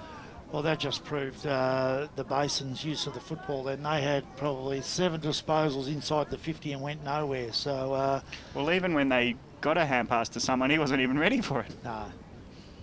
So it's a ball in at 45 metres out from the Basin's goal. It'll be another ball up from that. Just from these ruck contests, the ball doesn't clear the area, and there's plenty of numbers to jump on it. Lights are on here at Domini Reserve. They'll see Folks go high. Gets it to ground level where the Basin just win the first ball. High up and under hand pass going nowhere. Park Orchards jump on the ball. The umpire will be happy enough to ball it up again. So it's been pretty dark all second half, but it's almost like it got a little bit lighter in this quarter, so it hasn't been too bad. And thankfully for my washing on the line, it hasn't rained all afternoon. Let's get boundary side with Ray Beard. It might be brighter for you, Gab, but I tell you what, the temperature dropped 5 degrees in 3/4 time. It's getting damn cold out here. Oh, harden up, Ray. As the ball gets kicked up towards the half-back area, but it's cut off nicely, and the Basin will have an opportunity to bring it back. But what is that? That's a terrible hand pass, and Hutchins and Drake's got to run back about 100 metres to get it. Sends it down the line towards centre wing, but it's cut off nicely there by Wiggins. And Wiggins will find the man unmarked and standing all alone. It is Hickey, Connor Hickey, who's kicked 1 goal today. That was just a bit too easy, really. It was a shocking kick down the line, easily intercepted. And then the kick forward, finding an unmarked man standing all on his own and inside 50. And that again comes down to the disposal, you know, poor disposal, and then another inside 50 mark. Here's Hickey. Kicking from just outside 50 by the time he makes contact. Looks pretty good. It might just struggle to make the distance. And in fact, it's been touched. The umpire rules touched. And it's through for a minus score. So 15-13, 103. Plays 7-7-49 in the Bendigo Bank scoreboard. We've played just over 20 minutes in this final quarter. Bayliss, the coach of Park Orchards, asked for his team not to concede 50 points for the match. They've only conceded a goal in this last term, and they're going to do the job by the look of them. Wiggins picks the ball up from the kick out, and he spears a pass in, and he finds his teammate all alone at centre forward, Minogue, who's got the man on the mark on the 45. Has Minogue got the distance? He's not a noted goal kicker, so he'll get it short in terms of distance, that is. The pass doesn't hit Philp, gets over his head, but they keep it in hand, do Park Orchards, get it long to the goal square. They're juggling, bobbling around. Nearly an opportunity fell to Thayer, and his kick was smothered, and it's a turnover ball for Bell. Bell hands it to a teammate. They're trying to share it around and get themselves out of trouble. Adams is finding himself in trouble at half-back. Here's Prosnack. Just dropped it as he had it, running in towards goal, and close to the boundary line he was. So when he spilt it, it's gone over the line and out of bounds. 45 metres around from Park Orchards' goal. They lead by 54 points. Been quite comprehensive. As the throw comes in, and it's tapped down there by Batty, but inconclusive, and the umpire says we're going to have a ball up. For a team that wins the tap-outs as often as what they do and has control over them and hits them to advantage, they've just not used it well enough, the Basin. Now they've got an opportunity maybe to go through the middle of the ground, but the turnaround and the kick is a bit of a scungy one downfield, but it's still there for the Basin. They've got an opportunity again through Cameron Cripps. Hasn't been their worst today, although he doesn't do terribly well on this occasion. He's got the fumbles as he goes towards the boundary line, gets the ball in field to Seagraf, and the ball goes to ground and dived on by Park Orchards, and the umpire says we'll have a ball up. So once again, it's been the story of the game, the Basin looking to transition that ball forward, to move it forward, but it always just breaks down. They just don't quite have that finesse to finish things off. Umpire throws it up. The big man, Batty's battled hard all day, goes into the ruck and knocks it down, and it comes out for the Basin as well. Symes gets it on the overlap to Carlos. Carlos gets it down. This is better from the Basin. They've got a real opportunity through Keane. Prolific goal kicker of so far this year, Keane, but he hasn't got on the scoreboard today as he gets the kick away off the right boot, trying to find a target inside 50, into the goal square. But that's a terrific grab. Coming over the top is Finley, big Aaron Finley, who's had a good day in the ruck kit today. And he will kick from virtually point-blank range right out in front. You'd expect him to kick this. As I said, you look at their two ruckmen, and their ruckmen have played really well, and they palm the ball extremely well. They put it in the right spots. They just haven't been able to take advantage of it. Finley's kick. You expect him to kick this, and he does. Puts it through, so the Basin get goal number 8. And on the Bendigo Bank scoreboard, it's the Sharks are well in control. 15-13, 103, playing 8-7-55. Well, it's I suppose, I'm not sure, will Jared Bayliss be upset because they've conceded more than 50 points? I think he'll let him off. Or will he be happy with the fact that they've finished off the game with a looks like a 50-point win? So, it's been a comprehensive performance of two differing styles, and you'd say that, that they've probably been probably a little bit more. The scoreboard could have really hurt them even a bit more, I reckon, if Park Orchards had kicked straight. The worry in this game, Davo, is, you can win the tap, but they don't clear the stoppage area, and there's no spread. From the stoppage either. As here's an example, as Park Orchards get it out of the stoppage. Hickey, he could have played on, but then he saw a man in front of him, so he took the mark and said, I'll stop here. Now he's got a short, man all on his own, 40 metres out. Very acute angle though, but it'll be another shot at the goals for De Jager. And that's been the thing that I've really been impressed with Park Orchards. They rarely go to the flanks when they kick the ball. They've had a lot of their scoring shots have been inside the 45. So I really like the way that they put it into the right areas more often than not. This is the first time they've had a shot like this for a while. And De Jager right behind it, left goal post, just drifting to the left of that, and it missed for a minor score, 15-14, 104, as the Basin are stranded on 8-7-55, a 49-point margin, 24.5 minutes gone in this final term. And just as the example we talked about, tap won by the Basin in the middle, but they didn't get the kick out of the centre. No, and they spread really well then, Park Orchards. So Basin kick it out very much in junk time now, as Ray Baird would say, as the ball is intercepted nicely though, and here's an opportunity for them to come back. It's Campbell Crom who gets it away, and the ball kicked forward towards the, well cut off. Good bit of work there by the Basin. They're still trying hard right towards the end of this game. And the tackle is made just outside the forward 50 for the Park Orchard side. And it'll be a ball up with Aaron Seagrave taking control of that one. Now the ball comes out, it's tapped away by the big man. It's Finley getting the tap, the ball comes out, it's the skipper who gets it clear. Scrambled up the line, but it's intercepted again. Well, good work, in fact, in the end by Thompson. He's been pretty fair too, but it's been intercepted and it's taken by the Jager, who tries to find a man, but there's plenty of Basin players back there. And in fact, it's been cut off nicely. And the Basin with an opportunity to launch another attack. They switch the play right out to the far side of the field. An uncontested mark taken there by Kruger, Maxi Kruger. Looking around for someone to kick to.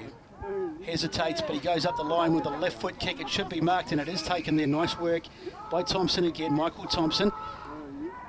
Stops, looks around, goes short. And that's it's been cut off again, just an example of really what's been happening all day. And they switch the play really quickly, and here's an opportunity again for Park Orchards on the overlap. Good ball out to the skipper, Bayliss. Bayliss wheels around, gets it onto the right foot, he kicks, but that's going to no one, and it'll be cut off very comfortably back there by the defenders for the Basin, and they can launch another attack as they get the ball right out to that far side. They've been looking to switch it a bit in this quarter. Good strong. I wonder if they'll drag the coach for that. Strong mark taken over there, but he's taken a whack. So slow to get up. We must be getting very close to the end. We've played 26.5 minutes in this quarter. And now it's Rawl in possession of the ball. Rawl goes forward, kicks left-footed down the line. Going in there and almost marking the ball is Batty, but he can't quite take it, and Park Orchards will turn it over again as they work it away. That's a good kick downfield by Roland, who's been good once again today. The kick forward by brave mark going back there by Fair. Couldn't take it though as the ball goes to ground. Basin in there looking for it, and they get it out once again. Now they've got an opportunity as they put it over the top, but it's a poor hand pass, too much pressure on the receiving player, and a good tackle comes in there from Matthew Nicholson to force the ball up. Again, poor choice with the handball and putting players under pressure, and they've done that all day, the Basin. So 27 minutes played in this last quarter, and it's inconclusive again over that far side. Very scrappy towards the end of the game. Now both sides really just probably waiting for the full-time hooter. The result's something of a foregone conclusion. Matthew Nicholson's kick is cut out, but it might still work out for the Park Orchard side, and it does. The kick forward, can we get a mark? Yes, we can. And the kick is off target again. Another missed opportunity. Connor Hickey looking for his second, but they've missed some opportunities, Park Orchards, and as Davo said just a few minutes ago, the score could have been a lot greater. Yeah, and I think they'll be disappointed with that. He took that was a great little kick across the body by Price Inglis. Yep. He took the mark. He should have just gone back and kicked the goal. But Price Inglis, he's got just the knowledge of where the players are around him. Yeah, he's a very, very talented young man. And there is the siren. That is full time here at Domini Reserve. The home side Park Orchards win this round 8 Division 3 contest. 15-15-105. The Sharks won by 50 points. The Basin 8-7-55. Let's go through the goal kickers. Philp kicked 4. So did Hanley at full forward. 2 to Nicholson, and singles to Folkes, Williamson, Wiggins, Hickey and Whitnish. All signals for the Basin. Let's go through it. Lachlan Cripps. Thompson kicked 2. Michael Thompson kicked 2. Lachlan Cripps kicked 1. So too did Cameron Cripps. Brown, Finlay, Batty and Seagrave all scoring majors for the Basin. A 50-point margin. And so we'll wait on Grant Campbell for some stats. He'll let me know when he's ready, and we'll also have Ray Baird on the ground. He might be able to get an interview before they go in and sing the song, but let's talk about the game in review right now. Davo, your thoughts on the 50-point win by Park Orchards? Oh, look, pretty comprehensive. They started the game really well. They got on the scoreboard quickly. As we said in the second quarter, the Basin probably came back and played their 5 best minutes of footy, where they kicked 3 quick ones, but from then on it was really all the Basin. The way they use the football, their structures up forward, their ability to hit the targets inside that 50 with a long kick, really impressive. I love the way their kids run. They just run all day. They use the football pretty well, and apart from some skill errors that they're just going to get better. Some of these kids who start to play 30, 40, 50 games. They're going to be a very good side in a couple of years' time, I reckon, Park Orchards, if they get maybe one or two more experienced players in their side. The Basin, you've got a lot of work to do. They just turn the football over far too many times and hurt them. So we'll go boundary side. Ray, we're with you now. You've got the coach on field. Yeah, got Jared Bayliss here, boys, the victorious coach. Look, great effort, Jared. Look, I thought that, the boys in the caravan loved the way that your team uses the corridor more so than any other team in Division 3. Yeah, I thought the boys used the footy well today, and just gives the opportunity to break sides open when you can hit that short one through the middle and then break a line. So. In the second quarter there, I think you moved Michael Folks into the ruck there because they were very dominant, the Basin boys, in the ruck. But look, he did a fantastic job. The Basin boys were getting the knockout, but your guys around the centre. Yeah, look, that's just a little draw card for us that folks can go into the ruck and really give us that drive out of the middle. I thought he turned the momentum of the game when they kicked 3 goals in that second quarter, and he went into the ruck and just changed the whole dynamic of our team. So it's really good that we've got that weapon up our sleeve. And 4 goals from Michael Phillips and also from Nicholas Hanley. So 2 of your key forwards kicking half your score. Yeah, no, and I thought Nick played well. He didn't train all week, as you could see why he kicked so many points today. But young Philpy, hasn't had a big year to date. He looks like every time he takes a mark, he's going to slot it. So it's really exciting. Anyway, look, we'll let you go and congratulations, mate, and we'll get in there for the song, boys. Ray Baird, well done with the victorious coach from Park Orchards, Jared Bayliss, as well. He's just going to have... who's taking the huddle there, Davo? Do you know who's doing the chat there?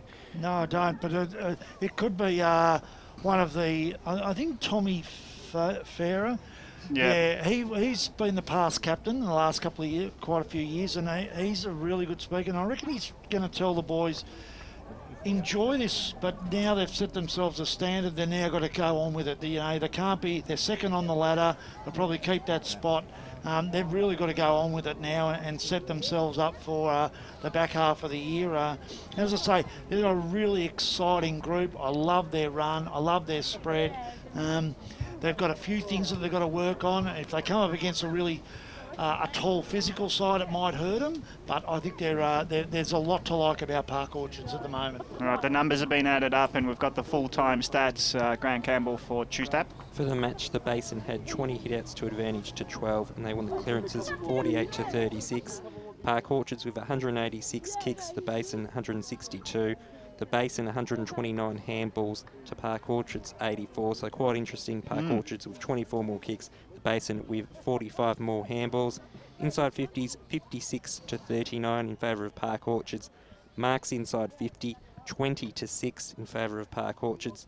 A lot of turnovers in the game, 24 intercept marks for Park Orchards, 17 for the Basin, and some good forward 50 pressure throughout the day for Park Orchards, laying 18 forward 50 tackles to 10 for the Basin.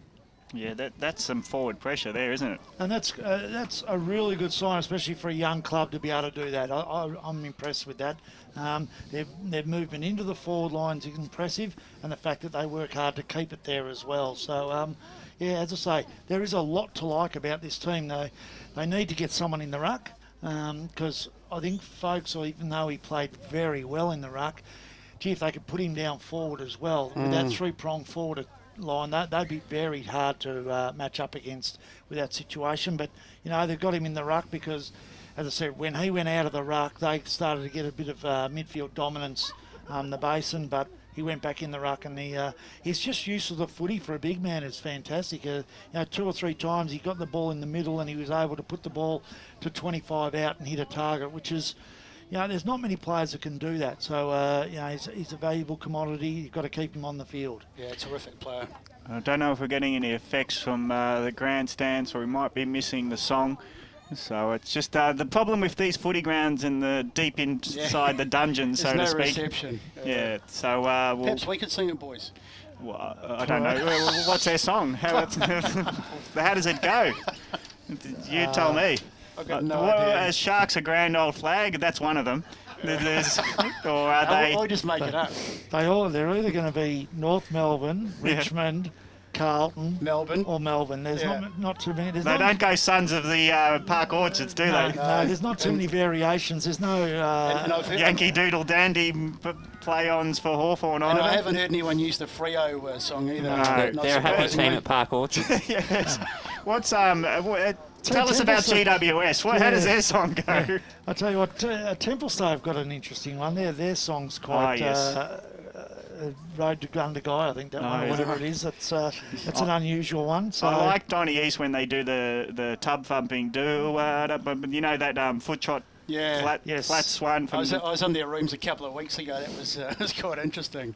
So we're not going to get the song because Ray Baird's now standing next to us. So maybe he's coming in to sing it for us. He's just learning the words. Saying it. Ray, give us a rendition, please. Are they a grand old flag, Park Orchards? No, they got their own song. They're not ripping the thunder from the sky or anything like that. But we digress. Let's repeat the score. It's who wrote it down? I did. Yes. Yeah, it was 15-15, 105 to Park Orchards, and they've beaten the Basin today, 8-7. 55. So we'll have to get some votes in. We might, Ray, Boundary Riders, they normally get us an interview. We'll have to get you to scout for an interview. But just some of those stats that I reckon the intercept marking, the marks inside 50 and the tackles inside 50, you rarely see, or it's never so obvious that those stats were clearly where they won the game. Don't you reckon, Soupy, in terms of... I think you're right, and what I found interesting was Park Orchards were getting the same type of marks inside 50 every day. It was always their forwards were in front. Does that reflect, Davo, a lack of pressure from the Basin midfield, or do you think that defensively the Basin weren't good enough today? I think they didn't put enough pressure on the players up the ground to make sure the kicks weren't coming in. But when you look at it, as I said, I'd like to know, it'd be interesting to know how many marks inside 50 were actually chest marks, which, was one of the things I was really surprised on. The ability to kick the ball long into the forward line and then take a chest mark.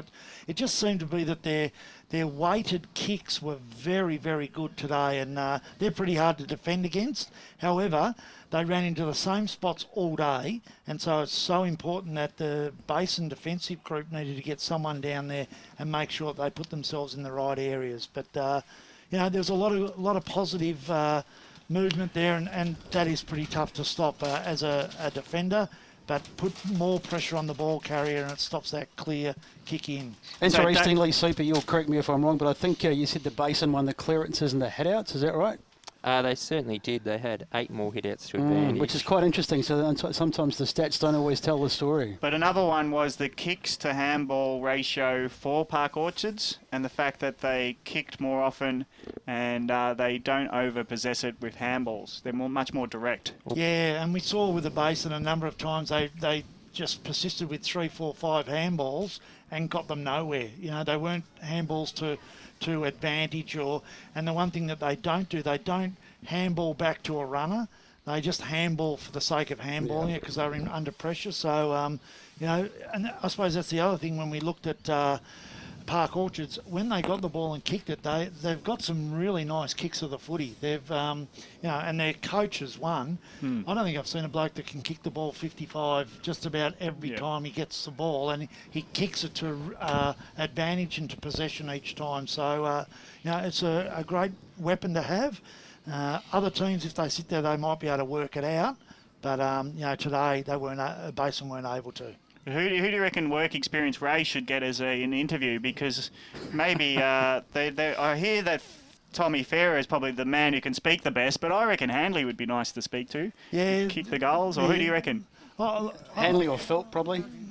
Oh, we'll get our first interview from the Boundary Riders. Go for it, Ray. Ray has lost us. I can hear that. It's not the first time that he's lost us, but I will get him in again. Boundary. Go ahead, Ray. Okay, boys, we've got Tommy Hare, ex-captain of the Sharks here. Tommy, great win. The side's travelling really well so far this year. Yeah, still captain at the moment, Ray. Sorry, mate. You're going well, Ray. You're going real well. It's been really good the last 5 weeks since we had a pretty disappointing game against Warrandyte. The guys have gelled together, and it's been a lot of fun around the club. A lot more even team performance, which has been really good for the boys. And Michael Phelps and Nicholas Hanley both chipped in with 4 goals today, so your forward line's working really well. Yeah, they were super today. They both just presented really well. I thought the delivery was pretty good to them today, but they took the most of their chances, and they've worked really hard, so they deserve their success, but they've been a pretty potent 1-2 punch for us. Any question from the Caravans, boys? I'll start off with you, Tom. Jared, what game plan is he brought? Because it seems very direct out of defence, and you're not over-possessing with hand passes, but you're still able to get some run going. Yeah, exactly right. I think it plays to Jugger's strength that he's a bit of a runner and a long kick, so he's helping himself out with that game plan. But we're a pretty young, fast side, so we may as well get it in there quickly and move it fast, not mucking around sort of with tight handballs. So he's really brought in just for us to back ourselves as well and kick long and back ourselves to outrun our opponents.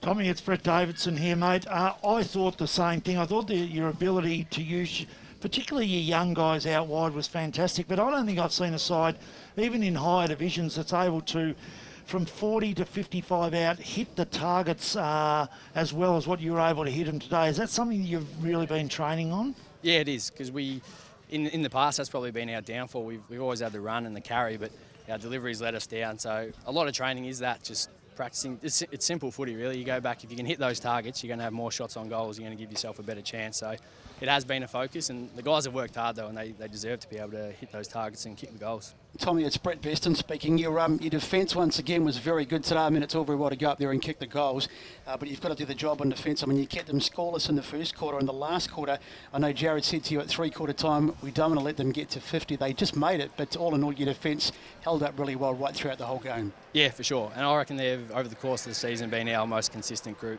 I don't think there's been much change down there, which helps in your back line if you've got the same 6 to 7 blokes rolling through there. But they just play simple footy. They know exactly what they've got to do. The guys that are good at kicking get the ball in their hands, and the guys that just shut down a man work hard to do that. So big credit to our back line doing that, and they've been super all year. Who was your best on ground in your opinion? Because it's a hard guess from up here, I reckon. Yeah, it is. Well, that's what I've been saying the past couple of weeks. It's been a really even team performance. It's actually pretty hard to pick out just one. I thought Philpy was a massive presence for us. He's marking and he's finishing around goal. Hasn't been great in previous years, but he's worked super hard on it, and I think he's been massive today. So I think he set the tone early with a couple of big grabs and setting up goals as well. So I'll give it to Philpy, I reckon. Is he just following the ball, or is he as a swing man? Because he took at least 4 marks in defence. Yeah, he gets back. He's worked a bit on his tank. He was a bit lazy in previous years, so we got stuck into him, and he's got his tank up and going. So he's doing a bit more work in the ruck when Chappie, our ruckman, went down today. So I think that helped him get in the back line, but his hands are really, really good. So he can be a swingman for us, but we'll definitely try and keep him up forward as much as we can. And Tommy, for the second week in a row, it was Nick Hanley who got amongst the goals. He kicked, I think, 5 for you last week, and he did again today with 4. Yeah, since he's moved from the back line, he's a really good presence, more so with his voice and his marking. He was getting held a lot today, but he's still able to bring the ball to ground, if not take a grab, and his finishing's been great. So I think the backmen have enjoyed a bit of peace and quiet with him gone down there, and the forwards are copping the brunt from him, but he's playing well, so we'll take it. And do you reckon, Tom, the EFL should institute a captain's armband, because you don't want to be confused as not the captain? Yeah, I might get a big C on my chest or something next week. So Thanks, Gav. Yeah, next time you guys come down, I'll make sure I got something for you. What did you say to the guys in the huddle? Was it a thought-provoking sort of monologue, or was it just good on you? After the game, you mean? Yeah, after the game. Oh, no, nothing I really thought-provoking. It was more just really good start to the year coming into the break. But you know, it's a great position we put ourselves in, but doesn't really mean anything yet. It's set us up for the second half of the year, no doubt. But we've got a tough run, and so I just told the guys enjoy the week off. But we got, I think, Heathmore and Ringwood after the break, so that'll be a big challenge, and that's when you want to start doing it at the end of the year when it actually counts. So yeah, nothing too fancy in my speeches. So was it today the best win for the year? I reckon Baronia was probably our best win. They were undefeated top of the ladder at the stage, but Basin a tricky side, and we haven't beaten them in the 5 or 6 years we've been in the comp, so good to finally tick one off there. And they're a tricky side. They're pretty physical, and they've knocked off Tempe this year, so massive win. But I think Baronia was probably our best, but today probably was one of our better looking wins, I reckon, for sure. Places in the side at a bit of a premium now. You're playing so well, but one guy that did miss out today, I think he was injured, had a terrific game last week, is Ben Hyde. I mean, you've got to find a place for him surely next week. Yeah, reigning BNF winner. He was super. to start the year as well and last year. So I suspect he'll come straight back in. So someone will miss out will be stiff, but that's probably the best thing we've got this year. We've got a lot of depth. The twos are on top of the ladder, 19s are top, undefeated as well. So nothing beats having depth and having guys sort of having to work for spots. Keeps guys hungry, which is good. Well, enjoy your break, and in 2 weeks' time you've got a big game against Ringwood. So have a nice rest, and we look forward to seeing you again in round 9. No worries, thanks very much. Thanks for coming down, guys. Thanks, boys. We've been talking to the captain of Thanks, boys. Yeah, Tommy Fayette is captain. It's always confusing when you've got a playing coach, what roles people play. Coaching, and usually the coach is the captain, boys. Yeah, they've stopped that tradition. I'm quite happy you keep a leadership group because the coach has already got a title. He doesn't need a second one. So is there any, before we go into round the grounds wraps in score centre and whatnot, we'll see if the Boundary guys can get one more interview. Well, he's begrudgingly Ray, don't shrug it off. You're not Joel Selwood. You can't shrug me off. We usually get at least 3 or 4, Ray. Get it on. We've got Michael Prosenak here, boys. I hope we got Michael anyway. Yeah, Michael, look, a great win. They're a pretty good side, the Basin, and as Tommy said, you haven't beaten them before since you've been in the competition, so it was a good win. Oh, absolutely, mate. I mean, our form at the moment's been really good, and we knew we were going to have a bit of a test today and over the next few weeks, so it's a great start for us, and we just got to go from here. Well, what do you yourself believe that Jared brought to the club? Well, Jared's great, he's a really good communicator, and I think, obviously being a pretty young club, that he talks really well with the boys, and the boys respond pretty well. So he seems to be getting the best out of us, and the footy we're playing is a true reflection of what he's brought. Any questions from the caravan, boys?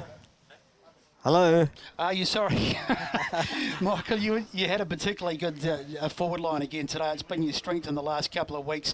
Hanley kicked 4. Also, Philp got amongst the goals as well. It's a real strength for this side. Yeah, absolutely. It's a real credit to the midfield as well. I mean, we seem to be extracting it from in there and giving the forwards good use. And I mean, Hanley's been great down there. I think he's playing second fiddle to Folksy, and he likes not getting all the attention. He's kicked a few as well, so he'll let us know about that during the week. But it's great to have a good spread, and everyone's enjoying the load. And Folksy, of course, had to go into the ruck today when Chappell got hurt. He himself has had a little time in the naughty corner as well, but he played very well in the ruck, didn't he? Yeah, absolutely, and it's good now that we've got a few of those utility blokes that can flow through if we need them. We can throw them back, we can throw them forward, or even in the middle. I think even Michael Philp had spent a bit of time in the ruck as well. So that's the depth that we've developed over the last couple of years, and it's probably the reason we're playing such good footy. And Scott Rowland down back for you. I mean, I saw him play last week. He was terrific. He did a job on King, and once again, he was terrific today. Oh, yeah, Scotty's unbelievable. I don't know how he does it. He just seems to match up against anyone, any size. I think he's just a bit of a terrier. But he's one we really look to play on some of the best forwards, and he always seems to do the job on them real well. All right, boys, we'll let Michael go back in now. All the other boys are gone, but thanks, Michael, and well done. No, pleasure. Thanks, mate. Cheers, guys. And thanks to the guys on the boundary line there, and Michael Prosenak there giving his time up. It's Park Orchard's a good host, so it's good to come out to this club. They're ever expanding, Division 3 for now. But based on where do you think they're at, Davo? Are they a chance for premiership based on today's siding at least? Oh, well, look, it is difficult to say at this stage, but you know what? I don't think there's a standout side at the moment in 3rd Division, so they're sitting second on the ladder. They're putting themselves in the right spot. If they can finish in that top 2, that gives them a really good run into the finals. There's a lot to like about them. I like their kids. Their forward setup is very, very good. Their backs are pretty solid. Again, it'll come down to whether they match up with some of the sides that they might come up against, especially this side like Ringwood have got some really big marking players, whether they can stop them, and a bit more experience in their group. Heathmont have got the more bigger-bodied players that are able to, your Englishes and these boys and Spurrells that can go through the midfield, whether they can get on top of them. But you know what? Youth and excitement and skill, they're pretty hard to get a lot of that, and they've got bucket loads of it here. So the big grounds won't worry them, small grounds won't worry them. So I really like their chances. It'll come down to whether they can get the experience and they're not overawed in situations if they do get into finals. But I do like them, and I was very impressed with the way they moved the footy today. Be very interesting, that game against Heathmont in a couple of weeks. It'll probably tell us really where they're at. Ringwood. Yeah, but they got Heathmont just after that, I think. And it'll be interesting if it's here. If they play Heathmont here, it'll be interesting to see how they go. So they host Ringwood, then they go to Heathmont. So That's the game I was okay, so if they go to Heathmont's a difficult ground to play at. It's probably harder to get a bit more of their run and spread. But having said that, if they keep all their players on the park and they get back a couple more, they could be a very, very dangerous team. So we'll soon know where they really sit after these the two next rounds. And if they can win one of them, that's a bonus. If they win both, then everyone's got to have stand up and take notice and say, well, they're the real deal. Okay, Park Orchards won today, round 8, 105, defeating the Basin at 55. After this short break, we'll come back with Barry Cotts and he'll tell us all the scores in all 4 divisions of the Eastern Footy League. So stay tuned to Radio Eastern 98.1. Hey, man. Yeah, man. Hope we win this weekend. I hope we win too. Because I want to kick some weekend goals at Pancake Parlour after the game. Because if your AFL team wins, you can go in and get a free sweet pancake with any savoury menu item purchase. Oh, free pancake. First your team wins and then your belly wins. It's win-win, man. Claim your free sweet pancake with any savoury item purchase just by showing your winning team's colours. Or your team membership. At any Pancake Parlour this weekend. Oh, and don't forget, check out Facebook for this week's offer. Lovely. Program sponsor. Probably amongst my friends, I'm known for my sense of humour. So people know me for my laid-back attitude. I work too much and I play too much sport and I'm a fantastic mum. My striking good looks. I can sing. Do a lot of running and swimming and surfing. My karaoke. Getting overly passionate about sport. I try to be there for everyone. I think that's what I would be known for in my group. Be remembered for the great moments in your life. Find out more at tobinbrothers.com.au. Tobin Brothers Funerals, celebrating lives. Program Never sponsor. miss out on the latest information on the Eastern Football League through the league's social media channels. Live updates, information and scores through the league's Twitter account. A new time and a new team, driving you home in 2016. Join a brand new lineup for The Huddle as the gang take a light-hearted look at the Eastern Football League every Friday night. More importantly, the team will reveal the ins and outs for this week's round of matches. The Huddle, 4:30 to 6:30 every Friday evening as you love it local. Dave and his mates are flying to the Gold Coast to watch their team play the Suns. Do they B, pay too much for a taxi, C, hope for an airport rail link this century, or D, get a lift from a mate and hope for the best when they fly home? What about A, for A1 Airport Parking? At A1 Airport Parking, get 2 days for $25, 3 days for $34, or get 7 days parking for just $69. And at just 5 minutes from the airport, they'll get you there in time for your flight and pick you up when you get home. Show your footy or sporting club membership anytime you park and get 10% off. A1airportparking.com.au. Program sponsor. Up the Mitcham Tigers! Calm the Burners. Let's go, Panthers. What a mark! Let's go, doggies. Tobin Brothers Funerals, serving all supporters in the Eastern Football League since 1934. Tobin Brothers Funerals, celebrating lives. Program sponsor. EFL Saturday Game Day continues. Let's head back and go local for your footy. Radio Eastern 98.1, Barry Cotts here in the EFL Game Day Centre, giving you the rundown of scores. And here at Dominic Park this afternoon in Park Orchards, it was a win in our radio game to Park Orchards. Park Orchards 15-15, 105 to the Basin 8-7-55. Now, before we go through the scores, let's check the AFL game this afternoon between the Gold Coast Suns and the West Coast Eagles. It was a nip and tuck game all day, and in the end, the Gold Coast Suns have defeated the West Coast Eagles to the tune of 3 points. The final score was Gold Coast Suns 11-14-80 have defeated West Coast 11-11-77, so 3-point win to the Gold Coast this afternoon. All right, let's start off with the Division 1. And firstly, Templestowe and Chirnside Park. In the end, it was a big win to Templestowe. Templestowe 21-17, 143 to Chirnside Park 4-7-31. Ferntree Gully and Heathmont. Ferntree Gully 13-17, 95 have defeated Heathmont 10-8, 68. Ringwood and Scoresby. Ringwood 13-12, 90 have beaten Scoresby 9-10, 64. Baronia and South Belgrave. Baronia 16-10, 106 to South Belgrave 7-7, 49. So Baronia 16-10, 106. South Belgrave 7-7, 49. East Burwood and Warrandyte. it was a win to Warrandyte. Warrandyte 11-7-73 have beaten East Burwood today, 5-14-44. In Division 4, Fair Park and Glen Waverley Hawks. Glen Waverley Hawks 7-9-51 to Fair Park 3-8-26. Sylvan 13-8-86 have gone down to Forest Hill. Forest Hill 18-17-125 to Sylvan 13-8-86. Surrey Park and Donvale, close game indeed, but in the end Donvale were winners. Donvale 13-9-87 to Surrey Park 10-9-69.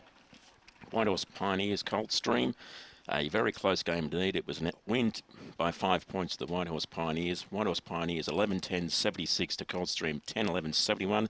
And finally, in Division 4, Kilsyth, 24-17-161 to Nutter Whiting, 2-4-16. To Division 1, and Bourne and Nord. And it was a win to Bourne, 14-15-99 to Nord, 6-4-46. Roeville and Blackburn, it was a win to Blackburn, 16-16-112 to Roeville, 9-12-66. Vermont, 19-20-104. To East Ringwood 6-6-42. Montrose 11-8-74 defeated North Ringwood 6-9-45. Doncaster and South Croydon, close game indeed, but in the end it was a win to South Croydon. South Croydon 7-11-53 to Doncaster 5-14-43, 10-point winners there. And finally in Division 1, Bayswater and Noble Park. And Brett will be a very happy man, Brett Betson that is. A win to Noble Park today, 14-11-95 to Bayswater, 6-11-47. So Noble Park winning away at Bayswater this afternoon. To Division 2, Mooroolbark and Doncaster East. And it was Doncaster East 14-13-97 to Mooroolbark 7-4-46. Monturnus South and Croydon. Croydon winners today, 14-10-94 to Monturnus South, 10-11-71. Knox, big winners today over Waverley Blues. Knox 20-11-131 to Waverley Blues 7-11-53. And finally in Division 2, Lilydale and Upper Ferntree Gully. Lilydale were the winners, 13-14-92 to Upper Ferntree Gully 5-3-33. So big winners there. Division 2 this afternoon. So that's your score update. So Division 3, we'll go through Division 3 once more. Templestowe and Churnside Park. Templestowe 21-70-143 to Churnside Park 4-7-31. Ferntree Gully 13-17-95 to Heathmont 10-8-68. Ringwood and Scoresby. Ringwood 13-12-90. Scoresby 9-10-64. Baronia 16-10-106 to South Belgrave 7-7-49. And East Burwood and Warrandyte. Warrandyte were winners today. Warrandyte 11-7-73 to East Burwood 5-14-44. And our radio game here today at Dominia Reserve and Park Orchards, a win to Park Orchards 15-15-105 to the Basin 8-75. So there's your score updates from the EFL Game Day Score Centre. So some interesting games there, and as you said rightly before, there's some interesting games in Division 3 and 4 that got down to the wire in the end in the last quarter. So what was the big upsets out of that recapping? Because you need to help me work it out. What do you reckon the big upset was today? Because it was mostly favourites, wasn't it? Yes, it was. Well, Templestowe beat Churnside Park. Ferntree Gully winners over Heathmont. That's probably a bit of an upset. Ferntree Gully. Ferntree Gully over Heathmont as I think they won it fairly easily too. Yeah. So does that surprise you that the premiers from Division 4 premiership contenders in Division 3 the following year? It hasn't happened for a while. It hasn't, and look, they were a really good side last year, and they're very well coached. They've always had tremendous juniors, Ferntree Gully, and they're playing a lot of them, which is good. But, yeah, I'm a bit surprised they rolled Heathmont, but I think it's great for the competition. And what was that Division 4 couple of clashes that were... Well, Ringwood and Scoresby. Ringwood got over the top of Scoresby in the end, but it was only by 14 points. So, 24 points. So maybe that was maybe an interesting game there. I think the Donvale, Surrey Park got rolled again by Donvale. And, you know, Surrey have got their AFL recruits in for the day, and they've got rolled. So they're in a bit of trouble, Surrey, because I think, I'm not sure about the ladder, but I think they've only won the 3 games. So yeah, you're right. With the way the ladders have gone at the moment... Donvale 2 games clear of them now. Yeah, and when you look at it, so we look at Division 4, you've got Whitehorse who have won again today, so they suddenly go to 28, Forest Hill go to 24, Coldstream stay on 20, Donvale go to 20, Kilsyth go to 20, Glen Waverley Hawks go to 16, And then you've got the bottom 4 of Nunna on 0, Sylvan 4, Surrey 12, and I think Fair Park on 16. So suddenly Surrey Park are now 2 games and percentage out of the 4, and that's going to hurt them. And what about percentage? I think Park Orchards are on top in Division 3.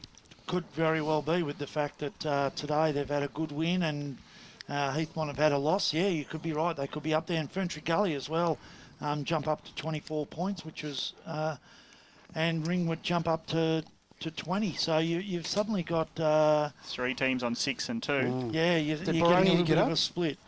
Yes, Boronia got up as well. Yes, they did. So they go to 20 as well. Yeah, I just thought the interesting one is East Burwood. Where are they going? They got well beaten by Warrandyte today. Are they heading down towards relegation, Brett? Well, they are, because Warrandyte have got up and had a win today. Oh, late charge, was it? So Warrandyte have won. They go to 8 points. So suddenly they're 2 games clear, Warrandyte. And it was 11-7-73 Warrandyte to East Burwood 5-14-44. So convincing and Brad, if I can chip in here, those 2 teams, East Burwood and Warrandyte, don't play each other again. So that was their big chance, East Burwood, today to maybe avoid relegation. But it's going to be hard now, like you say, 2 games behind. Yeah, and it becomes that perennial question, who are they going to beat sort of question. They always win one. Yeah, somewhere. But they've got to win 2 to be level, you know. Yeah. But it's interesting now. We talked about today's round in Division 3, and there has become suddenly there's a split. And if you look at it, Heathmont, Park Orchards, Ferntree Gully and Ringwood have all taken a jump up. And then you've got Boronia jumps into the 5, Tempe out of the 5 with Scoresby, and then you've got, I suppose, Churnside, South Belgrave, Warrandyte and East Burwood now are nearly 2.5 games out of the 5. So it's difficult at this stage, turning halfway, to be making up those games. It'll all depend on the draw, but so there's interesting stuff with Division 3. Division 2, Knox and Donny East and Lilydale, I think they all roll on. So they've all gone ahead now, and they've got a big break on the rest of the group. Well, we're going to our first in a minute, but can we do the votes and wrap up this game from today so we can finish today before we go to Brash at his game around the grounds? So let's wrap up from Domini Reserve in Park Orchards. We'll go with special comments. 3, 2 and 1. Brett Davidson. Well, I've given 1 vote to Scotty Rowland. I thought his defensive work was outstanding. His work in the air, tremendous. Got to improve his disposal, but for a small bloke, he really takes them on, and he gave nothing away. I've given 2 votes to Michael Folks. I thought when he was on the ball, he was tremendous. When he went off the ground, they lost momentum. But I think the thing about him that I was impressed with, when he gets the football, for a big man, he uses it extremely well. And I've given 3 votes to Nick Handley. I just thought he was a great target, and he got the ball, and look, he kicked 5, I think. Did he kick 5 or 4? He's kicked 4. Yeah. Kicked 4 goals. I reckon he's kicked 4 points, and he's kicked 4 out of bounds in the full. So he's had probably 8 to 10 marks inside 50, and he's had 12 shots at the goal. For a key forward, that's a fairly good way of going about it. Brett Beston. Michael Folks, I gave a vote to. I thought he was fantastic in the ruck. He spent most of his day there, except the time that he was off the ground, obviously, with a yellow card. I am between Philp and Handley, but I went with Handley for 2 votes, obviously for his 4 goals. But I gave my 3 votes to Philp, and the only reason was he kicked the 4 goals, but he went up the ground and then he went back and defended for a while. So I thought overall he probably got around the ground a bit more, and so I gave him. It was a flip of a coin, but I gave Philp the 3 votes. Ray Baird? Yeah, well, look, mine were very similar to what you other guys did. 1 vote I gave to Scotty Rowland, as you said, Davo. I thought he was brilliant down there. Got to work on his disposal. I agree with you with that, but he got enough of He didn't get a lot of the ball, but when he got it, he actually did something with it. 2 votes I gave to Nick Handley. 4 goals, great effort down there. I don't fall into the trap that some of you other guys do when you look at goal scorers. Someone's got to get the ball down there for these forwards to kick it. And the reason I feel that is Michael Folks, to me, was the best man on the ground. I just thought that the work, not only the work he did in the ruck to counteract the 2 big Basin ruckmen, but his work around the ground as well. He's a very mobile big man. The 3 votes to him. And we can't keep Grant Campbell, the superstar, long here. He's got to head off to an important engagement. Don't know what it is. But Debney got 1 vote from Grant Campbell. Handley got 2 votes, and Philp 3 votes. So the marking guys really impress him, obviously. And I did look to you, Davo, just to give me some clarity, and I'd ripped off all your votes. Roland 1. Oh, Roland won. I've ripped them off. Folks two and Hanley doesn't three. mean you can just say it. But I actually agree with you. Hanley, the way he marked it was as impressive as his goal-kicking ability because, yeah, it's not often you see a guy dominate his position as he did. So he deserved the 3 votes and he deserved the best on ground from our team with 12 votes. Folks got 8 votes. If he didn't get sent off, I reckon he might have got a few people's 3 votes. Philp, that's the players' nomination from both interviews. So he got 6. Roland got 3, just a good player. And Debney, the odd one out from Grant Campbell. So best on ground and the award. Someone please remind me what the award is. Trojan Toolbox goes to Handley with 12 votes, 4 goals. He'll have a great night tonight. If I can just chip in, look, we've all given our votes, but you look at that Park Orchard side, there was probably 8 players in that side who could have got votes today across the board. It was very hard to find a good player to put in the top 3 for the Basin. There were some guys there who really tried hard, but no, look, by far, the Park Orchard, they had the better of the day, no doubt. Yeah, look, I mean, I agree. The 2 big ruckmen had a fair crack for the Basin, but really they were very disappointing around the ground. They're overuse of the ball, they're missing of targets. You know, I expected more from Max Kruger. He was one that really surprised me because that would have been the worst game I've seen Max play. Yeah. So otherwise, we're going back with who are we going back with? Barry Cox at the moment. I am, and we are going to do a match report. Wayne Brush was covering the game this afternoon. Good afternoon, Brush. You there? Good afternoon, guys. How are we all going today? Not bad, thank you. How did your match turn out today?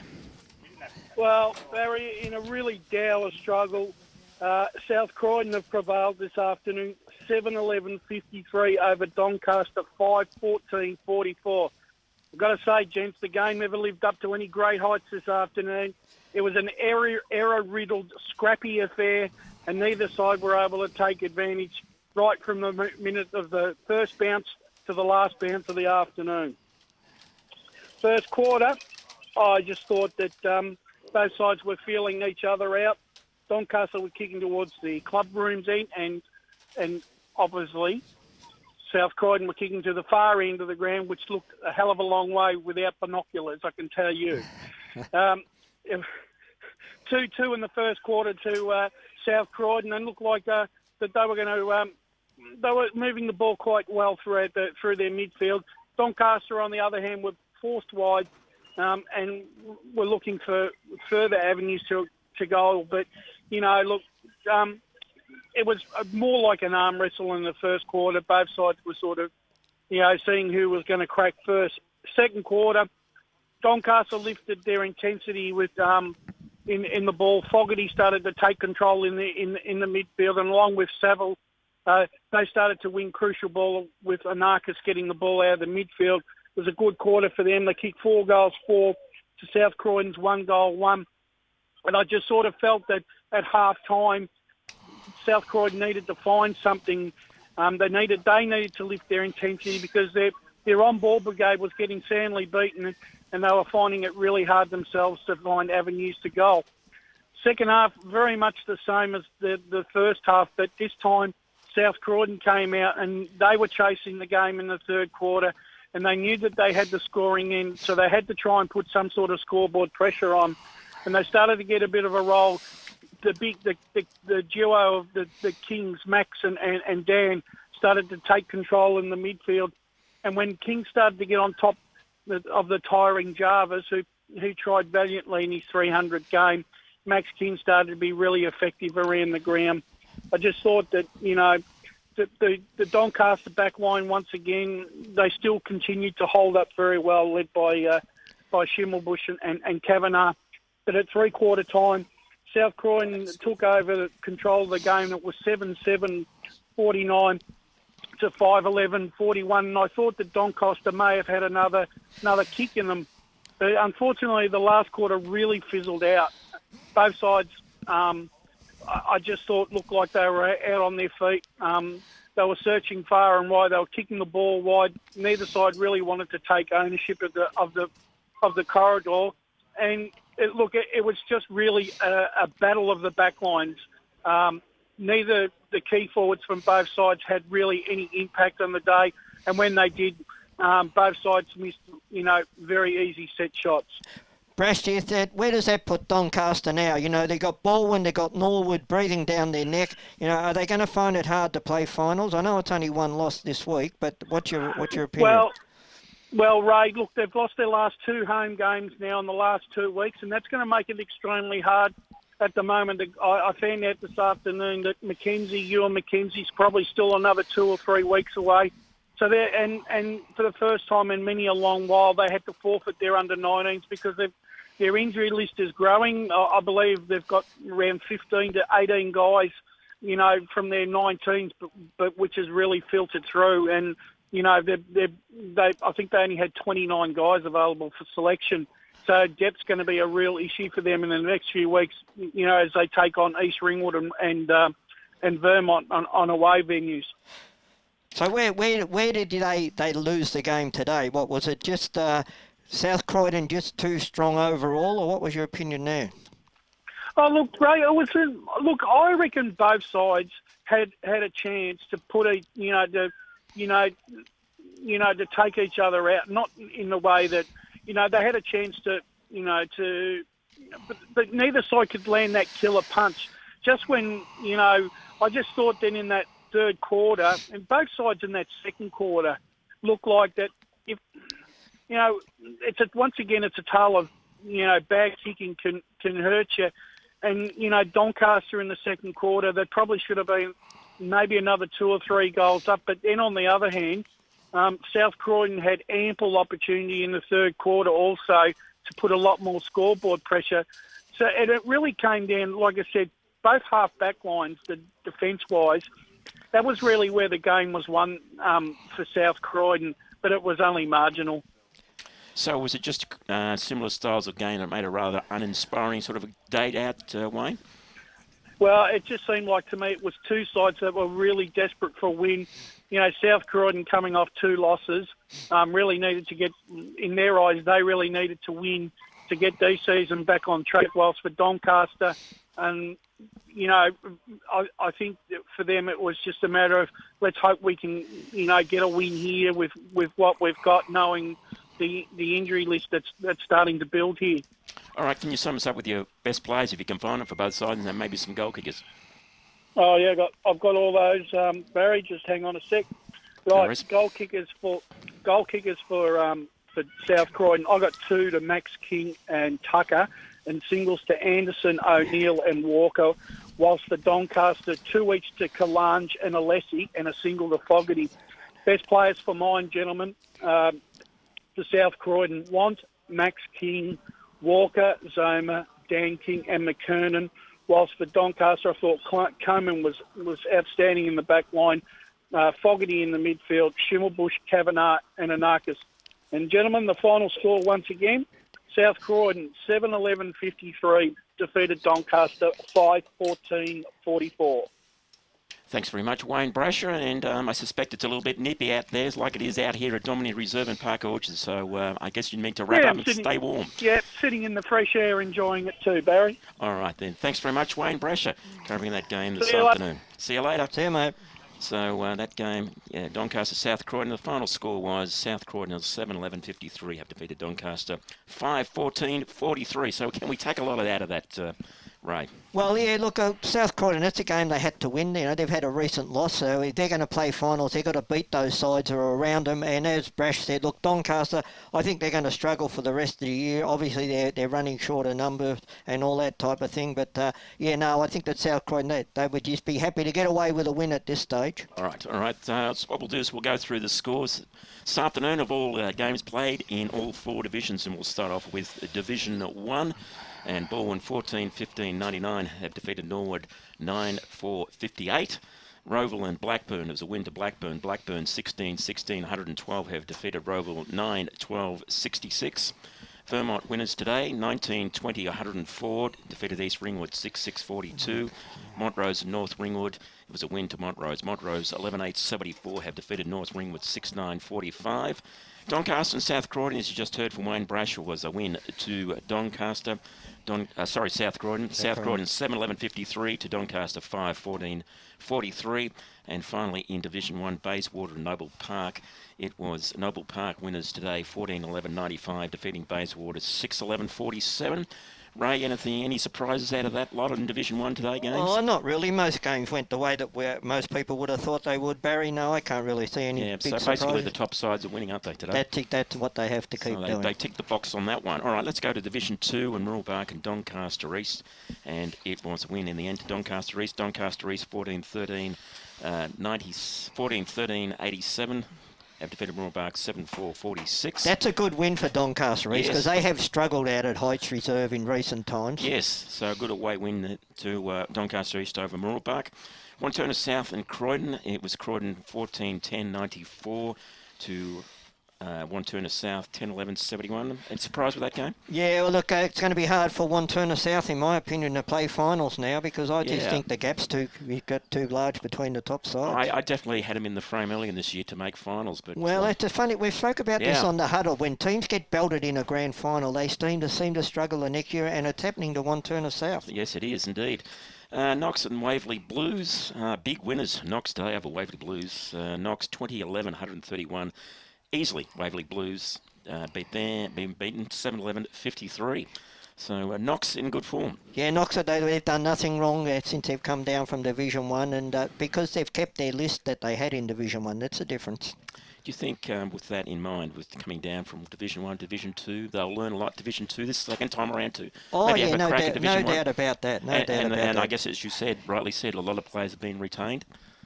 That's right, and usually when a side comes down, they lose 2 or 3 of their top players, but they've kept their list and they're travelling nicely.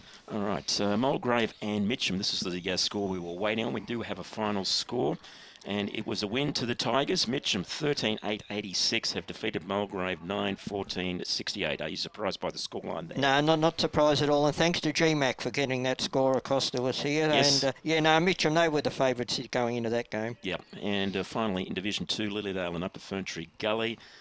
It was a win to Lilydale at home, 13-14-92 to Upper Ferntree Gully, a relatively low-scoring 5-3-33. Yeah, no, they're always hard to beat up there at Lilydale up at the LSO. Yes, indeed. Let's turn the card and look at Division 3 today. Templestowe and Chirnside Park.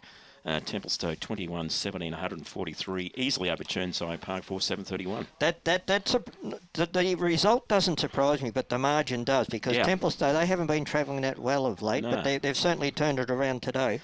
Yes, do you think they can go places? Oh, look, there's no reason why they can't. They're a good side. They've played in the last couple of grand finals, so they know what it's all about. Yep.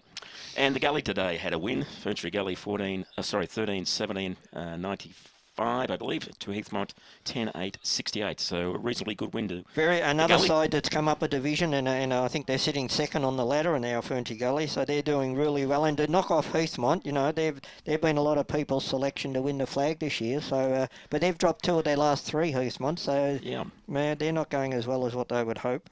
Now out at Ringwood today, Ringwood 13-12-90 have defeated Scoresby 9-10-64, so I suspect a regulation win to Ringwood today. Yeah, I actually picked Scoresby to win this game, but Ringwood, no, you can't. You can never write Ringwood off at Jubilee Park. You certainly can't. So that big grounds do get some teams, don't they? That's right. At Jubilee Park.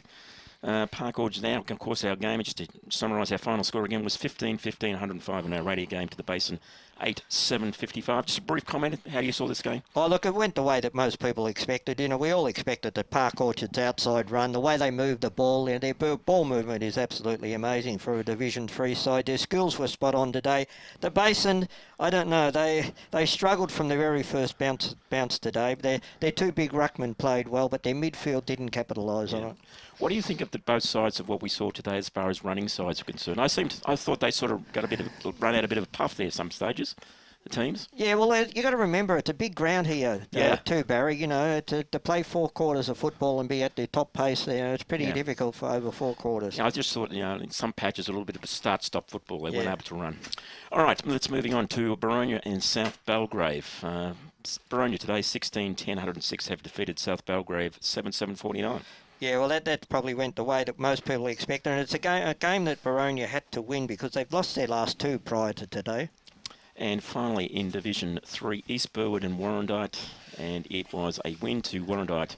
11-7-73 away from home, defeated East Burwood 5-14-44. And that's a good statement by Warrandyte because, you know, they've been up and down. They've only won the one game prior today, and their form hasn't been good. But ever since they won those 3 flags in the first reserves and under 19s 3 years ago, they've lost a lot of players. So they're in the rebuild stage. East Burwood, on the other hand, I just believe now they're headed for Division 4, unfortunately. I know it's a bit cruel saying that, but 2 games and percentage they've got to make up, you know, and they don't play Warrandyte, who are the second bottom side again.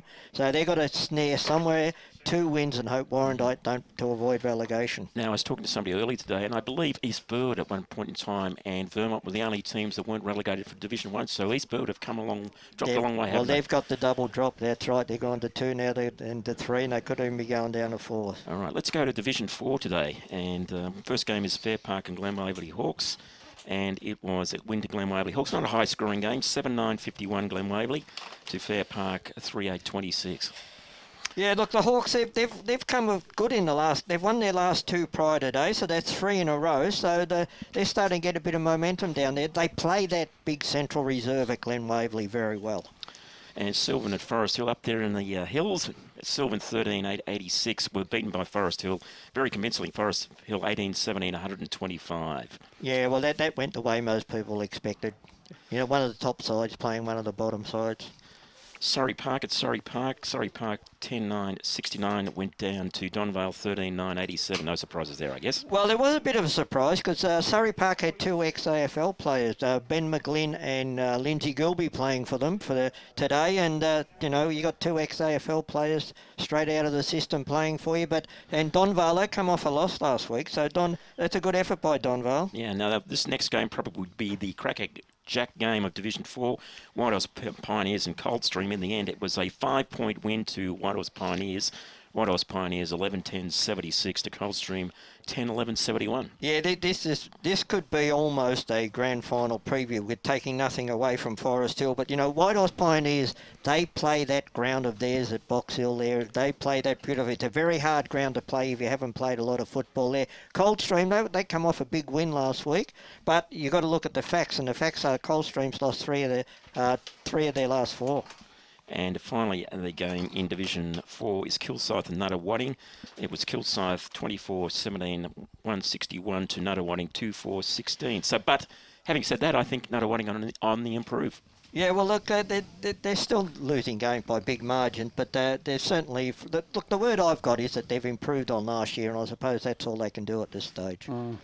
Right, and Brett Beston is here. What did you think of today's game? Well, it was an interesting one, wasn't it? I mean, it was Park Orchards probably always had the game under control, you felt. Their big men did the job, and it was an excellent win. They'll be well pleased. And as I say, that game coming up in about 3 weeks' time against Heathmont, I think should be an absolute cracker, and will probably tell a lot about where they are.